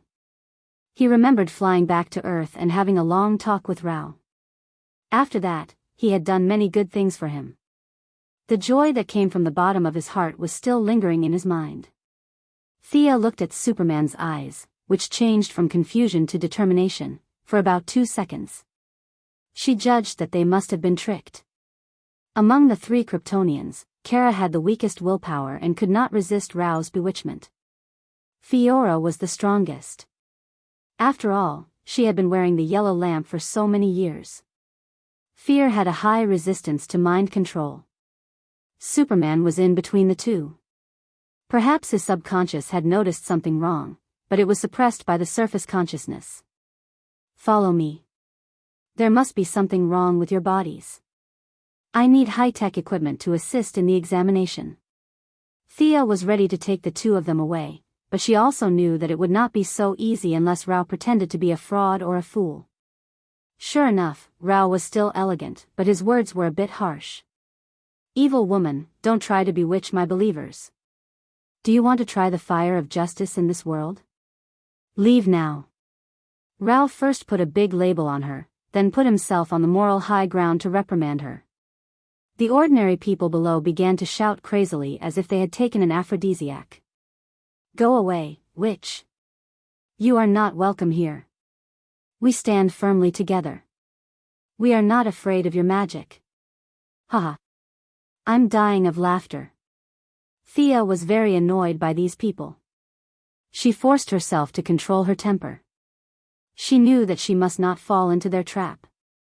However, it was not her style to be scolded and not fight back. She had always been the one taking advantage of others. No one had ever taken advantage of her. Her cold gaze swept across the people below. Everyone felt that she was looking at them. Their hearts turned cold. Their voices instantly fell until there was no more noise. Magic. Do you really want to see what magic is? I hope you won't regret it. The surging mana became as black as ink under the influence of divine power. Countless black smoke gathered from all directions. The ordinary people all looked at the sky in horror. The originally sunny afternoon seemed to be covered by a thin layer of gauze. The veil grew thicker and thicker until it covered the entire sky. The clouds became thicker and thicker, as if they were condensing some kind of monster. Unlike the Black Death Emperor's peaceful death, her path was to peak at death from life and return to life from death. She was still very far away from this realm, but at this moment, there was already a trace of an embryonic form. The black clouds seemed to have a unique rhythm. As the clouds moved, it was as if they were breathing. There was even a faint singing voice in the wind. The more one listened to it, the colder they felt. Such a strange phenomenon made many ordinary people realize that something was wrong, and they all ran back home. Those who ran away were naturally looked down upon by the remaining members. They were said to have weak beliefs. They continued to shout at the sky, saying things like, "Kill me if you can, we're not afraid of you." Thea, don't. Superman's memory was not damaged. He thought that Thea was going to kill him, so he rushed over and tried to stop her. I'm just giving them something to do. She grabbed Superman with one hand and used her psychic power to check his body. She still did not find any abnormalities. With this delay, the effect of the magic was not maximized, but it was enough for ordinary people to suffer. The sun was blocked, and darkness began to fall. Black snowflakes slowly fell from the sky. Of course, there were impurities in the air, but more of it was the haze in her heart. She could use this opportunity to release all of it. Thea was not afraid that these negative emotions would affect ordinary people, because Raoul, who was so bright, would find a way to purify them. Raoul frowned, but he did not hesitate to fly to the highest altitude and began to disperse the black clouds. Unfortunately, he underestimated these negative emotions. Emotions that were connected to death were not so easy to purify. He was like a super big light bulb, shining for a long time, but only illuminating a block under his feet. Kara, come with me. Clark, you come too. Trust me, we've known each other for so many years. I won't harm you. Although Supergirl was unwilling, she still followed her old habits and prepared to be checked. Superman hesitated for a moment, but also agreed to this plan. No, do you still remember those people you helped? Do you still remember those happy faces? Aren't we a family? Help me, help me. Isn't this your wish all along? Children, don't leave me. Rao was like a loving father who had been abandoned by his children. His eyes were filled with emotion as he looked at Superman and Supergirl. At this time, Thea felt that Raoul was simply disgusting. This guy was sincere, and she could see that his words were from the bottom of his heart. The more he acted like this, the more disgusted she felt. He was too immersed in the act. Did he really think that he was the god of light? Think of Louise, think of Lena. They're all waiting for you far away. At least check. If there's no problem, you can come back. Thea really wanted to take this Raoul to another planet and beat him up. Unfortunately, the nearby space seemed to be fixed, and teleportation was very slow. She did not want to fight in the metropolis, so she could only try to pull Superman and Supergirl away first. Don't think of bewitching my people. Raoul pulled out a lightsaber from the void and slashed at Thea. Thea's dark attribute was too strong, and it was not suitable for her to use a sacred sword in this state. Black Death King's scythe was also resisting her, so she had no choice but to take out a long sword from the inventory. The two swords clashed, and quickly exchanged 7 or 8 moves. Thea originally thought that Raoul was about the same as the Heavenly Father, but in the end, she found that it was just so. Raoul's divine power was very weak, like a castle on the sand. It looked solemn and dignified, but in fact, it would collapse with a push. Ha, you're so weak. And I treated you like I was facing a great enemy. Amidst the snowflakes, she swung her sword and forced Raoul to retreat. The two swords clashed. Raoul's light divine power could be destroyed by Thea with a wave of her hand, but her death divine power was extremely difficult for Raoul to deal with. The difference in strength between the two was obvious. Thea attacked while trying to get information out of him. You called them your people. Does that mean you admit that you're a Kryptonian? How did you live until now? According to the Green Lantern Corps' records, your lifespan is only 200 years. Did you use some secret technique or divine artifact to extend your lifespan? Thea blocked the lightsaber, and then quickly hit Raoul's shoulder with her palm. Huh. Even if she was not good at strength, she could still flatten a mountain. However, Raoul was not affected at all. He was not affected at all and even slashed her back. Chapter 873. Thea hurriedly parried the attack. The black snow around her provided her with a lot of cover. At the same time, Raoul's light attribute was greatly weakened. The cold darkness in the air disgusted him. It was more of a hindrance to his vision. Even if he used his mental power to perceive the surrounding snow, the divine power of death of the same origin greatly affected his judgment. Raoul was a trickster, and his swordsmanship was ordinary. After 3 moves, Thea saw another opportunity. She feigned to Raoul's side and stabbed him in the ribs. The long sword that she randomly chose was at most a semi-divine artifact. But with the blessing of the divine power of death, it was comparable to a top divine artifact. The angle, speed, and power of the sword had reached the perfect level of swordsmanship. However, something even stranger happened. Raoul's body was squeezed out of the sword. The death aura was purified in less than a second, and his body returned to normal. Not even a drop of blood flowed out. Holy **T. Thea felt that since she saw Tur until now, she had been surprised more than usual in the past month. What the hell? His recovery speed was too fast. When their weapons collided, Raoul dissolved the death aura that came into contact with him like a snail. But the death aura that invaded his body dissolved quickly. Passive was faster than active? It didn't make sense. Thea was full of questions. Relying on her good swordsmanship, she stabbed Raoul twice. But Raoul took both attacks as if nothing had happened. Thea felt that it was time for her to retreat. Raoul's real strength was at the level of a wasteland wolf. He was not much stronger than Tur, but his skills were too strange. She was going to go back and discuss it with Batman. Take your believers and shovel the snow and ice. She increased the magic power supply of the black snow again. Even the street under Raoul's feet was covered. The black snow, accompanied by freezing rain and cold wind, began to wreak havoc in the city. The temperature in the city dropped rapidly. Many citizens who had been shouting slogans shrank their necks and hid indoors to keep warm. Don't you like to gather and shout slogans? It had been snowing heavily for 3 days. She wanted to see who had such a devout belief. A large number of snowflakes seemed to be alive in her palm. They gathered into a shadow cage and trapped Raoul. She turned around and ran with the 2 Kryptonians. Sister Thea, Raoul is really not a bad person. You've misunderstood him, Kara explained along the way. The eldest young miss responded with a series of hens and ahs while pondering over the other party's strangeness. Thea felt an inexplicable sense of familiarity. Unafraid of death energy attacks, counterattacking as if nothing had happened, and not getting injured no matter how she attacked. Death Chi? Black Death Emperor? White Lantern? Suddenly, she thought of the problem. This state was very similar to when she wore the White Lantern to share the damage, and the other party's power of faith was also unimaginably huge. Faith, gathering all living beings to share the damage. The white lamp, a clue that connected all the conditions, naturally could deduce the answer.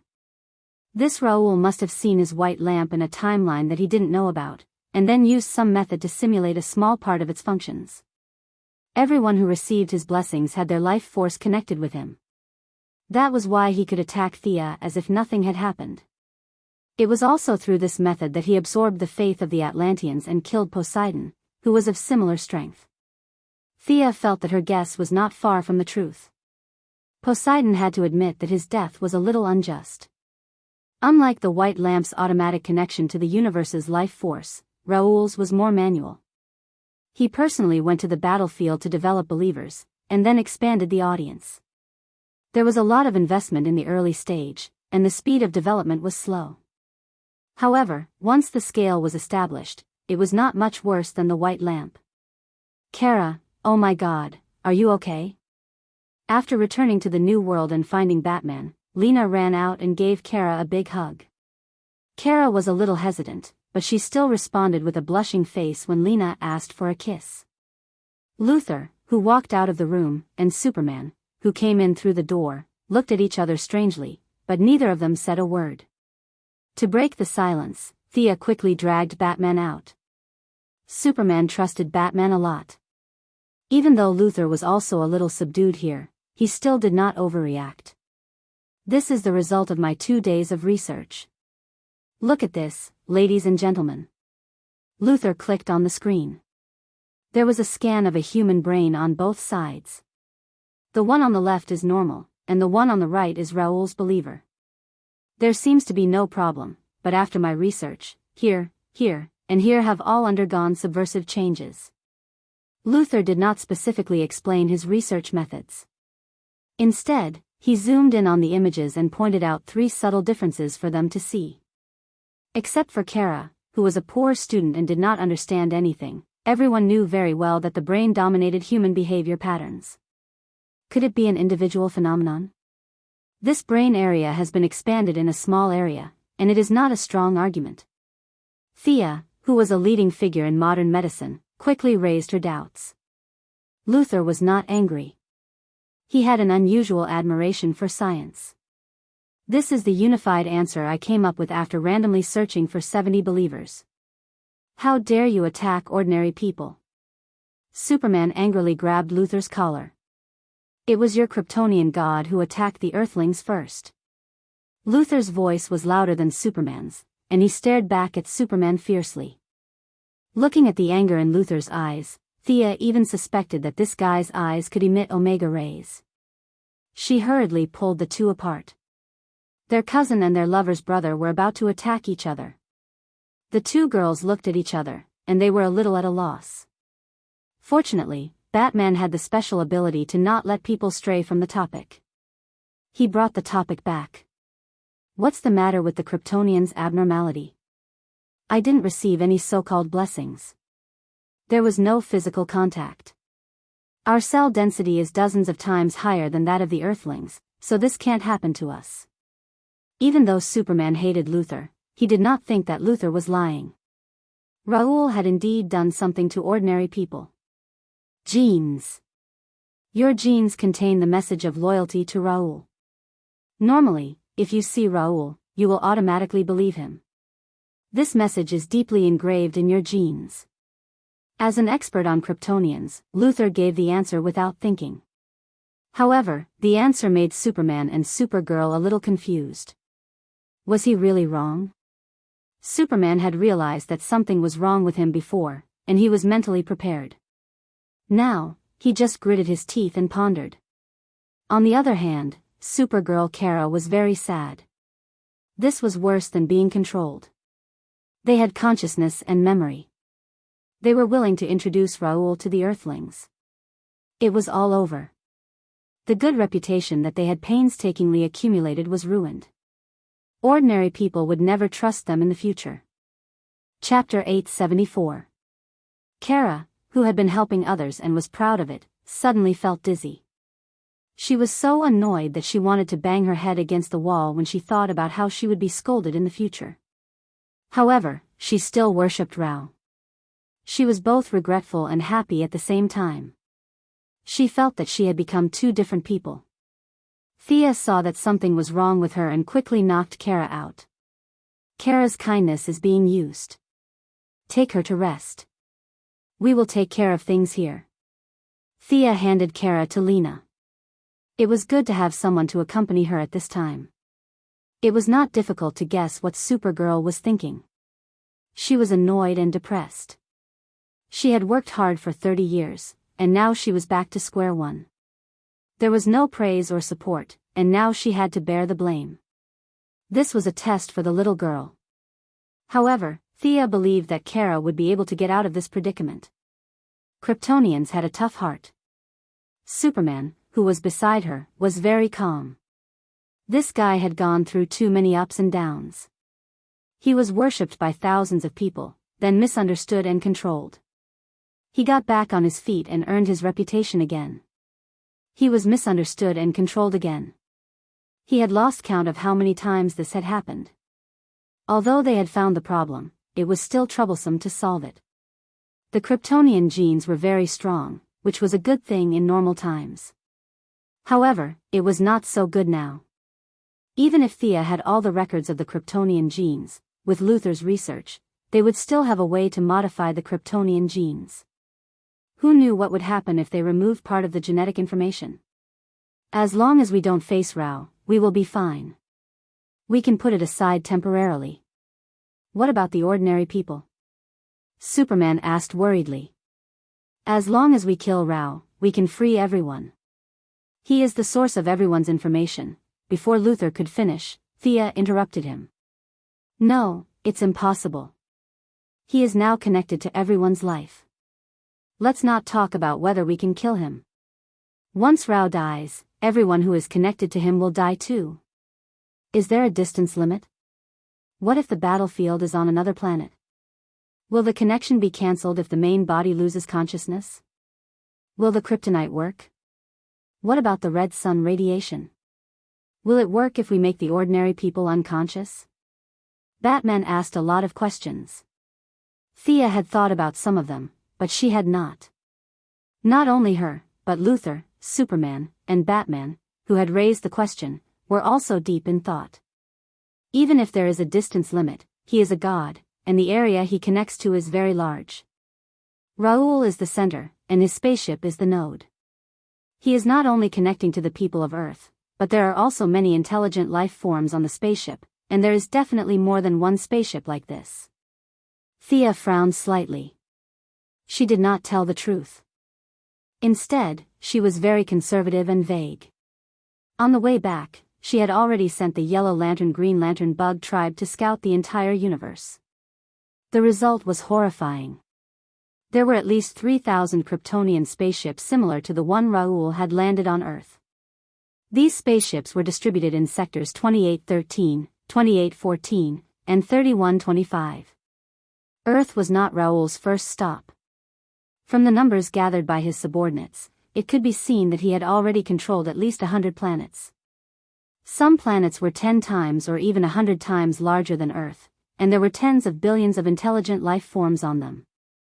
There was no way to calculate the exact number of people under their control, but Kerrigan had reported to her that there were 1 trillion intelligent beings.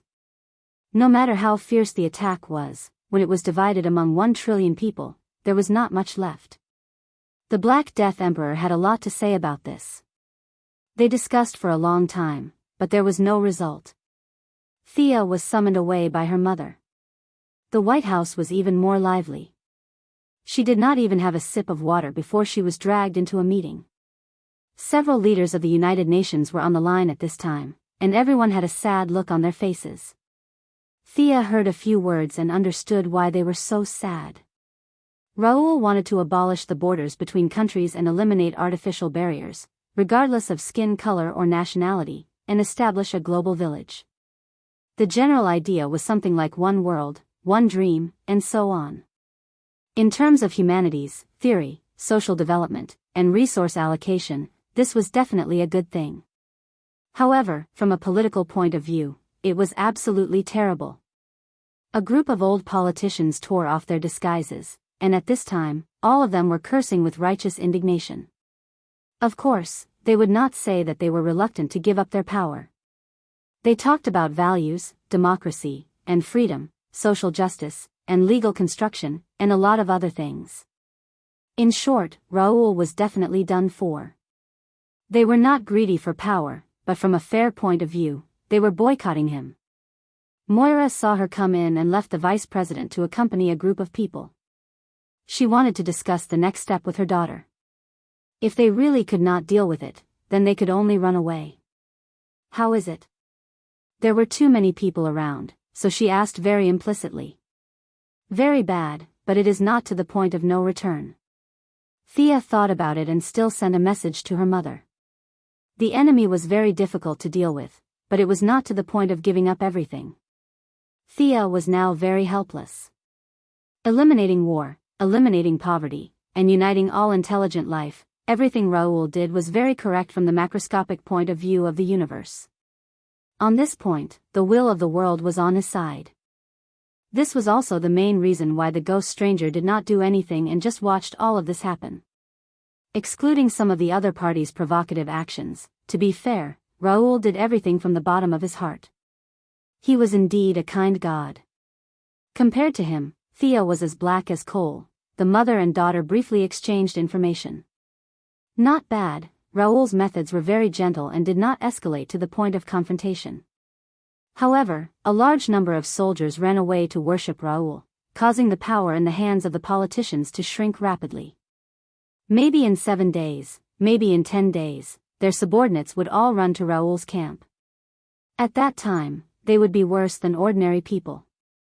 Thea described the situation as extremely difficult. Then, she thought about countermeasures while watching the politicians complain. It was ironic. After fighting for the people for so long, fighting against Zod, Doomsday, Darkseid, and the Black Death Emperor, the people who scolded her the most were the people. Some said that she was a witch, some said that she was a demon, and the ones who firmly supported her and said that she was a human hero were actually these politicians. At the same time, the other members of the anti-Raoul group were also making their own preparations. Batman created a kind of solvent that could make ordinary people unconscious and cut off Raoul's control over the people of Earth. There was also a kind of reagent that could make ordinary people return to normal. The Quinn Group, Wayne Group, and Luther Group, as well as the satellites of several major countries, were all mobilized. They were prepared to spray the solvent on Earth at the same time. On the other side, Luther was also adjusting his new armor. During the Night of Darkness, he was surprised to find that he was very talented in combat. At this critical moment, he was prepared to charge out at the critical moment as the savior of all mankind. If he could give Raoul a vicious blow, that would be even better. Chapter 875. The clown, who was in Gotham, used his actions to help the anti-Rao alliance. He planted bombs in the city square and broadcasted bloody scenes on TV. His best move was to disguise himself as a believer and infiltrate the enemy's inner circle. Then, he used his submachine gun and rocket launcher. A few extraterrestrial believers who did not look like they were from Earth were given special attention. Out of the 12 high priests of Rao, 5 of them were killed in a day. Other than one of them who was slightly normal, the other 4 had superpowers. However, they were useless in front of the clown. The believers were confused and could not predict the clown's movements. They set up 3 traps in a row, but the clown easily saw through them and counterattacked. They lost many elites. Indescribable intelligence, unpredictable behavior, and the trait of not being blessed. This was the report that the high priests gave to Rao. After the clown's crazy destruction, Gotham City, which had taken a turn for the better, entered the world of terror again. After a few exchanges, even Raoul's most loyal followers started to feel fear toward this man with pale skin and green hair. However, the clown only felt that this was a game. When the city was in chaos, he would stop and enjoy the sweetness of it. However, when the high priests of Rao regrouped and restored order, the clown would jump out and play another game. After 3 days of tug-of-war, the high priests were almost driven crazy. They could only ask for help from their boss. However, Rao could not leave at that time. He was leading the believers to remove the snow. The black snow fell for 3 days. He used all his divine power and finally dispersed the black clouds. However, dispersing the black clouds did not mean the end. It only meant that they had entered the intermediate stage. Metropolis was too cold. The temperature was -20 degrees Celsius at noon. The ground was frozen with a thick layer of ice.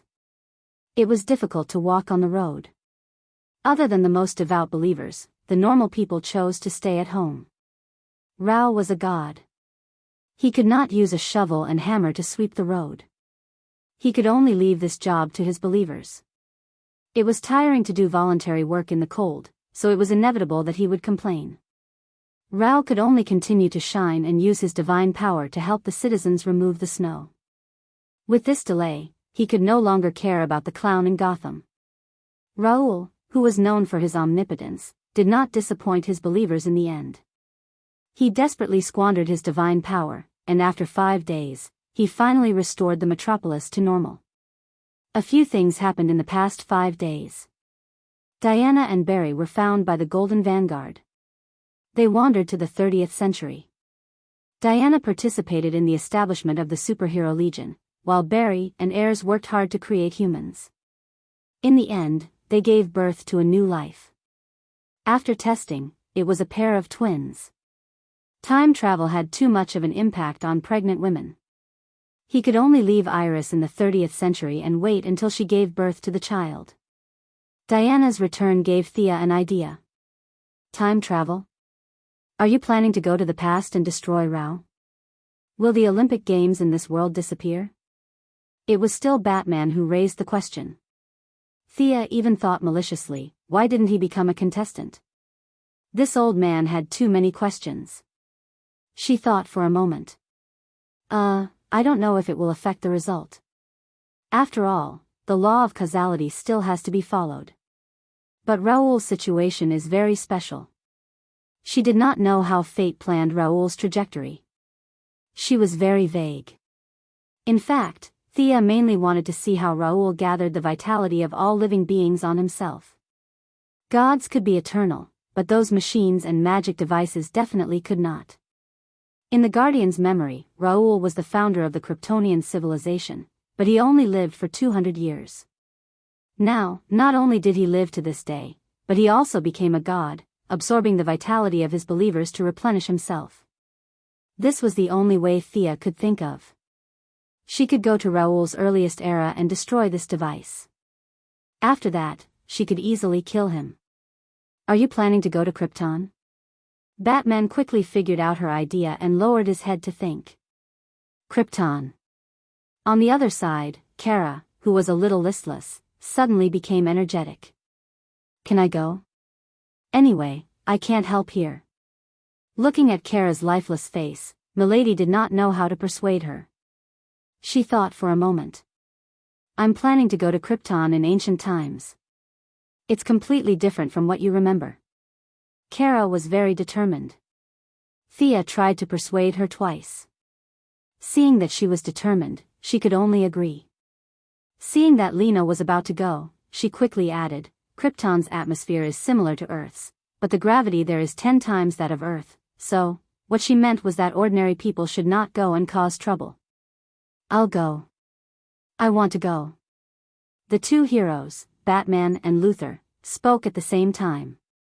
They said that 10 times the gravity was nothing. They had black technology to deal with it. Others could go, but not Luthor. God knows if he would blow up Krypton in advance. In the end, Thea dragged Batman and Supergirl along. Although Superman could not help to deal with Raoul, his high reputation could attract all the superheroes and dissuade the ordinary people who had not yet received the blessing.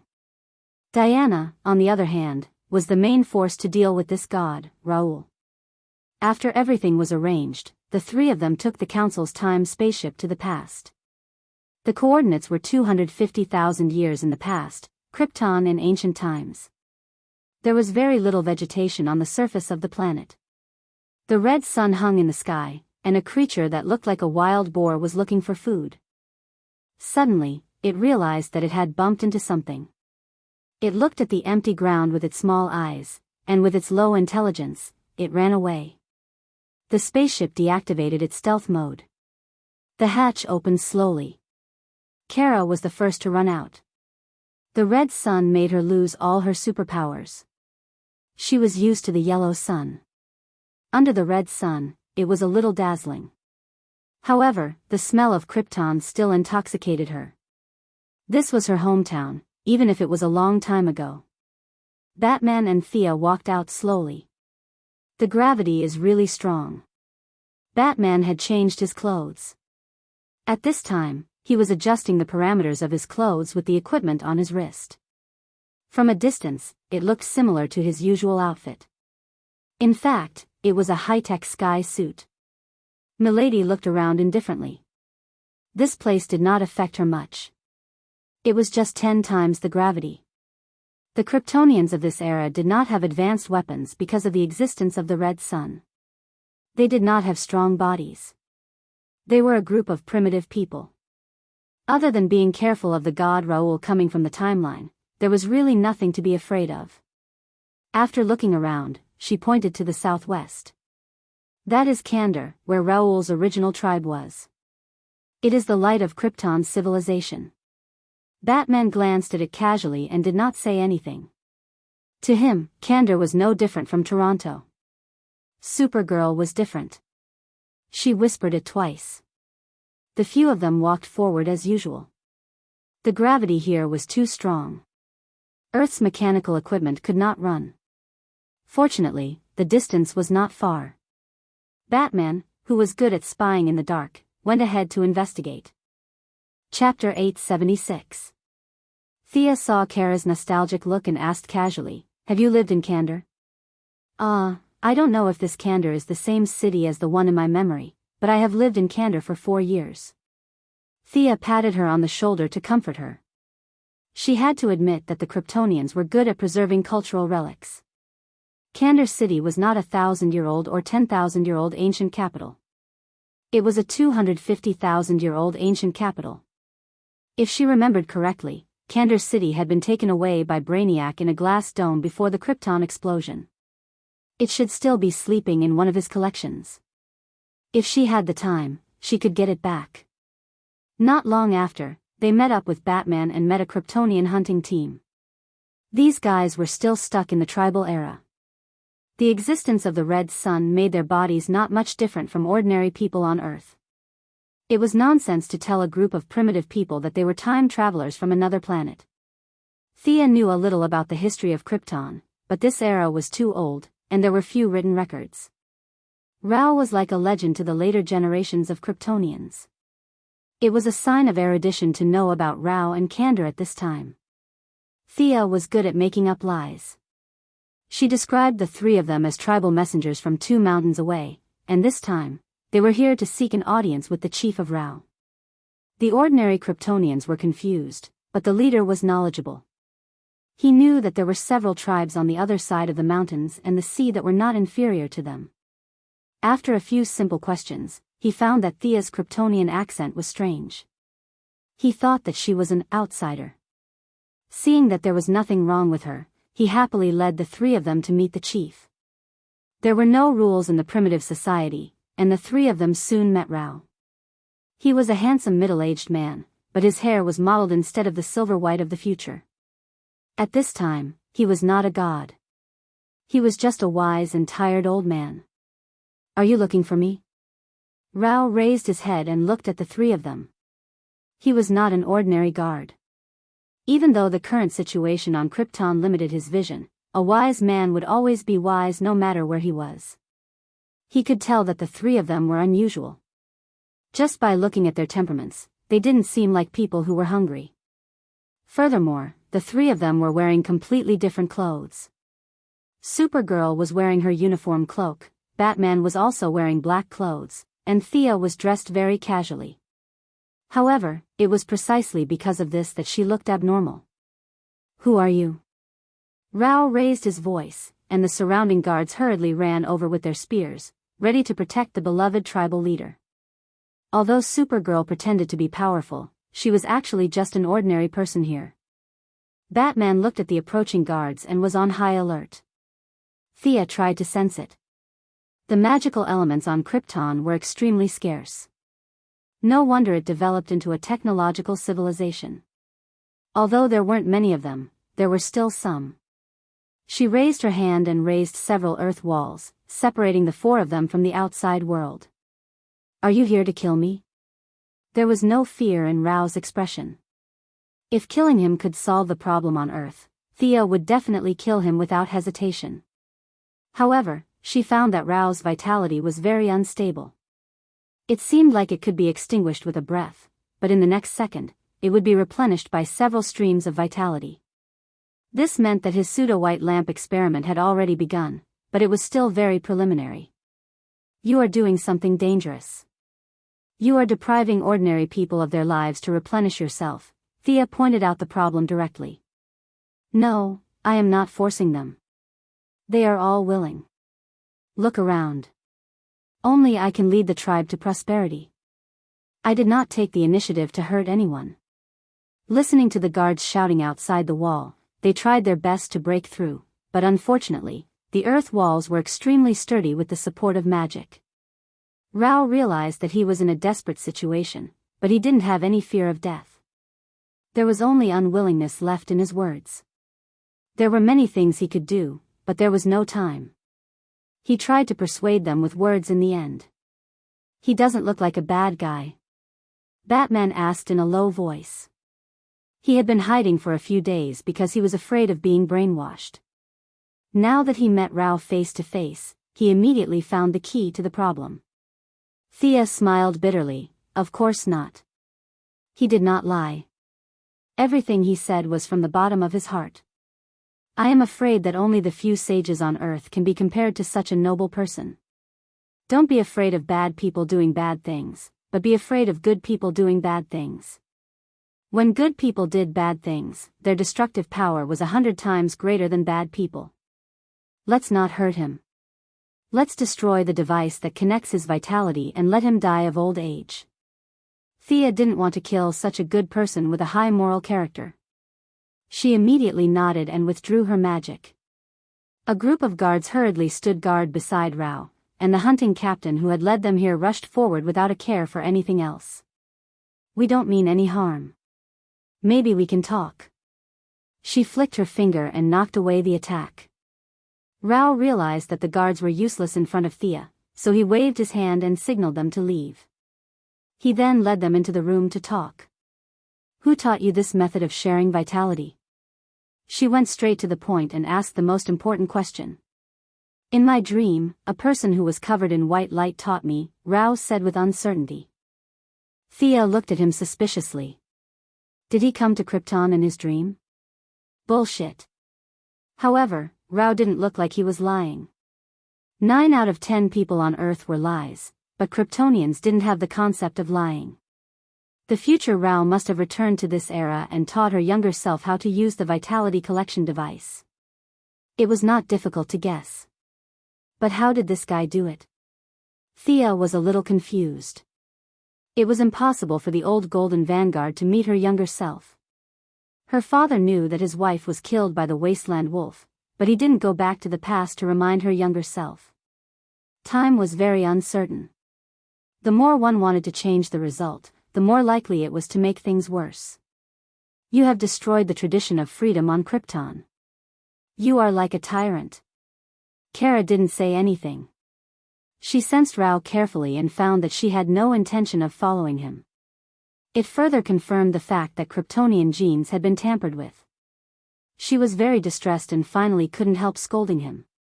Krypton? Rao was confused. Where are you talking about? Kara was shocked and hurriedly turned to look at Sia. She also covered her face and looked speechless. Why are you talking about Krypton with a caveman?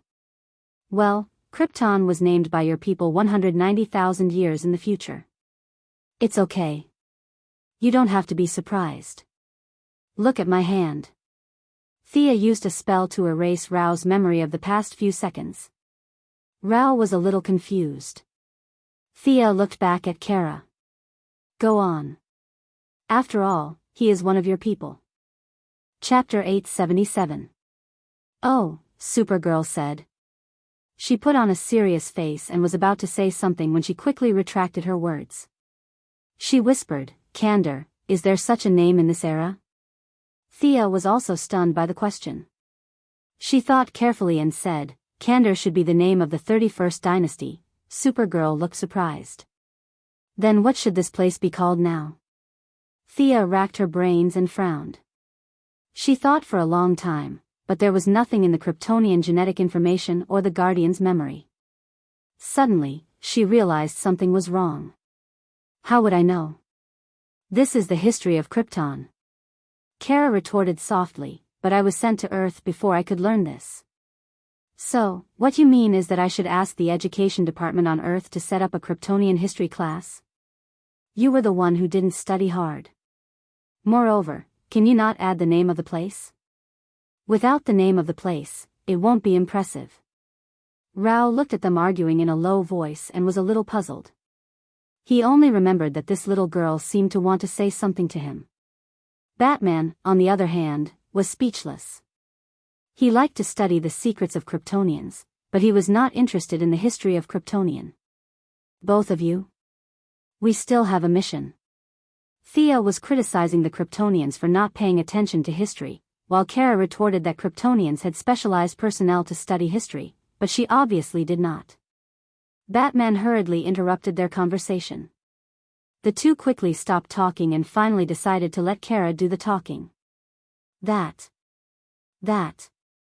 Have you thought about what you want to build here in the future? Kara chose her words carefully, but she was too cautious. Her tone, which was supposed to be harsh, made it sound like an interview. Rao was stunned. Did this group of people come all the way here just to talk about life and ideals with him? But there was nothing he could not say. I hope that my people can get out of this predicament. The old don't have to choose a place to die. The young babies, whether strong or weak, can survive. I hope that we can walk out of this mountain. I hope that everyone can walk proudly under the sun. Rao spoke very sincerely. Even though he had done very extreme things 250,000 years later, he had not deviated from his original path. He was still helping others, even if this method seemed to be evil. I admit that your goal is noble, but your method is wrong. Why do you think only you can lead your people to prosperity? Can't others do the same? Death is equal in front of everyone. Why don't you enjoy the rare peace? To an ordinary person, Thea's words could be interpreted as why don't you die, but she felt that Raoul did not care about life and death. Her words sounded like a bystander advising someone to rest. Unsurprisingly, Rao was not angry. Instead, he was rather determined. This is my responsibility. The responsibility that all of my people have given me. As long as this goal is not achieved, I will not back down. They weren't afraid of death, and they weren't greedy for power. They were just doing it for the responsibility on their shoulders. If the civil servants on Earth had such perseverance, they would have unified the universe long ago. At the same time, Thea had a new understanding of the stubbornness of the Kryptonians. With such an ancestor, it was no wonder that the Kryptonians she had met before were so stubborn. From Zod, Fiora, Shar, Clark, Kara, and even the dog Krypton, Rao had imperceptibly influenced the Kryptonians to have an extraordinary temperament. Unswerving, never giving up, and willing to bear any burden for the sake of their ideals. She had to admit that the Kryptonians were an excellent race, and Rao's influence could not be ignored. You shouldn't put your personal will above everyone else. The spirit of free choice, isn't that Krypton, a tradition here? Kara was conflicted. On the one hand, she could see Rao's great ambition, but on the other hand, she felt that it was contrary to her values. How can that be? I have always followed this will.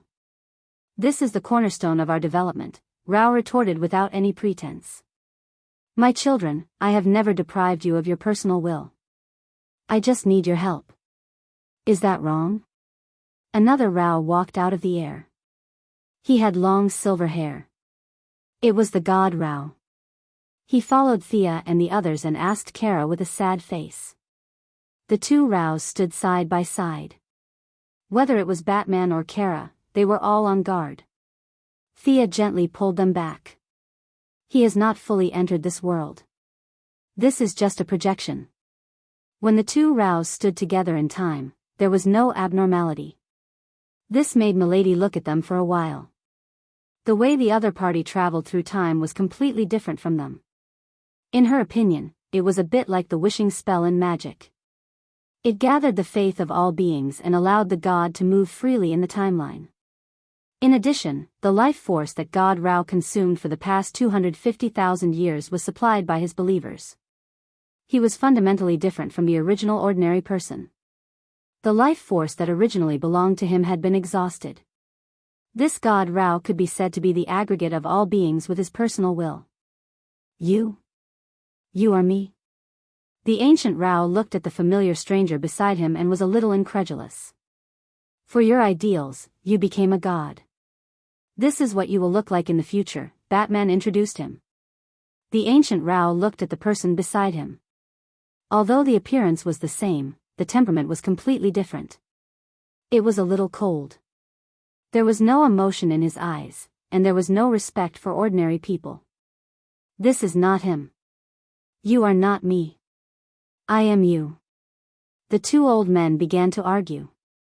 Kara and Batman joined in, while Milady crossed her arms and watched the show outside. Kara quickly ran out of words and was eliminated.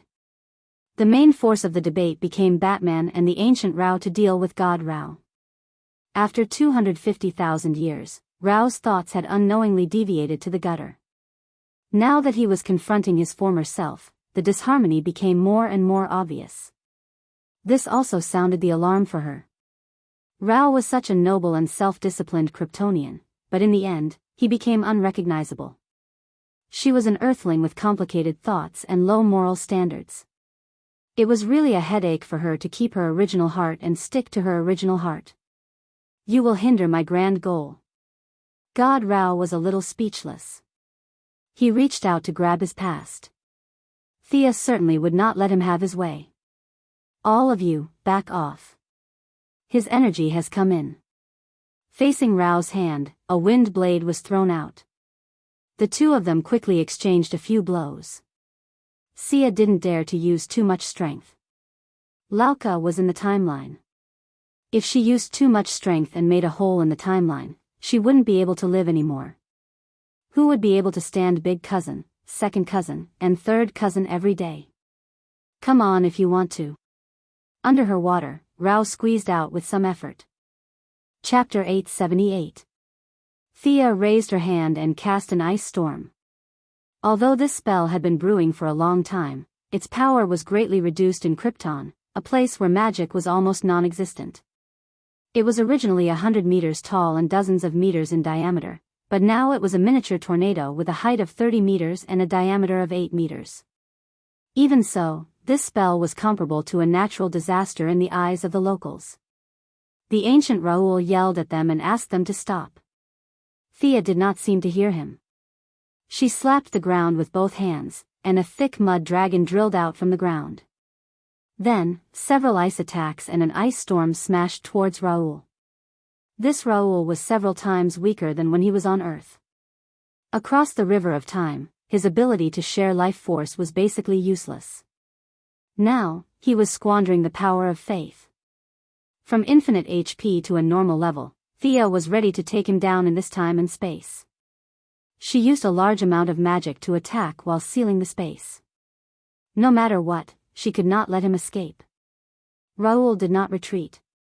His divine power was mixed with his 250,000 years of persistence. He felt that he was not wrong, and Thea had been obstructing him time and time again. She must be an evil enemy. Is there anything wrong with being righteous? Am I wrong to help ordinary people? Facing the righteous Raoul, Thea was a little speechless. It was as if she was a demon king. Please. I am the righteous one, okay? Fighting while shouting that justice will prevail, it was a little shameful. In all honesty, she also did not feel that she could represent justice. Why are you shouting when you are fighting? You are really annoying. Thea flew into a rage out of humiliation. She quickly took out a golden dragon skin and used the dragon skin as the drawing paper and the blood of the hell demons as the paint. She communicated with the divine power of art and quickly drew a picture on the dragon skin with just a few strokes. In the picture was a barren world with no civilization and no life. Get in here. Thea controlled the mud dragon and threw out 2 black chains of death aura. She wrapped Raoul and rushed into the world in the picture. Raoul's weak divine power was undoubtedly exposed. He did not notice anything unusual and still wanted to break free from the dragon. Haha. Seeing that everything was as expected, Thea couldn't help but laugh out loud. This was the insight she had gained from studying the stranger's silver coin and the shadow of the first. He was still far from being able to create a parallel universe. However, with the help of top-grade materials, it was sufficient to create a 2-dimensional small world. In the 2-dimensional world, the real Raoul had become a little man with lines, and she could add lightning and volcanoes to the drawing paper at will. She could draw a mountain with a wave of her hand, and a large river with a wave of her brush. The sense of accomplishment of having everything under control was simply overwhelming. Unaware of the situation, Raoul fought with all his might and knocked away the mud dragon. Before he could catch his breath, Thea drew 3 more opponents for him. There was a cactus that was taller than a mountain, a giant squid that drilled out of the river, and an eagle that flew from far away in the sky.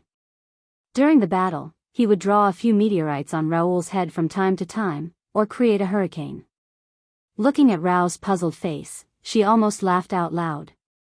This kind of 2-dimensional world couldn't trap a real god. However, Raoul was a different story. His strength was regressing every minute and every second. It was unknown whether he would be able to come out in the end. A real life. Thea took a few glances and discovered the mystery within. The eagle and squid she drew didn't have any life, but Raoul did. He could even be said to be an aggregate of life. As more and more of his divine power was poured into the 2-dimensional world, this thing that he casually created actually had a hint of color. She had never spent much effort on life. This wasn't to say that it wasn't important, but it was a matter of order. She had the white lamp, and life was her friend. Peeking at life from the side of death, she also had a high level of life. Now that Raoul had entered the 2-dimensional world, the things he injected into the world seemed real yet not real, like an illusion yet not an illusion. She originally wanted to kill Raoul, but now she changed her mind and prepared to observe more. At the same time, she added countless rare materials into the drawing to strengthen this world. Ouch! Just as she was admiring Raoul beating up the little monsters, she suddenly felt a violent backlash from her divine power. The sudden attack almost made her vomit blood. She forced herself to endure it and looked into the drawing. Raoul's body shattered into pieces like a piece of glass. What happened? There were no enemies around. She suddenly realized something. She immediately turned around and looked at Batman. She saw the ancient Raoul lying on the ground with a smile on his face. He was already dead. Damn! Thea felt that she almost sprained her waist. This guy was actually dead. You guys. She questioned Batman angrily. Sister Thea, he committed suicide. He didn't want to become like the future. We couldn't stop him. Kara explained with red eyes. He was a respectable person. He turned off the life absorption device. His life had actually come to an end. In order to help us, he gave up everything, Batman said emotionally. From their point of view, Thea was so agitated because a good person had died. They understood and were also upset that they didn't keep an eye on Raoul. In the end, this tragedy happened right under their noses. The two of them also tried to persuade her. Young mistress wanted to cry but had no tears. However, if Raoul wanted to die, they really couldn't stop him. However, this guy lived when he should have died and died when he should have lived. Young mistress suspected that the will of the world was against her. I have already trapped that Raoul. He really didn't need to, sigh. She shook her head and sighed. This guy's life force was exhausted and he died. With her methods, she could save him with some effort. However, the one in the two-dimensional world was definitely dead. That was a time error. No matter how powerful the resurrection spell was, it wouldn't affect him. Maybe this would work too. She glanced at the drawing. A large amount of life force had descended into this small world. Moreover, because Raoul was a time error, his death also brought time to the two-dimensional world. She had created such a thing by chance. She was also quite helpless. She put away the drawing and prepared to study it later. According to Raoul's instructions before his death, she destroyed the 12 white jade pillars used to absorb life force. After that, she pulled Batman and Kara and ran away. With a bunch of primitive Kryptonians sending them off with javelins and stone arrows, they ran back to the 21st century.